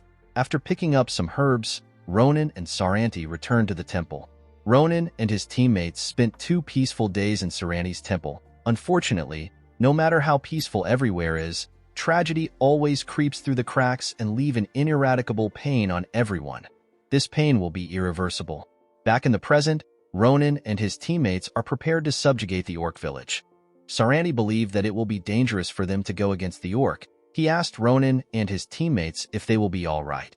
He reminded them that they have not discovered the cause of the monster's strange behaviors. With a worried look on his face, he told Ronan and his friends to stay in his temple and prepare carefully. With a smile on his face, Ronan told Saran to not worry about them. He told Saran that he and his teammates are going to be fine. He told Saran that only the monster's behaviors changed. The monsters did not get stronger. Ronan told him that his teammates can take care of themselves. Briia and Brown told Saran that they can. Aesan was still scared of the orcs. Ronan told Saran that they need to finish their mission because their time limit for going outside is coming to an end and they need to return to the academy. Upon hearing this, Saran accepted Ronan's logic. Saran activated his magic and told Ronan and his teammates that he will cast a spell that allows them to enter the barrier. He told them that they can return to the temple anytime they want. Ronan and his friends were surprised to hear this. With a serious look on his face, Saran told Ronan and his friends that they should return to the temple if they ever encounter anything dangerous. He advised them to never let their guards down under any circumstances. He told Ronan and his friends that the forest is a very dark and dangerous place. The scene shifts and we see the dead bodies of the orcs. These bodies have been brutally torn apart. An elf woman who seems to have killed the orcs wonders why her target is so hard to find. This woman is dressed like Aesan and Cilla. The woman realized that she could not draw out her target with the orcs. With a creepy smile on her face, the elf says that she will meet Saran by herself. Immediately the woman says this. We see the twin-head ogre kneeling next to her. The scene shifts and we see Ronan and his teammates arrive at the orc camp. Ronan was surprised to see that the orcs were wearing human clothes. The orcs also had accessories and jewelries that belonged to humans. Ronan realized that the orcs had already robbed the nearest village to them. Ronan never expected the orcs to already raid a village. He turned around and asked his teammates if they were ready to fight. Briia, Aesan and Brown looked at Ronan with confidence in their eyes. With a serious look on his face, Ronan told his teammates that they will have to destroy all the orcs. At the orc camp, we see 2 orcs discussing in their language. The 2 orcs were admiring their stolen accessories. The orc wearing a jacket tells its fellow orc that his necklace looks good. The orc was happy to hear this. He told his friend that the necklace used to belong to a little kid that lived in the village which they raided. With a disgusting smile on his face, the orc told his friend that the child cried and struggled before it died. He told his friend that the child was very annoying. While the 2 orcs were talking, Aesan used his telekinesis to safely drop Briia and Brown in the middle of the orcs. The orcs did not understand what was going on. They were surprised to see a human in their habitat. The moment Briia and Brown landed in the orc habitat, They released a large amount of aura and began to attack the orcs. With their bodies brimming with strength, Maria and Braum easily tore apart the orcs that surrounded them. The other orcs were shocked to see this. They became enraged when they saw a human killing their kind. They picked up their weapons and rushed to attack Maria and Braum. While the orcs were rushing to fight Maria and Braum, one of the orcs got his head crushed with a stone. The orc standing next to the crushed orc did not understand what was going on. It did not understand how its comrade was killed with a rock. It called out to its comrade, but no one answered. While the orc was standing, it also gets its head crushed by a rock. These rocks were controlled by Aesan with her telekinesis. Ronan commends Aesan on having such an amazing accuracy and control of her powers. While holding Ronan and herself on the air, Aesan also controlled several rocks. While they were in the air, Ronan asked Aesan if she can fully control her ability. Aesan told Ronan that she can. While Ronan was talking to Aesan, the orc stood in fear due to the large amount of rocks that were floating in the sky. With a creepy look on his face, Ronan told Aesan to wipe out the orcs with her rocks. Aesan was not very happy with this idea. Although Aesan was not very thrilled with the idea, she had no choice but to follow Ronan's order. She waved her hand and launched the rocks at the orcs. The orcs were horrified to see the rocks coming towards them. They began to run for their lives. After the fight ended, we see Ronan and his teammates walking around the orc village. As the dust in the area cleared up, Aesan became frightened. Aesan saw tons of dead orcs which she killed with her magic. She told Ronan that she will definitely be punished for what she has done. Ronan grabs Aesan by the neck and tells her to not worry about it. He told her that she cannot get punished for something like this. He told her that he will join her in receiving the punishment if she is ever punished. Braum told Aesan that he will also join her in taking the punishment. With a bright smile on his face, Braum told Aesan that she will definitely receive the biggest punishment if they are ever punished. Aesan was not happy to hear this. She began to cry. Maria could not believe that Braum actually said such a thing. She told Braum that he was not helpful at all. Braum did not understand what Maria was talking about. He thought his words would cheer Aesan up. Ronan smiled when he saw how his teammates bickered. He was very happy to see that his teammates were able to show off their skills in actual combat. He believed that their trip to the mountains has been very helpful to his teammates. Ronan was certain that his teammates will be able to face more dangerous opponents the next time they come to the mountains. While Ronan was thinking, Cilla placed his hand on his face. Ronan was surprised to see this. He asked Cilla about what was wrong. Ronan noticed that Cilla was pointing him towards a particular direction. He asked Cilla if there is anything there. When Ronan and Aesan walked into the forest, they saw a person tied to a tree. When they carefully looked at the person, they noticed that the person was an elf. Ronan and Aesan were surprised to see how wounded the elf was. Ronan and Aesan quickly rushed to help the elf. Ronan wondered if the orcs tied the elf up as an emergency food. While removing the rope from the elf's body, Ronan asked Cilla to use healing magic on the elf. When Cilla activated his magic, the elf slowly began to regain consciousness. Aesan told Ronan that the elf is waking up. When Ronan heard this, he asked the elf if she could talk. The moment the elf fully regained consciousness, she was shocked to see Ronan and his friends. She immediately recognized the unique mana that surrounded Ronan and his friends. She wanted to ask Ronan and his friends about the mana. Unfortunately for her, her body was in a terrible state. She spat out some blood before she could say anything. Ronan was shocked to see this. He realized that Cilla's magic was not able to heal the elf. Ronan did not understand what was going on. Cilla's magic had always worked on everyone. After regaining some of her strength, the elf asked Ronan if he and his friends are coming from the temple. Ronan was surprised to hear this question. He did not understand how the elf was able to know about their movement. The elf placed her hand on Ronan's shoulder. With fear in her eyes, she begs Ronan to take her to Saran. She tells him that some people are coming for Saran. She told Ronan that Saran's life will be in danger if they are too late.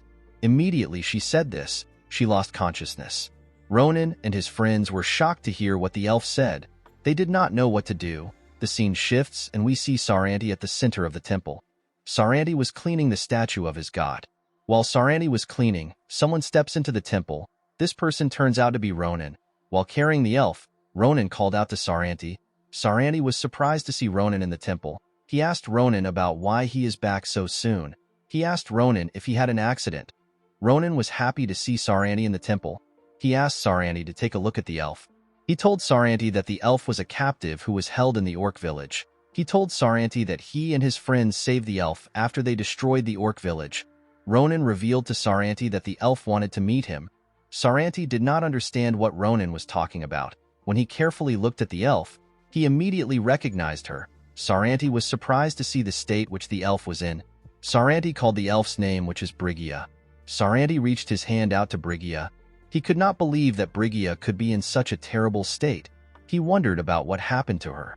The scene shifts and we see Maria and the other members of the team at the orc village. Maria told Brown that she and Asel have looked around the area and they did not see anyone. Brown told her that he has also checked around too. He told her that he did not see anyone. Maria, Asel and Brown looked around the village because Ronan ordered them to. Brown was happy to see that Briia was the only captive in the village. Maria told Brown that it is better for them to head to the temple. Maria was about to ask Asel to follow them when she noticed that Asel was looking at the dead orcs. Maria walked up to Asel. She asked Asel about what she is so focused on. She asked Asel if something is wrong. Asel told Maria that the bodies of the orcs are a bit strange. She told Maria that something has appeared on the bodies of the orcs. Maria was surprised to see this. She did not recognize this thing. She asked Asel if she knows about the mark. Asel told her that she does not recognize the mark. She told Maria that she is just seeing it for the first time. She told Maria that the marks were hidden with double magic. Asel became curious about the nature of the magic circle which appeared on the heads of the orcs. She wanted to know what the circles were for. The scene shifts and we see Ronan and Saranti in a room. Saranti laid Briia on a bed. Saranti told Ronan that he is done with the first aid. He told Ronan to no longer worry about Briia. Ronan asked Saranti if he is feeling well. He told Saranti that healing magic did not work on Briia. Ronan wondered if Saranti might have accidentally got poisoned by a strange poison while he was treating Briia. With a smile on his face, Saranti told Ronan to not worry about him. He told Ronan that he will be fine. He told Ronan that he already gave Briia the antidote to the poison. Saranti told Ronan that he is greatly indebted to him. He told Ronan that Briia is a precious sister of his. Ronan was surprised to hear this. Saranti told Ronan that Briia is one of the few believers of Senial who is still alive. Saranti revealed to Ronan that Briia was once a faithful believer whose faith was much deeper than others. Saranti told Ronan that he does not know how to repay his debt to him. He told Ronan that saving Briia is truly an amazing thing. Ronan became shy when he heard this. He told Saranti that he did not do anything grand. He told Saranti to not worry about it. Upon realizing how dire the situation was, Ronan asked Saranti to tell him about the people which Briia was talking about. Ronan knew that this people must be very dangerous for Briia to be so scared. He asked Saranti if his life is in danger. Saranti's face became grim when he heard this. The scene shifts and we see Ronan and Saranti at the center of the temple. With a serious look on his face, Saranti told Ronan that he does not know the goal of the people which Briia is talking about. He told Ronan that the mysterious people belong to a religious group that worships an unknown being as their god. This religious group has been committing evil acts without revealing their identity to the world. Saranti told Ronan that the religious group's name is the Church of Nebula Clagier. Ronan was shocked to hear this. He could not believe that Saranti knew about Nebula Clagier. Ronan could not believe that Saranti was being targeted by Nebula Clagier. Due to Ronan's reaction, Saranti realized that Ronan had heard of Nebula Clagier.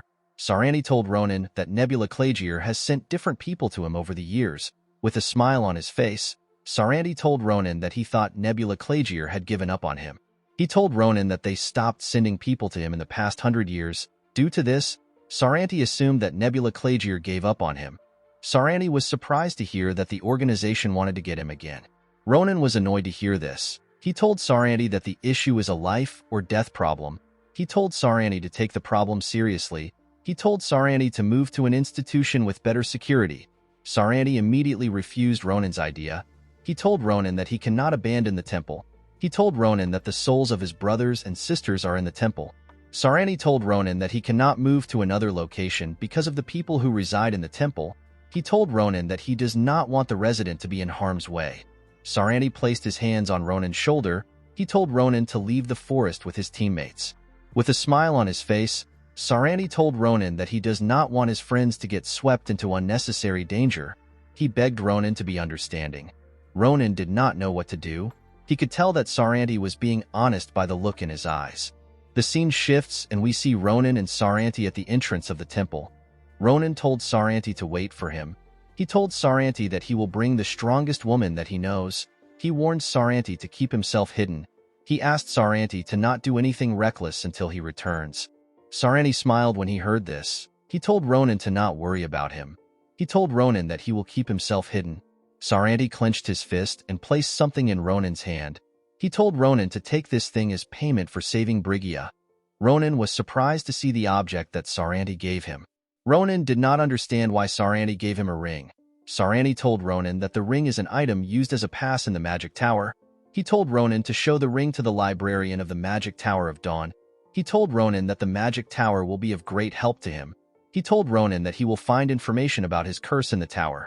Saranti asked Ronan to be careful when he is going down the mountain. With a bright smile on his face, Saranti told Ronan that the time he spent with him and his friends was a gift to him. Ronan was shocked to hear this. He did not know what to say. With a nervous look on his face, Ronan told Saranti to not say such gloomy things. He told Saranti that they will still see each other later. He told Saranti to take care of himself. He told him that he will be back soon. Immediately Ronan said this. He left. After Ronan left, Saranti became relieved. He looked behind him and asked his older sister if she is glad to see him after a long time. Saranti turned around and called his older sister the assassin of Nebula Clagier. Immediately Saranti said this, we see Briia transforming. Briia turns out to be the elf woman who was searching for Saranti, and she is also Saranti's sister. Briia asked Saranti about why he brought up their past relationship. With a dark smile on her face, Briia asked Saranti if he has been living a comfortable life. Saranti could not believe that Nebula Clagier sent his sister to kill him. He told Briia that her church is cruel. Briia believed that Saranti was an hypocrite for saying this. She reminded him that he used a paralyzing poison on her and called it an antidote. With a serious look on his face, Saranti told Briia that there is nothing he won't do to survive. He told Briia that he had a better method than her clumsy acting. He told Briia that no normal person would believe that Lemmaheim's shadow was captured by an orc. Briia smiled when she heard this. She told Saranti that she had no choice but to act helpless. She told Saranti that it was hard to find out his location. Briia revealed to Saranti that she tried to get his attention with the monsters, but Saranti did not fall for the bait. While thinking of what to do, Briia saw a clue to finding Saranti. This clue was Ronan and his friends. Briia told Saranti that Ronan and his teammates were exuding so much of his energy. She told Saranti that she wanted to lure him out by cutting Ronan and his friends and scattering their remains across the forest. With a smile on her face, Briia told Saranti that she did not do anything to Ronan and his friends because of their past relationship as believers. She asked Saranti if he is touched by her goodwill. With a serious look on his face, Saranti told Briia that he would have never let her do anything to Ronan and his friends. Briia laughed when she heard this. She told Saranti that she was simply joking. She told Saranti to stop being so serious. After seeing that Saranti was not joking around, Briia decided to stop playing. She told Saranti that she wants to deliver her church's command to him.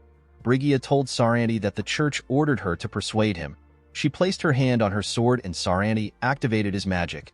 She told Saranti that she is to kill him if he refuses to join them. Immediately she said this, she and Saranti attacked each other. The moment Saranti and Briia began their fight, the trees in the forest began to shake. The scene shifts and we see Ronan in the forest. Ronan stopped moving when he heard the sound of Saranti and Briia fighting. Ronan did not know what caused the noise. Ronan had a terrible feeling that something was wrong. While Ronan was thinking, Asel and the rest of the group run to him. Ronan was surprised to see his teammates. He told them that they met him at the perfect time. He asked them if they had thoroughly looked around the orc village. Maria told Ronan that they looked everywhere. She told Ronan that they did not find any captives. She told Ronan that Asel found something fishy. Ronan was surprised to hear this. Asel, who was struggling to catch her breath, told Ronan that she discovered something strange on the orcs shortly after he left. She told Ronan that she had never seen any magic circles like that before. Ronan did not understand what Asel was talking about. He asked Asel to explain more. Before Asel could say anything, a large explosion occurred behind Ronan. Ronan and his friends were shocked to see the explosion. Asel wondered if the explosion came from the temple. With a grim look on his face, Ronan realized that Saranti was in danger. Before Ronan and his friends could take a step, the ground began to shake. Ronan was horrified to see this. He realized that only one thing could cause such a vibration. When Ronan turned around, He was surprised to see the twin-head ogre coming out of the forest. The twin-head ogre easily tore apart the orcs that stood in its path. Ronan and his friends stood in fear when they saw the twin-head ogre. The ogre screamed and terrified the group with its voice. Before the twin-head ogre attacked Ronan and his friends, we are taken to the temple. At the temple, we see Briia fighting Saranti with her sword. Saranti blocked Brigia's attacks with his magic. As Briia got closer to him, Saranti activated a spell called Ventus. Immediately he activated the spell. A large tornado appears in front of Briia. The tornado moved close to Briia and was ready to destroy her. Brigia smiled when she saw Saranti's spell. She told Saranti that she likes the way he is fighting. Immediately she said this. She imbued a dark energy into her sword. This energy was quite dark and ominous. Brigia laughed like a mad woman as she wielded her sword. With a terrifying smile on her face, Brigia attacked Saranti with a large amount of power. Brigia's dark energy began to push Saranti's tornado. Immediately it touched it. The dark power canceled out Saranti's tornado. Due to the scale of the attacks, the area was covered in dust. When the dust cleared up, we see Brigia and Saranti staring at each other. Brigia firmly held her sword as she looked at Saranti. Saranti covered his hand with his mana. While Saranti was staring at Brigia, Brigia disappeared in front of him. Saranti was shocked to see this. Before Saranti could take a step, Brigia appeared above him with her sword in her hand. Brigia imbued her sword with her dark energy and was about to cut Saranti. Saranti was surprised to see Brigia in front of him. His eyes began to glow and a barrier appeared in front of him. The barrier blocked Brigia's attack. Brigia was happy to see the barrier in front of her. She was quite excited to be fighting Saranti. Saranti did not understand why Brigia was laughing. He was certain that Brigia had gone crazy. Due to the impact of their powers, Brigia and Saranti got pushed back. The two elves quickly regained their composure and began to stare at each other. With a creepy smile on her face, Brigia called Saranti a fox. She told Saranti that she does not want to kill him. She asked Saranti to join her group. She promised Saranti that he will be given an executive position if he joins their group. While using magic to regain his strength, Saranti declined Brigia's offer. He told her that he also has a religion. He told Brigia that he is too religious to serve a cult. Saranti decided to taunt Brigia. With a smile on his face, Saranti told Brigia that she has gotten rusty. Saranti could not believe that Brigia, who is known as Romheim's shadow, would be so slow. He asked Brigia if her cult teachings do not suit her. Brigia smiled when she heard this. She told Saranti that she is only fighting like this because she is bored.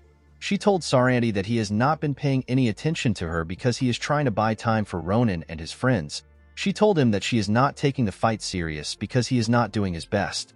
Saranti was shocked to see that Brigia knew his plan. Brigia was surprised to see that Saranti acted like a pathetic person in front of Ronan.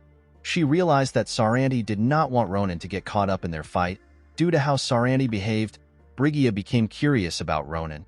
She asked Saranti about why someone like him who has no interest in the world is doing his best to protect another person.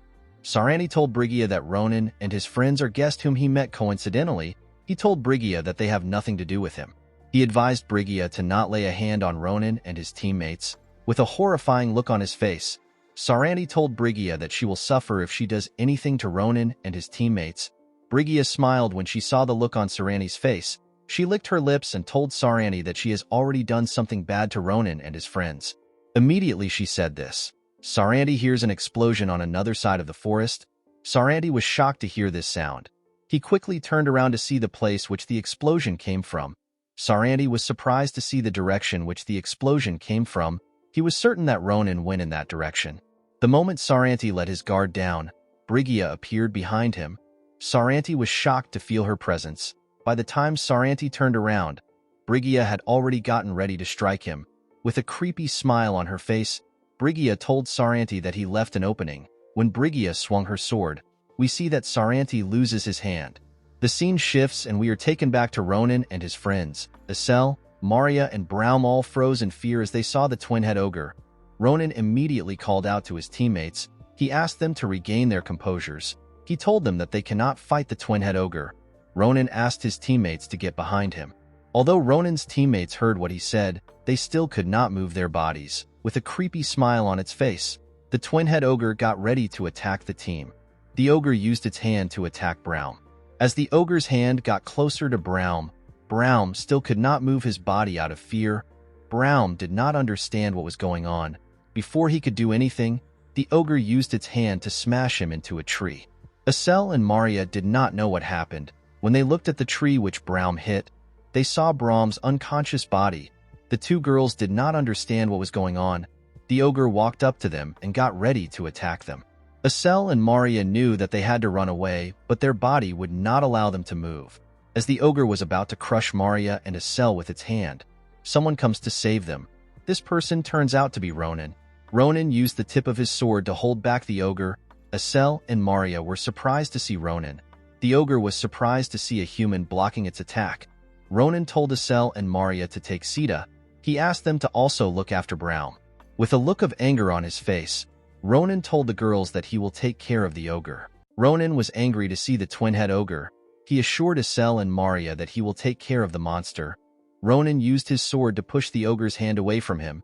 He asked Maria and Aesan to quickly start moving. The two girls were still frozen in fear. They quickly put themselves together and ran away from the area. While gritting his teeth, Ronan noticed something odd about the ogre. Ronan saw a magic circle in the ogre's eyes. Ronan realized that he had seen this magic circle before. He remembered that Aesan and Cilla used the same magic to control the rock giants. Ronan realized that Nebula Clagier is also responsible for their current situation. While Ronan was thinking, the ogre tried to use its fist to crush him. Ronan was able to dodge the attack by jumping. The ogre smashed the ground and destroyed it. Ronan used one of the broken rocks to push himself higher. While in the air, Ronan used his sword to slash the ogre's chest. Immediately Ronan slashed the ogre's chest. He attacked the ogre at a frightening speed. Unfortunately for Ronan, his attacks did not leave a scratch on the ogre's body. Ronan was annoyed to see this. He realized that the twin-head ogre still has the same endurance that he remembered. The ogre clenched its fist and rushed to attack Ronan. Ronan was surprised to see the attack. He quickly used his sword to block the ogre's attack. Unfortunately for Ronan, he was not able to completely block the ogre's attack. The ogre used its fist to punch Ronan and send him flying. Seeing that he was moving at an insane speed, Ronan quickly pressed his sword into the ground and used it to slow himself down. Ronan's body was trembling due to the pain he felt. He was annoyed to see that the ogre still had the same power as before. The twin-head ogre picked up a tree and an orc. The orc screamed as the ogre held it in its hand. The ogre threw the tree and the orc at Ronan. Ronan, who was bleeding from his mouth, told the ogre that he would have been happy to see it any other day. He told the ogre that he wanted to settle their unfinished business. Ronan told the ogre that it has done something very stupid. He told the ogre that it will regret harming his teammates. Immediately Ronan said this. We see Maria, Aesan, and Cilla helping Braum. Ronan could not believe that the ogre had the courage to harm his teammate in front of him. With a look of anger on his face, Ronan cleaned the blood on his lips and called the ogre a crazy bastard. Immediately Ronan says this. We see the tree and the orc coming towards him. Ronan swung his sword and split the tree in half. Immediately he did this, he rushed to attack the ogre. He jumped on a tree and began to run at a frightening speed. As he got close to the ogre, Ronan jumped from a tree and got ready to attack. The ogre was annoyed to see Ronan. It screamed at him. The reason Ronan could not catch the twin-head ogre in his past life was because the ogre had such a tough skin that Ronan could not cut. Due to how strong the ogre's skin was, Ronan could not severely damage it. The ogre stretched its hand up and got ready to crush Ronan in the air. Ronan believed that he could take on the ogre because his situation is now much different. Ronan now had a much powerful sword and techniques which he learnt from instructor Nebiros. While in the air, Ronan took a stance and used the fourth form of Nebiros style. This style is called revolving sword. Ronan was certain that he could cut through the ogre with this technique. Wind pressure gathered around Ronan and he flew past the ogre. When Ronan landed on the ground, he put his sword back into its sheath. The ogre turned around and growled at Ronan. With a horrifying look on his face, Ronan asked the ogre to die. Immediately Ronan said this. The ogre's body tore apart. While holding his sword, Ronan realized that he still had a long way to go before he can become strong. Ronan could not believe that he wasted time fighting a weak loser like the twin-head ogre. Ronan rushed to meet Aesan and Maria. He saw Maria carrying Braum on her back. Ronan asked the two girls if Braum is all right. Maria told Ronan to not be worried. She told him that they have already administered first aid with Cilla's help. She told Ronan that they need to take Braum to a professional healer. Maria assured Ronan that Braum will be alright. Ronan was relieved to hear this. He asked the two girls to take Braum out of the mountains. Aesan was surprised to hear this. She asked Ronan about what he was going to do. With a serious look on his face, Ronan told Aesan that he is going to meet Saran. The scene shifts and we see Ronan arrive at the temple. Ronan was surprised to see the temple in a ruined state. Ronan did not understand what was going on. He was certain that it has not been long since he left the temple. Ronan did not understand how such a destruction could occur in such a short time. While Ronan was looking around, someone walks up to him from behind. Ronan quickly felt the person's presence and turned around. When Ronan turned around, he saw an injured Saran. Saran smiled when he saw Ronan. He was happy to see that Ronan was fine. While struggling to move his body, Saran apologized to Ronan. He told Ronan that he wanted to save him, but his body would not allow him to move. Ronan quickly ran to help Saran. He could not believe that Saran wanted to help him even though his body was in such a terrible state. Ronan grabbed Saran and asked him to tell him what happened. He asked Saran to tell him the name of the person who hurt him. Saran told Ronan that he is fine. He asked Ronan to calm down. He told Ronan that he needs to leave the temple. He told Ronan that it is good that he was able to survive. Saran told Ronan that he needs to leave because he did not know when the Church of Nebula Clagier would come to his temple. While Saran was talking to Ronan, an attack pierced his chest. Saran was shocked to see the attack. He spat out some blood and fell to the ground. Ronan was shocked to see this. He did not know what was happening. Ronan's body began to shake when he saw Saran on the ground. Ronan did not understand what was going on. While Ronan was looking at Saran, a purple light shined behind him. This purple light was Briia. Briia landed behind Ronan and told Saran that he almost killed her. Ronan was surprised to see Briia. With a creepy smile on her face, Briia asked Saran to tell him why he would use such an attack on his former comrade. The moment Briia cut off Saran's hand, Saran used a powerful spell to create a tornado that sent Briia flying. Briia could not believe that Saran would use such a dangerous skill on her just because she cut off his hand. She told Saran that she could have died from the attack. Saran was annoyed to hear this. He could not believe that Briia was still fine. With a unique aura surrounding her body, Briia told Saran that she was able to survive the attack thanks to the blessing of the star. With a creepy look on her face, Briia was surprised to see that Ronan was alive. She never expected to see Ronan again. Briia told Ronan that he is skilled for surviving his encounter with the twin-head ogre. Ronan was annoyed to hear this. He asked Briia to tell him who she is. Briia was surprised to hear that Ronan did not recognize her. She quickly realized that Ronan had not seen her in her current form. She decided to reintroduce herself. She used magic to turn part of her hair blonde. With a smile on her face, Briia thanked Ronan for saving her before. Ronan could not believe that he was looking at the weak elf from before. He realized that Briia was faking her situation. With a smile on her face, Briia thanked Ronan for helping her get through Saran's barrier. She told Ronan that she will kill him painlessly for helping her. Immediately Briia said this. She released a large amount of energy. Briia swung her sword and sent different attacks at Ronan. Ronan was annoyed to see the attacks. He realized that Saran was kneeling next to him. When the attacks hit its target, we see the area covered in dust. When the dust cleared up, Briia was surprised to see that the attacks did not touch Ronan and Saran. When Briia looked to her side, she saw Ronan placing Saran on some rocks. Briia was surprised to see that Ronan was able to dodge her attacks. She told Ronan that he is a bit different. Ronan was angry to see the state which Saran was in. He asked Cilla to heal Saran. He told Cilla that he must save Saran. Ronan grit his teeth and called Briia a bastard. He told her that her organization has destroyed someone's forge and placed a spy in the Duke's family. Ronan unsheathed his sword.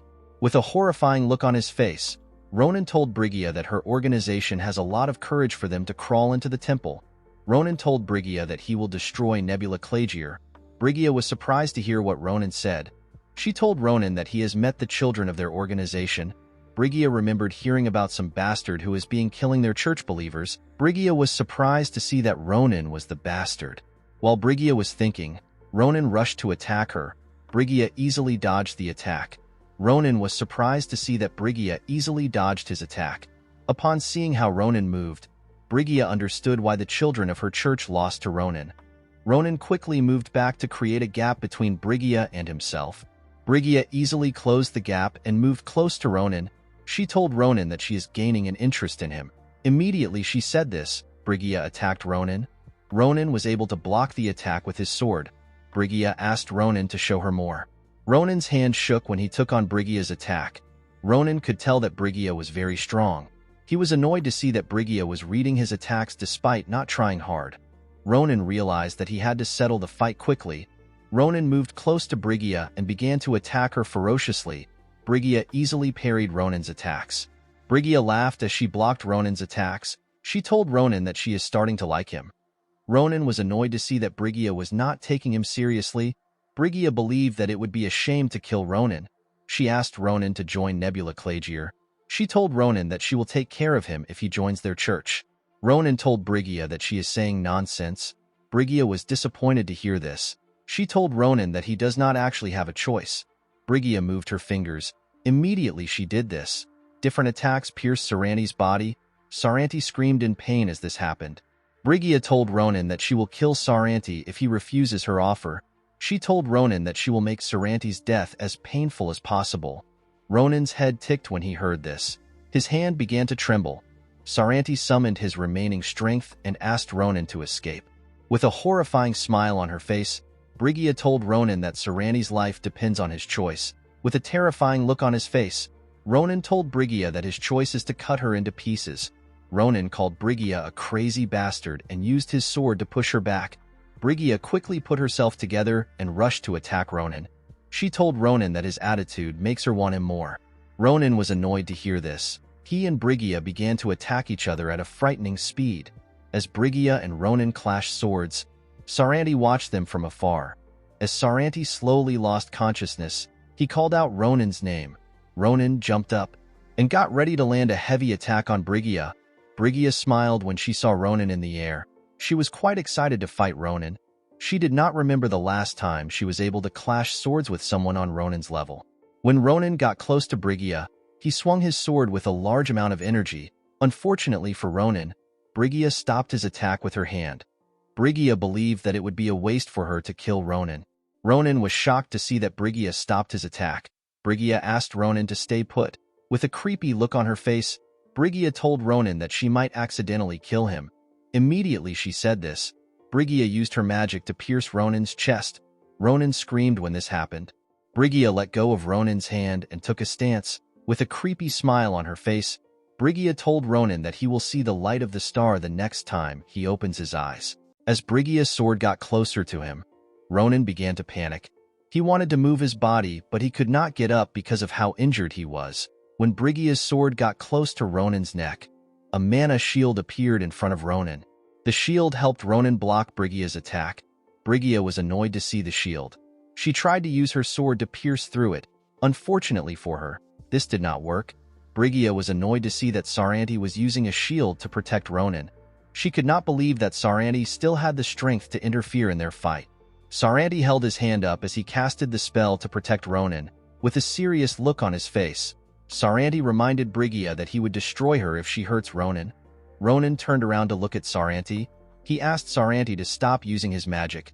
He told Saranti that his body will suffer if he continues to overwork himself. He assured Saranti that he can take care of Brigia. Saranti told Ronan that he has done enough. He told Ronan that he has bought him enough time to make his preparations. Saranti told Ronan that he can take care of the rest. Immediately Saranti said this. A blue aura surrounded Ronan's body. Ronan was surprised to see the aura. He had never seen it before.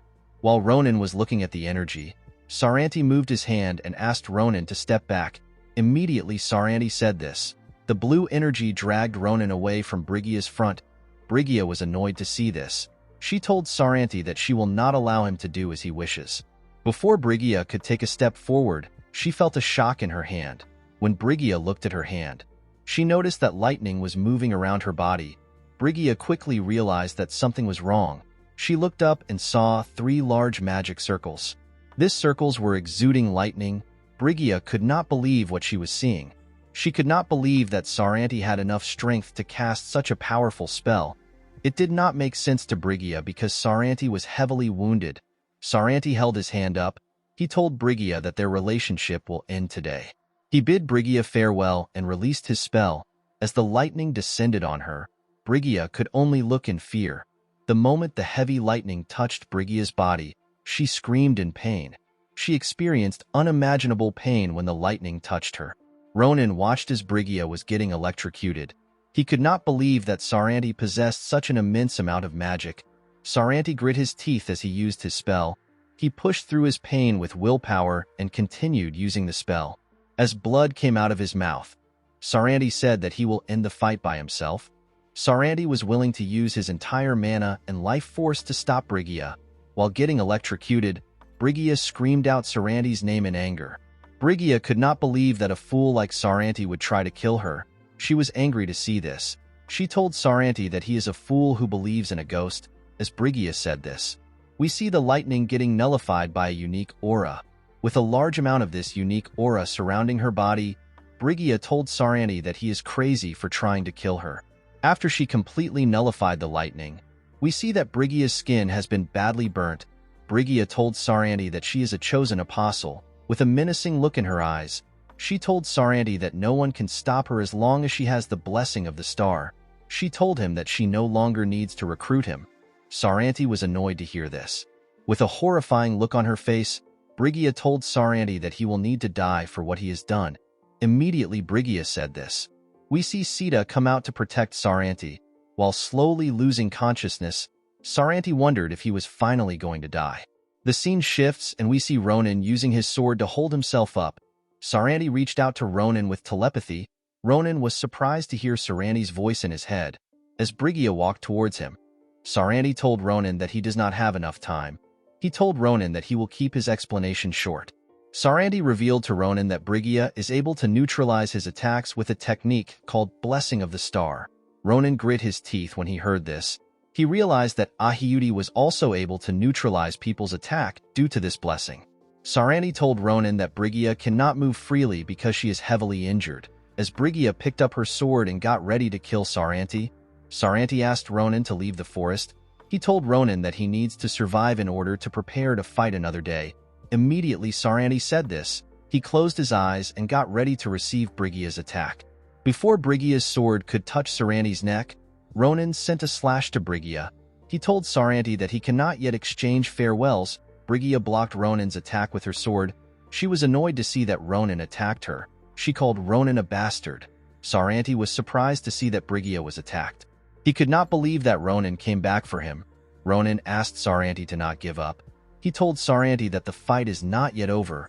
While remembering his past self, Ronan told Saran that he has never ran away from a fight. He asked Saran to believe in him. Brigia could not believe that Ronan was spewing nonsense in front of her. She was more annoyed to see that Ronan came back after she let him off. She launched multiple attacks at Ronan. Ronan was shocked to see the attacks. He wanted to block the attacks, but he could not move well due to his injuries. As the attacks moved closer to Ronan, Saran used a spell called Lightning Rain on Ronan. This spell helped Ronan to block Brigia's attacks. Brigia was annoyed to see this. While Brigia was looking at Ronan, Saran gathered lightning in his finger. Before Brigia could turn around, Saran attacked her with his magic. Fortunately for Brigia, she was able to neutralize the attack with the blessing of the star. With a look of anger on her face, Brigia told Saran that he and Ronan are very annoying people. As Ronan ran towards them, Brigia told Saran that his attack cannot do anything to her. She told Saran that she has the blessing of the star. Immediately she said this, Brigia raised her sword up and got ready to strike Saran. As Brigia swung her sword, she told Saran that he and Ronan cannot touch her. The moment Brigia swung her sword, Ronan ran at his top speed. When Ronan got close to Brigia, he cut off her hand. The moment he cut off her hand, Ronan told Brigia that it is natural for her to believe that nothing can touch her. Saran smiled when he saw Brigia's hand falling in front of him. Brigia was lost in shock. She could not comprehend what was happening. She asked Ronan to tell her how he was able to break through the blessing of the star. Ronan asked Brigia if she is curious. He told her that he also doesn't know. With a menacing look on her face, Brigia yelled at Ronan. She told him that what he did is impossible. Unfortunately for Brigia, she was fighting the only human who has the ability to break through the blessing of the star. While Brigia was screaming, Ronan attacked her. He made different cuts on her body. Brigia could not believe what was happening. She began to bleed from each parts of her body. As Brigia slowly lost consciousness, she saw Ronan's back. Ronan turned around and glared at Brigia. He told her to get answers from the great star she worships. While Brigia was falling, she realized her life was coming to an end. She could not believe that she was going to die before getting her answer, especially since the day she wanted to get her answer was coming very soon. As her eyes slowly closed, Brigia realized that she has spent an eternity waiting for an answer. Before her head touched the ground, Brigia wondered if Saran found the answer he was looking for. As Brigia's head touched the ground, we see Ronan resting on his sword. While doing his best to catch his breath, Ronan looked at Brigia when he heard her head touch the ground. While looking at Brigia's dead body, Ronan thinks about how lucky he was. Ronan knew that he would have not been able to defeat Brigia if she had not let her guard down. He was very happy that Brigia relied on the blessing of the star. Ronan remembered that in his past life, no one could touch Aiudi and the other giants except for him. Ronan realized that the reason people could not harm the giants is because of their blessing. Their blessing nullifies all attacks. While staring at Brigia's body, Ronan wondered if all the executives of Nebula Clagier possessed the blessing of the star. Ronan grit his teeth. He realized that he will have a difficult time fighting any executive of the organization. While Ronan was looking at Brigia, Saran called his name. With a shaky tone in his voice, Saran asked Ronan if he is okay. Ronan immediately replied to Saran. He asked Saran if he is alright. Ronan quickly walked up to Saran. He knelt down next to Saran and noticed that Saran was still bleeding. Ronan yelled at Cilla. He asked Cilla to use his healing magic on Saran. Ronan asked Saran not to worry himself. He told Saran that the fight is over. He told him that he will be fine. Saran stretched his hand out to Ronan. He grabbed Ronan's hand and called his name. Ronan was surprised to see Saran holding his hand. With a smile on his face, Saran apologized to Ronan. He asked Ronan if he can do him a favor for the last time. The scene shifts and we see Saran resting on Senial's statue. Ronan carefully placed Saran next to the statue. The moment Ronan did this, Saran began to cough heavily. Ronan became scared when he saw this. He asked Saran if he is okay. Saran looked at his hand and saw the amount of blood he coughed out. He realized that his situation was very bad. He told Ronan that he is ashamed to show him such a terrible side of himself during his final moments. Ronan began to tremble when he heard Saran say that it is his final moment. He began to apologize to Saran. Ronan believed that Saran would still be alive if he had not helped Brigia. Saran grabbed Ronan's hand. He told Ronan that it is not his fault that Brigia came for him. Saran believed that it was only a matter of time before Nebula Clagier would have found him. Saran looked Ronan in the eye. He told Ronan that his fight will be an extremely long and arduous fight.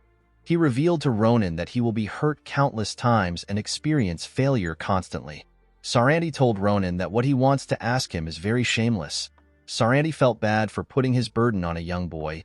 He begged Ronan to keep fighting until the end.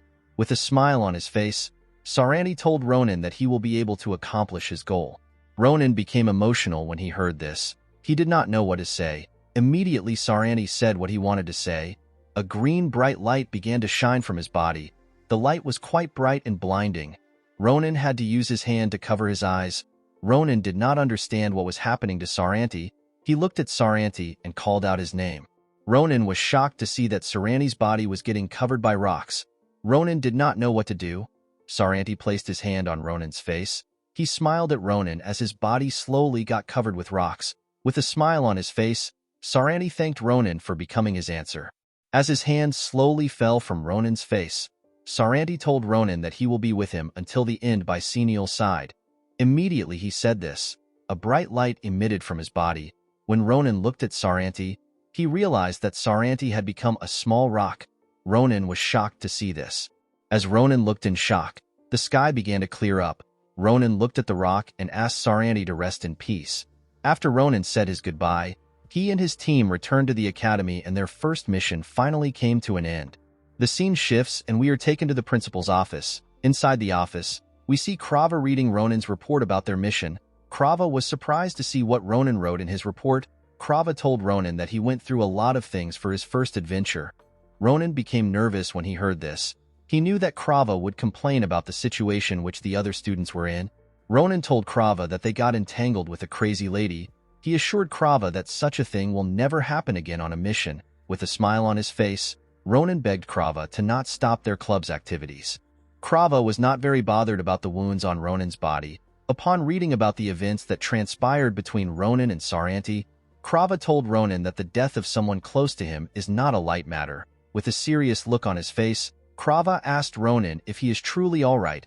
Ronan clenched his fist when he heard this. He told Krava that he is not actually completely fine.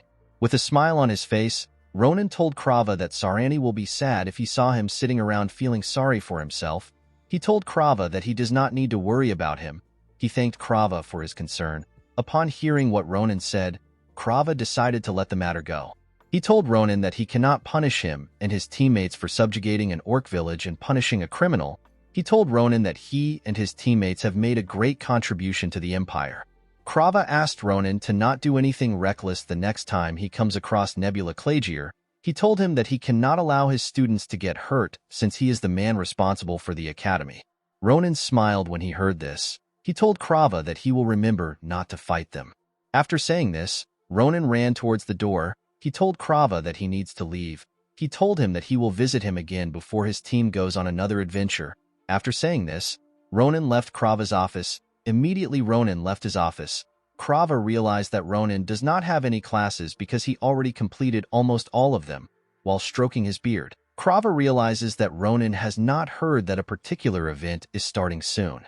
The scene shifts and we are taken to the club's building. Ronan stepped into the building. Immediately he stepped into the building. He told his teammates that he came to watch them train. Ronan realized that his teammates were not in the clubhouse. Ronan was surprised to see who was at the club's building. He asked the person to tell him when he returned to the academy. This person turns out to be Shelafin. Shelafin was glad to see Ronan. He told Ronan that he came to see him. With a serious look on his face, Shelafin told Ronan that he needs to discuss something important about Nebula Clagier. Ronan and Shelafin sat down to discuss. Ronan asked Shelafin to tell him the news regarding Nebula Clagier. He asked Shelafin if he was able to get rid of the spies who were in his family. Shelafin told Ronan that his family is currently carrying out a large-scale operation to find the spies. He told Ronan that the operation began 15 days ago. According to Shelafin, his family has been able to catch 19 traitors. Shelafin killed 5 among the 19 traitors. Shelafin told Ronan that the rest of the traitors will be transferred to Rodolan prison and will receive better interrogation at the prison. Shelafin revealed to Ronan that a problem came up while they were capturing the traitors. With a serious look on his face, Shelafin told Ronan that the prohibition is no longer working on the traitors. Ronan was shocked to hear this. He could not believe what he was hearing. Shelafin told Ronan that the prohibition stopped working on all 19 traitors after they were captured. This did not make sense to Shelafin. With a serious look on his face, Ronan told Shelafin that Nebula Clagier might have found a way to deal with the prohibition. Shelafin told Ronan that this is the only explanation. Ronan was annoyed to hear this. Ronan realized that the only way for him to find the traitors is for him to look at their mana and single them out. Shelafin stood up and told Ronan that he is done with what he wants to say. He told Ronan that he will share more information with him when he gets it. Shelafin looked at Ronan and told him that he hopes to see him later. Ronan did not understand what Shelafin was saying. Shelafin told Ronan that he hopes to fight him again in their midterm evaluation exam. The midterm evaluation exam was the event which Krava wanted to inform Ronan about. Unfortunately, Ronan did not wait to hear him. Ronan was shocked to hear this. He could not believe that he was going to be having an exam very soon. 2 days later, we are taken to a deserted island owned by Philion Academy. This island is known as Philand. This island is where Nabirose is conducting her advanced Real combat swordsmanship test. On the island, we see Nabirose staring at her students. Nabirose made sure that all her students came to the island. After confirming that no student was missing, Nabirose told her students that she will explain the midterm evaluation test to them. Nabirose told them that her classes are aimed to mimic real-life combat. She revealed to her students that she originally wanted to send them to a battlefield in order for them to have the best experience. According to Nabirose, she could not send them to such a dangerous place because of school regulations and guidelines. Ronan was sad to hear this. He believed that it would have been much better for them if they were thrown to a battlefield. The other students were shocked to hear Nabirose's original plan. They were very happy that the school saved them from the battlefield. Nabirose told her students that they will be spread across the entire island and will engage in a battle for survival. There are no limits in this battle. Ronan was shocked to hear that he was allowed to fight without any limitations or restrictions. Nabirose told her students that they do not need to worry about dying. She pointed at a rack which had some bracelets on it and told the students that she has prepared a safety measure for them. According to Nabirose, if the wearer of the bracelet becomes incapacitated, the bracelet, which is equipped with a magic spell, will transfer him or her back to the Academy's plaza. Nabirose assured her students that the best healers are at the Academy. She told them that even the most severe injuries will be treated with ease. With a terrifying smile on her face, Nabirose told her students that they are allowed to fight anyhow they choose in this test. She told them that all methods are acceptable. She asked her students to kill to their heart's content. Ronan and the other students were shocked to hear this. This was Ronan's first time seeing Nabirose so excited. Ronan was certain that an instructor should not be saying anything Nabirose said. Nabirose picked up a bracelet and asked her students to step out as she calls their names. Nabirose revealed to her students that they will be transported to the coordinates predetermined by the bracelet. Once they wear it, the first student which Nabirose called out was Aesan. Ronan already knew that Aesan was going to attend the evaluation test. Although he already knew, he was still surprised to see her. When Aesan stepped out, the other students began to gossip about her. A girl said that Aesan is really shameless. She told her friend that Aesan is getting preferential treatment even though she is a repeat student. The girl was annoyed to see that Aesan was going to get credits for the course.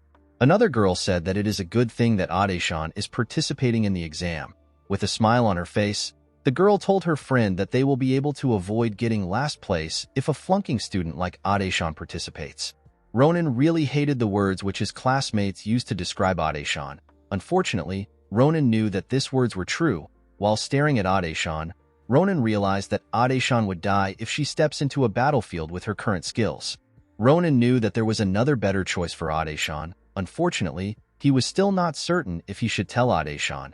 After putting on the bracelet, Aesan and the other students got transferred to different locations. The scene shifts and we see Ronan get transferred to a new location. Immediately Ronan arrived at his new location. He looked around. Ronan wondered if he was the only one who got transferred here. With a smile on his face, Ronan said that he is not that lucky. He asked his senior to stop hiding behind a tree. The senior was shocked to see that Ronan discovered his presence. Ronan smiled at his senior and told him that he looks uncomfortable. The senior was terrified to see Ronan. He did not know why he had to meet such a powerful monster at the beginning of the test. The senior picked up his axe and rushed to attack Ronan from behind. When the senior got close to him, he landed his attack and smashed the ground. Due to the impact of the attack, the area was covered in dust. When the dust cleared up, we see Ronan holding his sword to his senior's throat.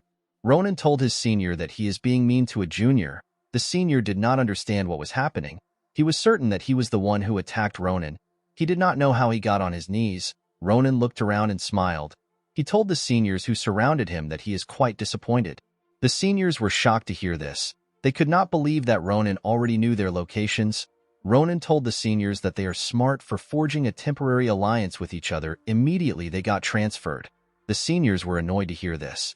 Ronan smiled when he realized how dangerous his current situation was. He was quite impressed with the fact that the students of the academy were able to quickly respond to a problem. Ronan picked up a rock. While the archer was staring at him from a tree, Ronan threw the rock at his head with great precision. As the archer fell from the tree, Ronan told the seniors that their strategy was not the best one. The moment the archer landed on the ground, he got transported back to the academy. The senior who saw this was shocked. He immediately told his classmates that their ambush failed. The senior asked his classmates to take a stance and get ready. He assured them that they will be able to take Ronan since he is alone. He told his classmates that it does not matter how talented Ronan is, Ronan will not be able to defeat all of them. The 5 seniors took out their weapons and came out of hiding. They believed that their advantage lies in their numbers. All the seniors charged at Ronan at the same time. Although his seniors were about to attack him together, Ronan was not bothered by their attack. The scene shifts and we see Ronan putting his sword back into its sheath. While putting his sword into its sheath, we see the bodies of his seniors all over the place. The seniors were getting transferred back to the academy. Ronan was surprised to see that it took him more time than expected to take care of the seniors. Ronan realized that it was a bit difficult because he was fighting second-year students. While looking around, Ronan wondered if Aesan is okay. The scene shifts and we are taken to a cliff. At the cliff, We see a girl resting on her sword after fighting 3 boys.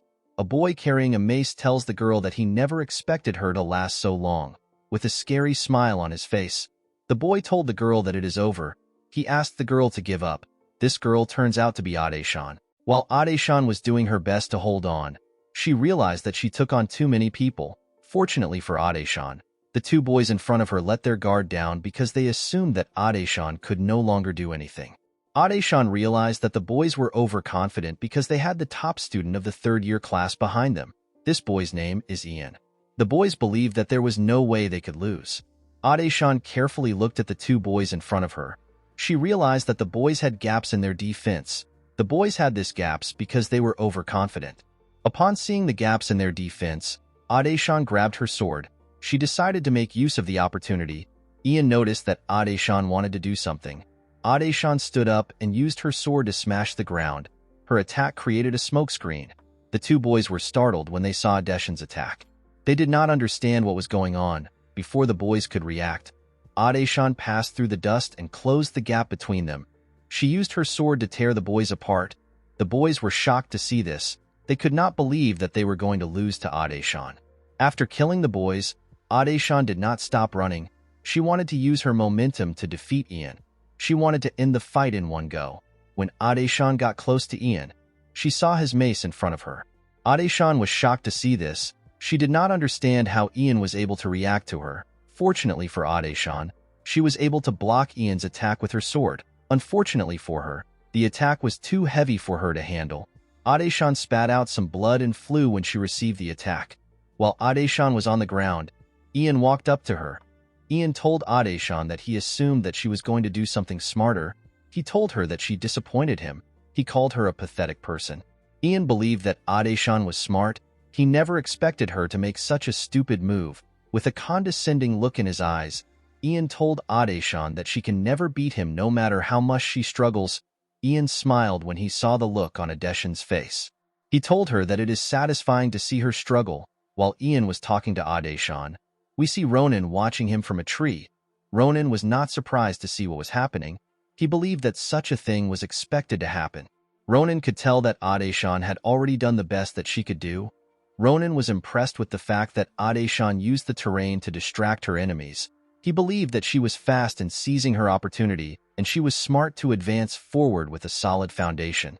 While Ronan knew that Aesan was smart, he also knew that the current Aesan could never defeat Ian with her skills. Ronan knew that the gap in skills were too much for Aesan to overcome. Upon seeing her situation, Ronan knew that the test was over for Aesan. He got up and got ready to leave. Before Ronan could take a step, he hears the sound of weapons clashing. Ronan was surprised to hear this sound. He quickly turned around to see what happened. When Ronan turned around, he saw Aesan pressing her sword against Ian's mace. Ian was annoyed to see this. He did not understand why Aesan was still fighting. He asked her if she has to do things the hard way. With her mouth covered with blood, Aesan told Ian that she has to do her best. She told him that the test is not yet over and she has not yet given up. Immediately she said this, she moved away from Ian and went behind him. Aesan tried to attack Ian from behind. Ian easily blocked the attack with his mace. Aesan was annoyed to see this. Although Ian blocked Aesan's attack, Aesan's sword still left a cut on his face. Aesan was annoyed to see that she made such a shallow cut. Ian could not believe what was happening to him. He could not believe that a loser like Aesan had the audacity to hurt him. He decided to take the fight serious. He used his mace to smack Aesan on her back. Aesan screamed in pain when she received the attack. She fell to the ground and lost control of her body. Ian could not believe that he was hurt by a poor student. He believed that his reputation would go bad if people ever find out. Ian used his mace to raise Aesan's head up. He asked Aesan to tell him the reason why she is working so hard. Ian had always been curious about the reason why Aesan works so hard. He told Aesan that she does not have any backings or skills. He told her that she does not have any talent like Ronan, and yet she still keeps struggling. Ian asked Aesan to tell him why she does not want to give up. Ronan was also interested in hearing Aesan's answer. Ian and the other students knew that Aesan was hopeless. He told Aesan that she must know that she does not have any hope in the department. He asked Aesan to tell him why she is going so far. With a look of despair in her eyes, Aesan told Ian that she has to do her best. Immediately she said this, we see younger Aesan in front of a grave. She was being hugged by a man. The man was crying as he hugged her. Aesan seemed to be terrified when she saw the grave.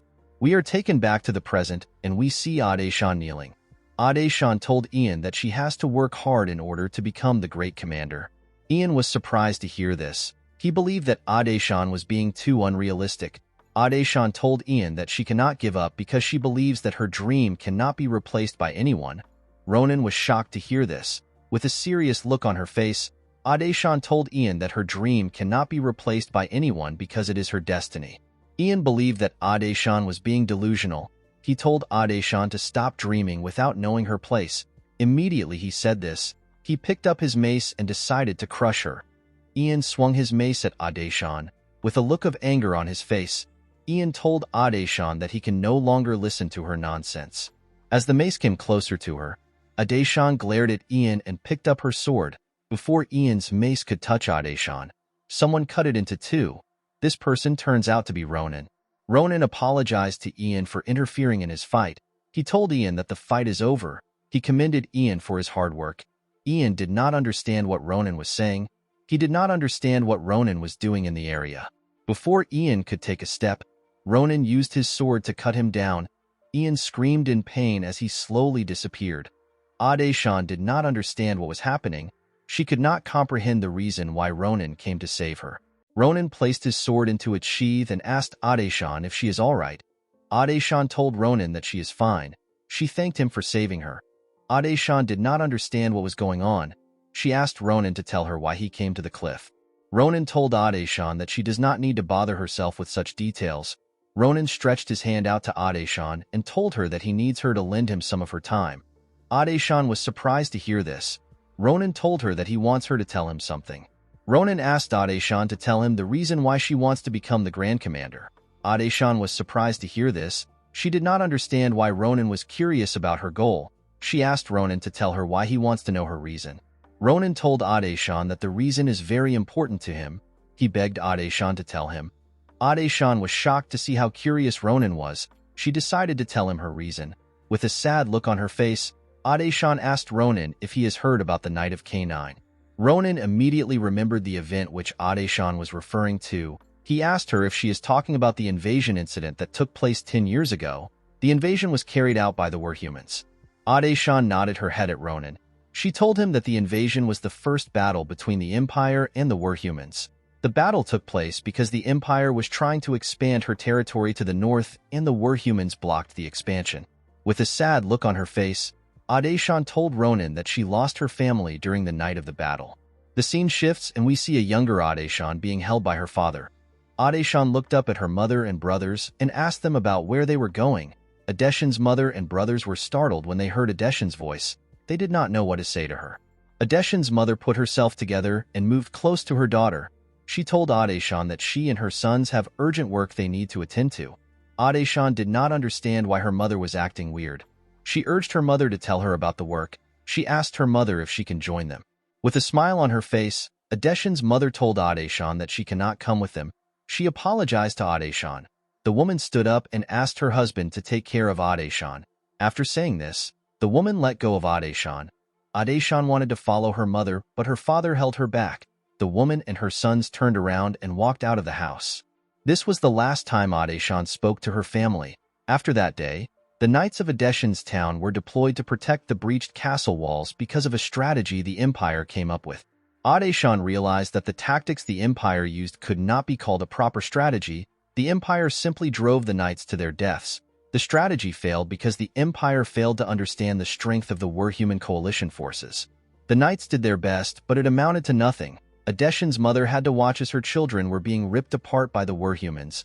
As the wind blew around her, Aesan told Ronan that the Empire and the werhuman coalition forces had a ceasefire negotiation after the battle.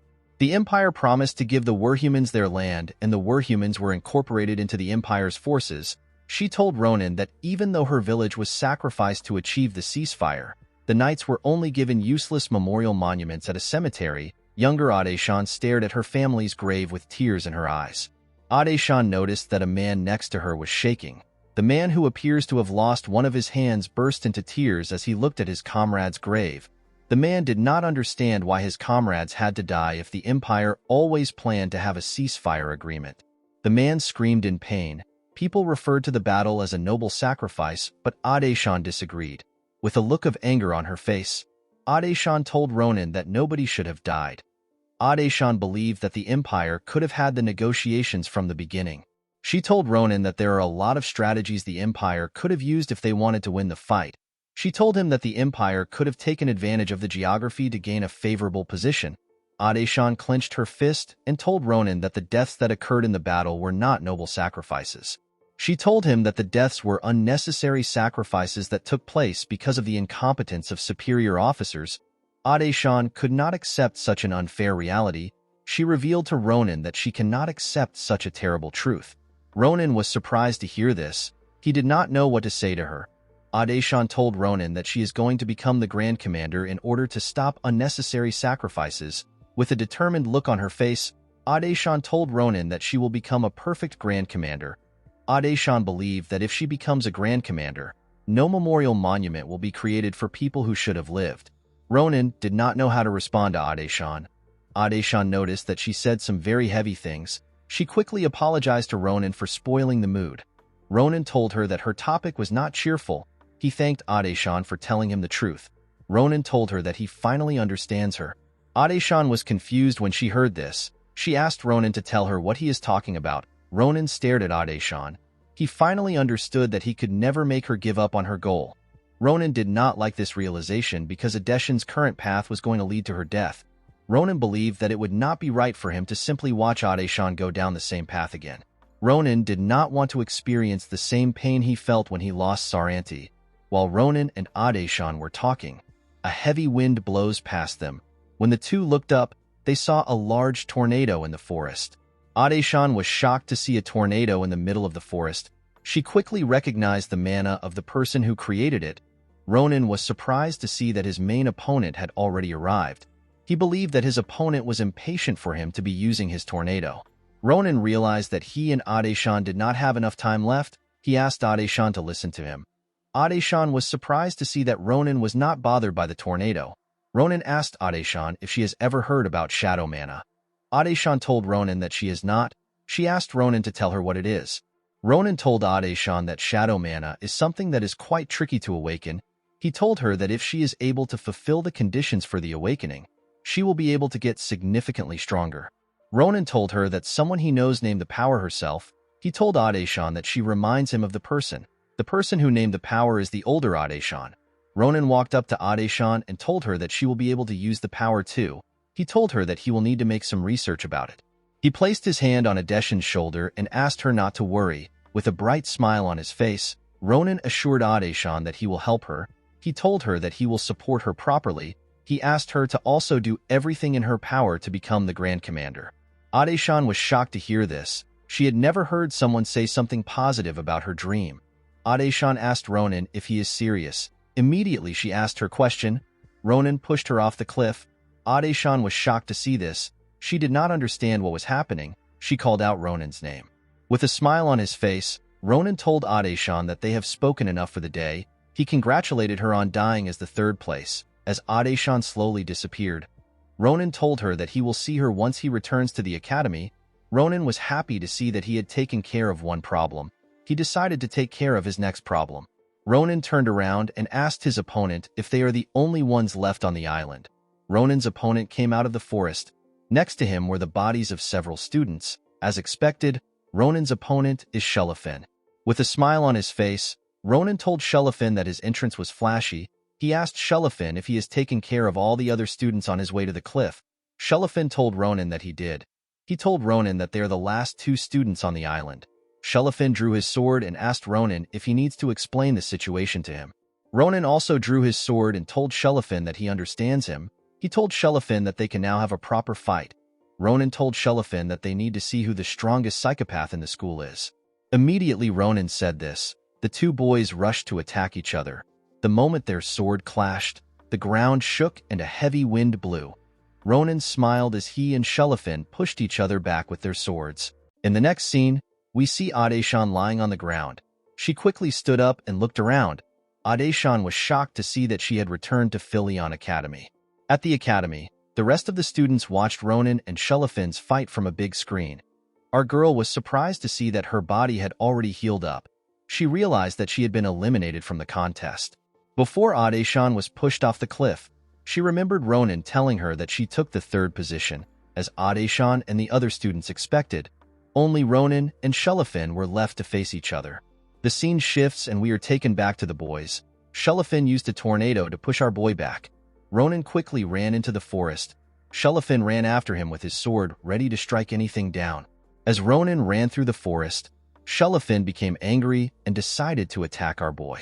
With a horrifying look on his face, Shellafen gripped his sword and launched an attack. He sent 2 tornadoes at Ronan. Ronan was shocked to see this. He could not believe that Shellafen actually split his storm sword technique into 2 different trajectories. Ronan called Shellafen a crazy bastard. As the tornadoes got closer to our boy, he stops running. While Shellafen's technique was dangerous, the power of his tornado has been divided by half. Ronan could now analyze this technique. Our boy grabbed his sword and ran into the tornadoes. With a serious look on his face, Ronan used one of Nebiro's techniques.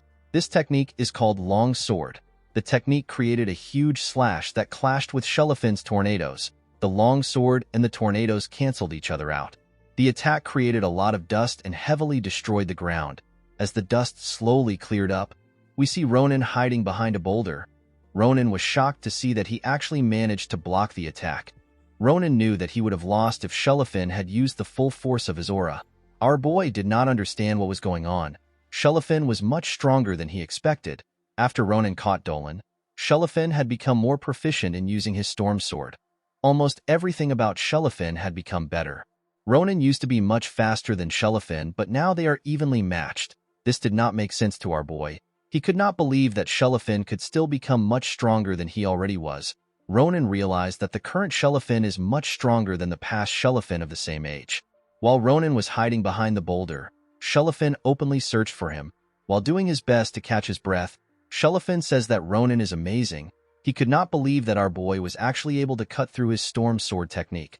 Although Shellafen had suppressed the technique, he believed that it would be impossible for Ronan to get through. He was surprised to see that Ronan could actually cut through mana. While looking at a cut on his chest, Shellafen says that Ronan is incredible for mastering Nebiro's techniques. Shellafen always believed that he was superior to Ronan when it came to techniques. He was surprised to see that Ronan was already closing the gap between them. Shellafen took a deep breath. He realized that he was reaching the limit of using mana to increase his speed. He understood that he needed to use an ultimate attack to end the fight. While hiding behind the boulder, Ronan realized that he will be in danger if Shellafen completely adapts to his movements. Our boy knew that he would lose because he could never beat Shellafen when it came to pure skills. Ronan understood that he could no longer let the fight drag on. Our boy and Shellafen held their sword tightly. They decided to end the fight with one last attack. Ronan came out of hiding and Shellafen sensed his presence. The 2 boys rushed to attack each other. Their swords clashed and created a huge wave of energy. The 2 pushed each other back with their swords. Ronan quickly took a stance and rushed to attack Shellafen. Upon seeing that Ronan was coming closer to him, Shellafen took a stance and used his storm sword technique. Our boy was terrified to see the technique. He smiled nervously. The area got covered in dust after the attack. When the dust cleared up, we see Shellafen standing. Shellafen was shocked to see the state of his body. He knew that Ronan would try to dodge the attack, but he never expected our boy to still be able to damage him badly. He was more surprised to see that Ronan landed such an attack while dodging the tornado. Shellafen turned around and looked at our boy. He saw Ronan rushing to attack him. With a smile on his face, Shellafen asked Ronan to tell him why he continues to surprise him. Ronan smiled when he heard this. He could not believe that Shellafen was still able to smile even after he was cut by a sword. As Ronan got closer to Shellafen, he called the future sword saint an original crazy bastard. Shellafen was shocked to see Ronan so close to him. He quickly picked up his sword and defended himself. The 2 boys used their swords to cut each other at the same time. They both spat out some blood. Instead of falling, our boy and Shellafen pushed through the pain and attacked each other. They pressed their swords against one another. The clashes from their swords destroyed the surroundings. Ronan and Shellafen laughed as their swords clashed against each other. The other students at the academy could not believe what they were seeing. They could not believe that such overpowered monsters were actually first-year students. They were not sure if they were actually watching a match between first-year students.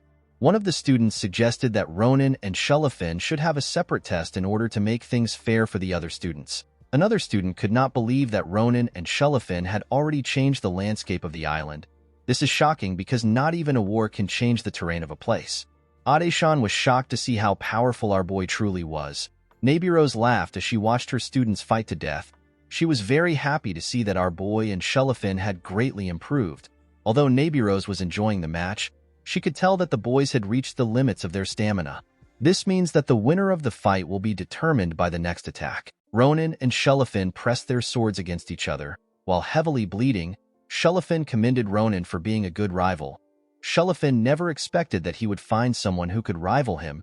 He was very happy with the fact that he came to the academy. He told Ronan that coming to the academy was the best choice he ever made. While Shelafin was enjoying the fight, he knew that he and Ronan were reaching their limits. With a smile on his face, Shelafin told Ronan that it is time for them to end the fight. Ronan laughed when he heard this. He told Shelafin that it will be good for them to end it. He told him that he will become attached to him if the fight goes on. Immediately he said this. The two boys used their swords to push each other back. Shelafin took a stance and told our boy that he wants to end the fight without any regrets, as a huge amount of aura flowed out of him. Shelafin asked Ronan to attack him with everything in his arsenal. Our boy gripped his sword and took a stance when he heard this. With a smile on his face, Ronan told Shelafin that he is a certified lunatic. Our boy smiled as he stared at Shelafin. He knew that he had to get Shelafin to come to his side. While Ronan wanted Shelafin to be with him, he still wanted to set an hierarchy between Shelafin and himself. Ronan took an unusual stance and got ready to attack.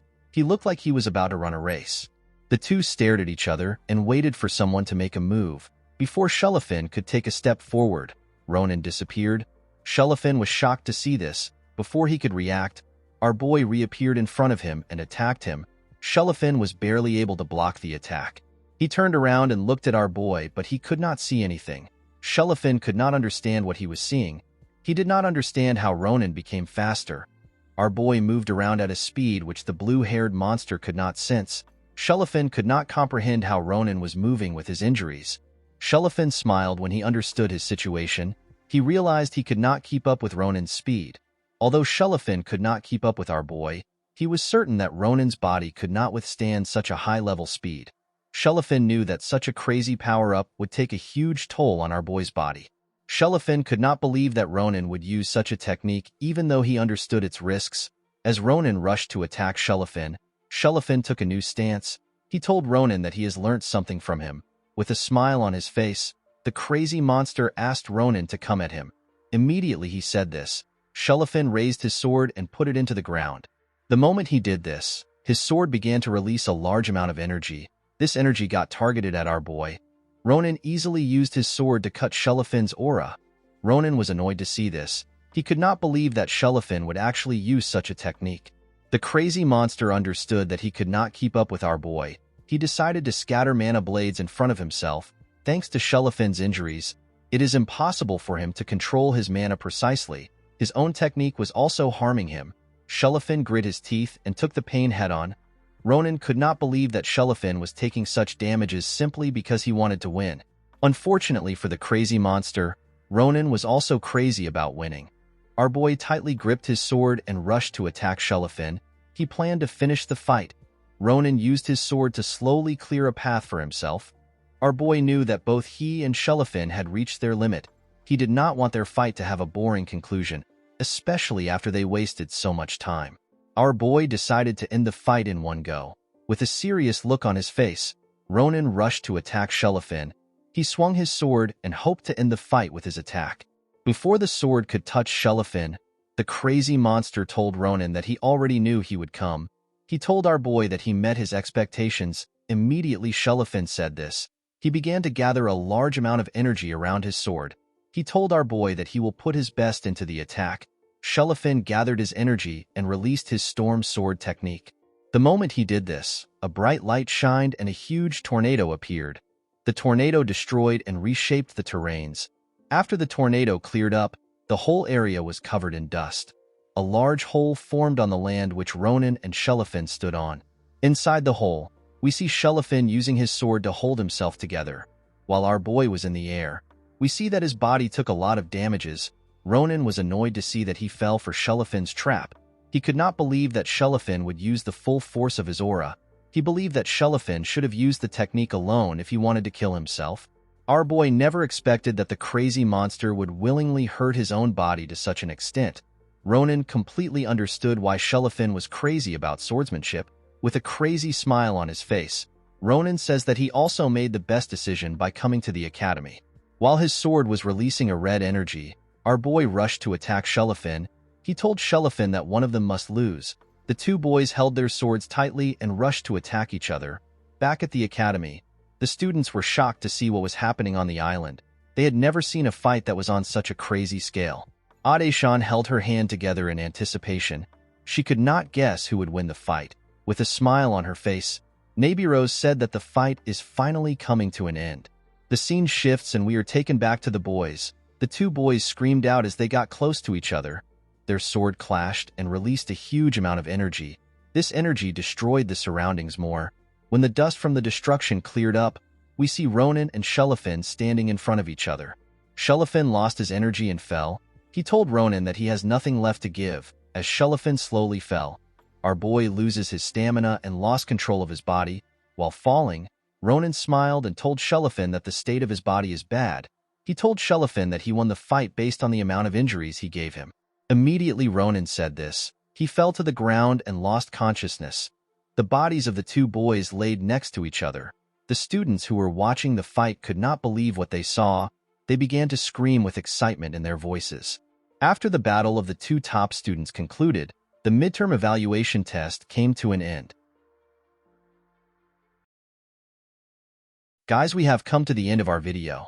If you guys want part 31 of this recap, let me know in the comments section. Don't forget to like and smash that subscribe button for more recaps. See you guys later.